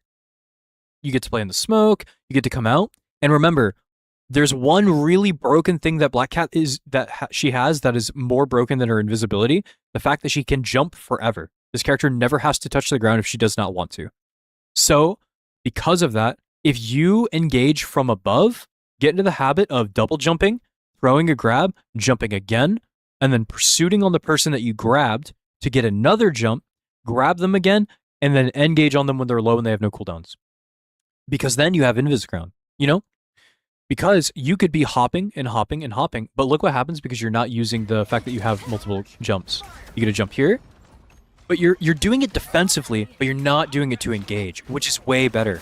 Remember, you are ranged Black Panther. This character is Black Panther. You're pretty much a sniper. Get to a vertical point where you're higher up than the other team because your grab is a ranged utility piece. Because you throw it out, it's easier if you're doing it from above because you can get closer, safer, because it's harder for them to see. Because unless they're staring up at the ceiling, Their line of sight is in front of them. You know what I'm saying? And then you have the option of you have a 360 jump, meaning if you choose to, instead of jumping backwards to retreat, if you jump forwards in Viz Crown and then run away that way with your dash, you still have a jump afterward. You see what I'm saying? But look how stationary you are whenever you're fighting. And I know it's a lot because it's a mechanical thing that you kind of have to get in your head. But once you start doing it and you start getting really consistent at it, this character goes from being really good to really fucking broken. Because then that's what makes her untrackable. You jump up in the air, you go invisible, they play Five Nights at Freddy's guessing where you are. And that's why she's so busted bonkers broken. Because you're kind of, see how you're just kind of wandering around on the point? Take elevation, get higher than they are.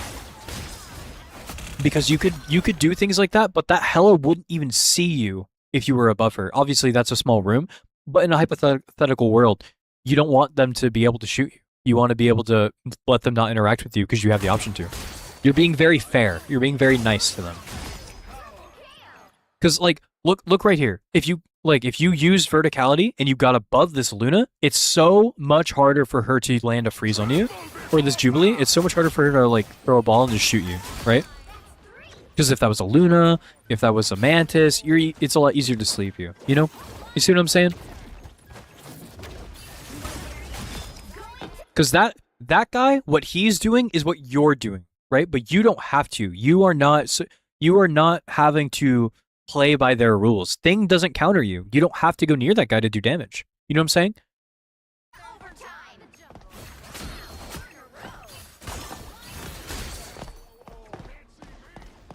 Because I think that the timings in which you're going in are fine. I think that all has been fine. It's where you're doing it from that I'm having an issue with.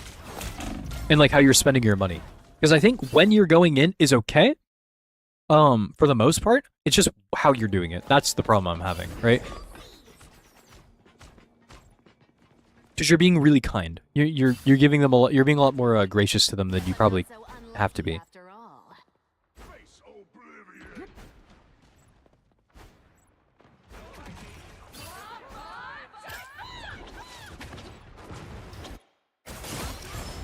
This is fine. I don't hate this. I'd like for you to go from above, but I like this one a lot more than the other one because you're helping your I team. am Tribble. Wash my belly. Wash my belly. Yeah, that's unfortunate. They just popped a lot of ults. You were coming off spawn. They shouldn't have engaged quite yet. You guys have a lot of time, so they should have waited for you. Okay. Okay, less of this. So, what rank is this? This is gold 1 plat, like low plat area. Okay, so I'm going to do this again. I think this is really important to see. From her perspective, do you see where you are? You know? Now, the new question stands, right? Yes, you see where, dumb question, rhetorical, right? Yes, you see where you are, right? What's up, Talon? Now, the problem with this is not only does she see where you are now, she's going to see where you're going to next, right? So your element of surprise is low-key kind of not there anymore if she turns on her brain. So, I'm going to watch this interaction from her perspective, kind of, sort of. And she's still fighting here. You're still main. You're being super obvious with your approach, and you're leaving it all up to chance. And look at how damn close she kills you. What if you were above her? You had the chance to, you know? You had 2 chances. She gave you 2 chances too. So like you're here, you're in main. You think about it for a second. What if we readjusted, wasted your ult too? Yeah. Especially if you're going to ult, because now you don't want to see where you're coming from because then they can play for you. What if instead of this, you went from verticality, right? Remember, your character's pretty much in the air all the time. You can fly forever. If you're up here, Phoenix can't shoot you, for one. She has to back up, and if she backs up, she's further away from her team, and she can't help the thing in the Panther, right? If you're above, and you ult, you get a free angle on both supports. Where you're standing right now, who can't you see? Both supports. It's impossible. You'd have to wide swing, and you do that. What happens when you wide swing? You get fried. So, you get an option here. You can A or B. One is better than the other. This is option A, like I talked about. Come from above. Get verticality, jump, jump, jump, and then grab one of the supports and try to kill them. Because again, as long as the supports are not healing their tanks, they are not doing much, right? So you could hard carry this fight just by existing and imposing yourself on their backline. Or your other option is wide flank and come around and flank the Phoenix and the Invis. But now I don't like this because you can't see Jubilee. Jubilee is so far away from their team. If you were up here, it is actually asking to be dove. It is a free kill. You just jump in the air twice. Or even better, you have ult. You just ult on top of her. You kill her for free. It is over. She's dead. That character cannot stop you from killing her if you go from above. But if we watch this from your perspective now, look how gracious you are. Staying ults, now you have to walk out, you know? Can you reach Jubi if you grab? If no ult? You just jump. Jump towards her, and then you can grab her. Easy. From where this is, if you just jump in the air, because if you jump in the air, remember, after your grab, you get another jump, and then you can jump again to her, and then you can grab her again, or you can pursuit onto her and get the damage. So you get two options, and then you can outplay this. Because as long as you land one of the grabs, she's dead. It doesn't matter which one, just one of them has to connect. And if you miss both, that's fine. Because the reason being is, even if, to be fair, it would be a shame to hide that skin by being invisible all the time. Very true. But to think about it in a different way, right? If you ended up grabbing, like if you jumped out and you grabbed, right? If you missed both of these, you at the very minimum are forcing all three of these people to stare at you instead of shooting at your front line. Because Hood dies because they have to shoot the door. You know what I'm saying? Because like I talked about earlier, playing solo dive isn't about killing their team. If you can, fantastic. You're on a perfect character for doing so, Black Cat. It's more so about making sure their tanks are not getting healing. But you can't do that if you're not imposing yourself on them. You're not making yourself known and making it clear. There's a threat. If you don't deal with me, I'm going to kill you. I'm going to kill you in game and you're going to die. And you can't do anything about that. But if you walk down main, Jubilee and Invis don't have to peel for each other. You know, so they don't have to turn away from what they're doing. They can do both at the same time. Right? So that's a big part of this. And ultimately, you guys end up losing this round because of it, I think. Because you ulted. I would assume. Yep, and the round's over. And just like that, things can go out of hand.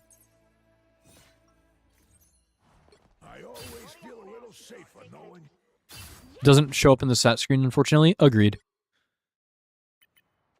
But this way, but like the nice thing is, typically if you're doing this and you're better than the other team and you've gotten really, really good at it, you're still getting kills. You're still getting kills. You're still getting value that way because you're setting it up to the point where they're scrambling. So right here, same thing. Why are you coming from low ground, man? You have infinite jumps, remember? Come from high ground. Get into a spot where it's easy for you to get free money because you're at $0. You're broke, man. Get your money up. Look at you, you're in main. Hit the thing, not the Emma. He's way bigger. She's got a shield. He doesn't. You're focused on this BP, but you don't even have any money. You know? Now you're scrambling. Okay, you get free money here, but everything's already done. Everything's done. Everyone dies already. You know what I'm saying? So you're just, you're... How do I put this? You're letting everything out of your hands. You're showing you're playing a card game and you're showing your entire hand to the other person across the table to you because you're just coming from an angle that's very obvious and you don't really give yourself any way of being creative, I guess. Because remember, you're playing solo dive. You don't really get many chances to go in and like dive into their backline without making that opportunity for yourself apparent. And now you guys are in very, very, very, very big trouble.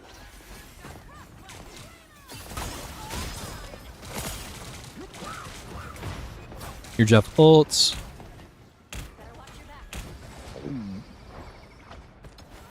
This is very lucky. This is very, very, very lucky that Jeff gets an ult here.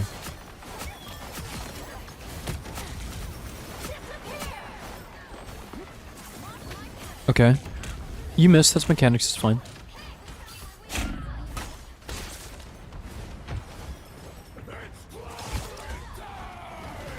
That's crazy.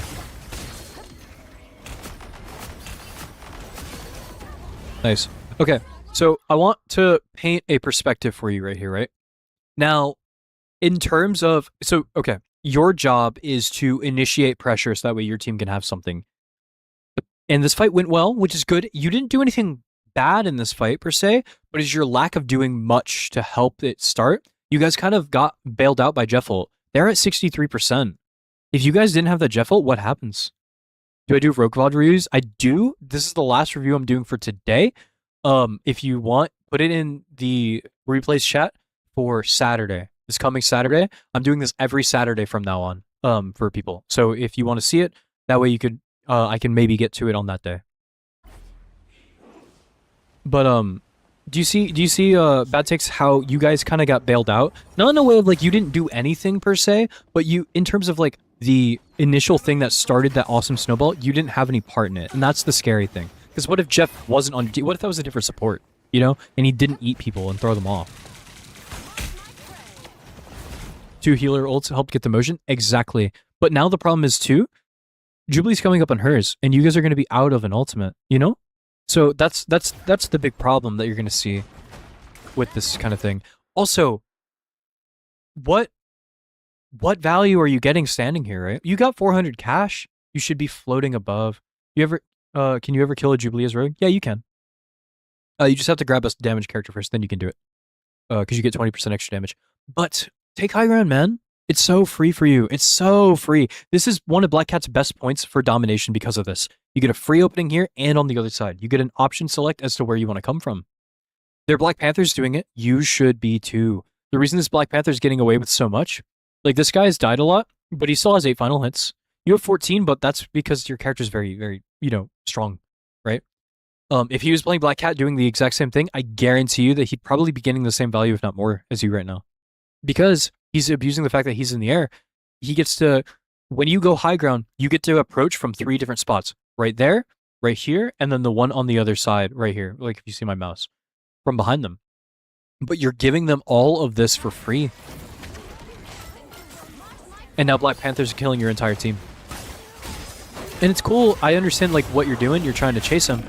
But you guys die because your positioning's bad. And you don't give them any reason to respect you.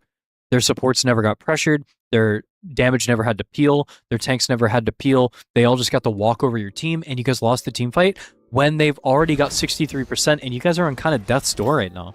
They didn't even have to pop Jubilee ult. They're coming up on a support ult next fight. And I'm not going to lie. There shouldn't, I'm going to be so for real, there should not be any reason why they don't win this round based off of that last fight because you guys lost really, really quickly. You see what I'm saying? Because you guys only have Black Cat and Strangel. So it's going to get really sketchy here in a second. And again, you're walking from main. Now you're coming up from the top part, which is good. I like this. Look how much easier it was for you to do that from above rather than peeling for your team after he's already dove. You're marking him proactively. You're moving to him. You see him there. You know your character's strengths. You can do that. Just do it all the time, you know? So much easier for yourself. It makes your life so much easier. And mechanically you whiffed on the Jubilee. That's, it sucks. It is what it is. I'm not going to say it's fine, but it happens, Sometimes shit like that is going to happen. But at the end of the day, you guys won this team fight off of your and Strange's ults and things like that. Off of your pressure that you made from going from above, right? Because you were imposing yourself. Same thing here. Go upstairs. You just fought this guy. You ran his fate and you beat the shit out of him. Do it again. Do it again. You're thinking about it. You're kind of thinking about it. Because if I'm arguing with the Strange here. Oh, just ignore that guy. Just ignore that guy. If he's going to do something stupid, at the very least set up to make it maybe work. Because even if you're arguing with Strange here, it's still good for you to be up here. Because if they all come up here to push you out, you can live. But you want to make sure BP's not getting the space for free. Because what you did last fight, the reason why it went so good, right, is because you took here. You took here, and it was so helpful because Black Panther never got a chance to dive because you were controlling the space and you were letting it known, this is my area. You can't have it. Same thing up here. Do the same. Every time you team fight, hold important space. Do not go down main, especially if you're playing dive, because you're leaving so much up to chance. You're a melee character at the end of the day, rather than playing on an alt. That's true. Kudos to you. Not many people would do that. Most people would make an alt account. No. Look, now you're backing up. And BP's up here. He's looking. I want to watch from his perspective really quick. Look what happens. My strength is renewed. We'll watch your perspective again here in a second. Now he dies, but your Emma has to ult. Imagine if you were just up there to kill him. Or he dies, but your whole team has to back up and people get low and Emma's ulting your backline now. Imagine if you were already up there, you know? Now, let's watch what you're doing in this fight. Because you mark the BP. You still mark the BP, but you're doing it late. It's good. It's good that you're marking the BP trying to kill him, because you're doing that 1v1. It's very easy for you.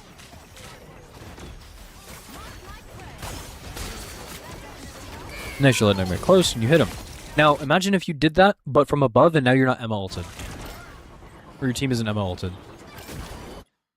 I think a video on best angles for dive maps would be helpful. I played the game hundreds of hours, and there are so many routes I never think about because I play roles that don't live in those spaces. Example is Bucky and Emma. That's fair. My tip for you, because I don't have any video like kind of put up about that, is just always try to just look at where your team is and play an angle that's close to them. Like, play an angle that's different from them, but it's close enough that you give yourself options. Because, rewinding it back really quickly, I'll touch on this very fast. So the best way, this is a universal tip that I can give you, right? Your team was playing here. If you held inside on the top side, it doesn't matter. As long as you mimic a similar type of area on any map that has a similar setup. So if you're playing on a push the cart map, you want to be on a rooftop or inside of a building or something like that that is adjacent to your team. So it's close that you can go and help them, but now you're giving yourself the option to either go help them or push their backline. So now you have two options rather than the one of waiting for Black Panther to make a move. Make a move before he can, you know? And also, going into like a custom game and just exploring common routes where the cart pushes through, just look for rooms that are like next to them. Just tell yourself, I want you to like do me a favor. Anytime you play Black Cat or Magic or something like that from now on, anytime that you're getting ready to do something like this, tell yourself, my team is here. Where can I go that will give me an option? Like, where could I stand that's better than here? You know, if you're on main, what's better than main here? Always ask yourself that question and then be like, top, go up top, or left, go up left, and then wait, and then just see what I can do from there, right? Give yourself an avenue to go on the backline or retreat from your team, one of the two, right? So again, you kill BP, and then you end up getting out.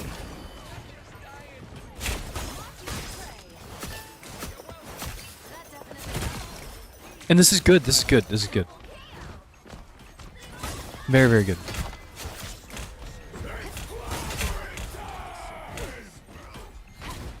Man. No way that's how you guys lose, right? Yep, it is because BP comes back now and Thing is here. And you guys are getting low. Fuck, man. That's devastating.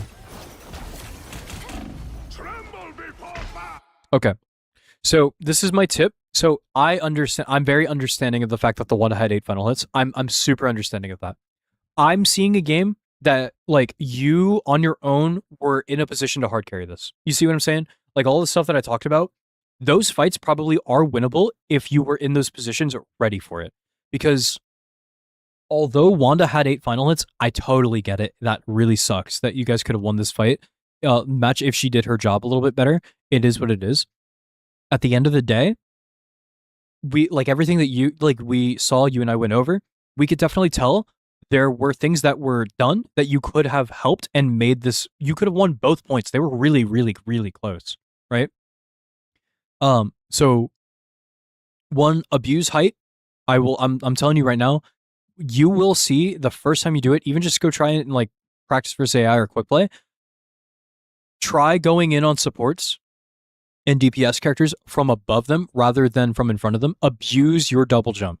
I'm telling you, the second that it clicks for you, you're going to be like, this is so much easier. This is so much easier. Because jumping around makes your life so nice because you don't have to touch the ground. Characters like Thing that counter you never have to interact with you. You just don't have to. You can choose not to. And this goes for any dive. Notice how BP did all of that, and you made his life hell. He died 8 times. But even though you dropped 18 final hits, he still had a really, really good time doing it. I don't expect anything from my teammates at this rank. Just trying to learn how to hard carry, given the character is broken. Been practicing engaging from height and practice. Grab, pursuit, jump, repeat. Exactly. Yeah. That's a good way to do it because all you can control is yourself, you know?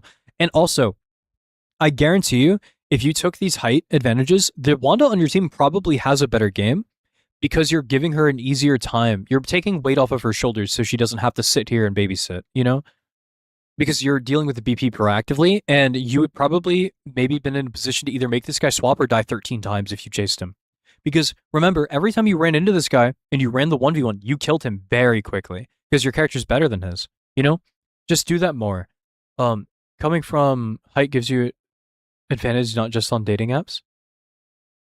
Sure. Oh, I see what you're saying. That's funny. Okay, that's a joke. Okay. Jump, grab, jump, pursuit, jump, grab, jump, pursuit, jump. Yeah, exactly. You can literally be in the air forever. Because their BP, we saw him doing it earlier. Look how much easier his life was doing that. And his character sucks. His character stinks. But your character is his character on steroids. You know? So you could have been doing the same thing. You probably would have been having such a free and easy time. You'd have had such a good time. Such a jolly time.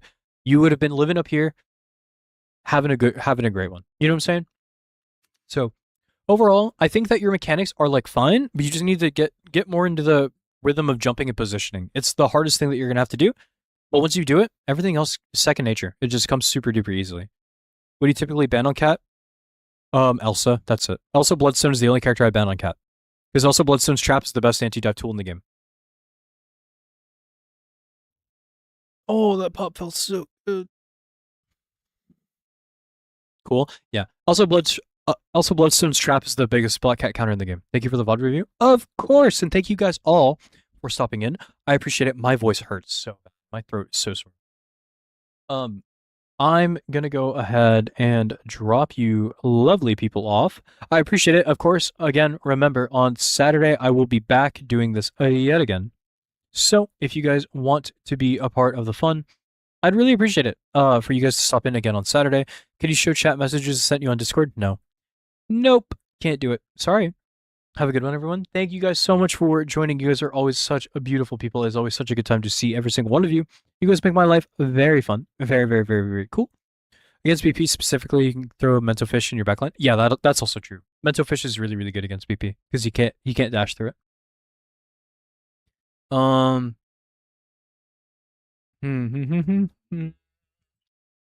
gonna go ahead and raid. Oh no. Oh, let's just do somebody new, I guess. I'll scroll down really far and just check.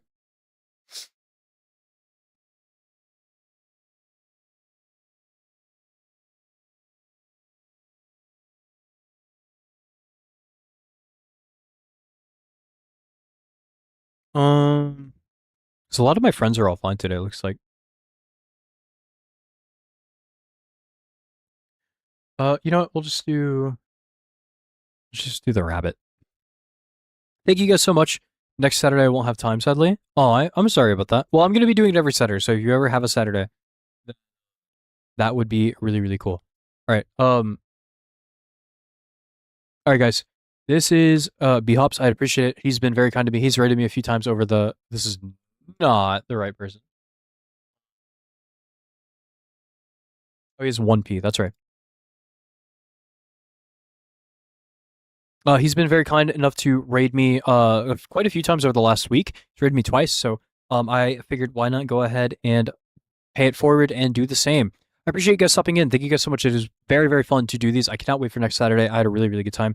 You guys are beautiful. You're very lovely, and I hope that you guys have a good one. Go kiss your family. Go kiss your partner, and go give them a hug. Tell them you love them. I love you guys so much. Thank you guys so much for all the love and support. I hope the reviews were helpful, and I'll talk to you guys later. See you later. Love you. Bye. Mwah. Take care. And YouTube chatters, of course, you guys will not be joining the raid, but I do appreciate you guys coming in. Ivy, thank you so much for stopping by. I had a really, really good time seeing you. And Young Grad, you as well. Thank you guys so much. Fear, of course, if you're still here, thank you guys so much for all the love and support. I'll talk to you guys soon. I'm going to go get some water. See you later.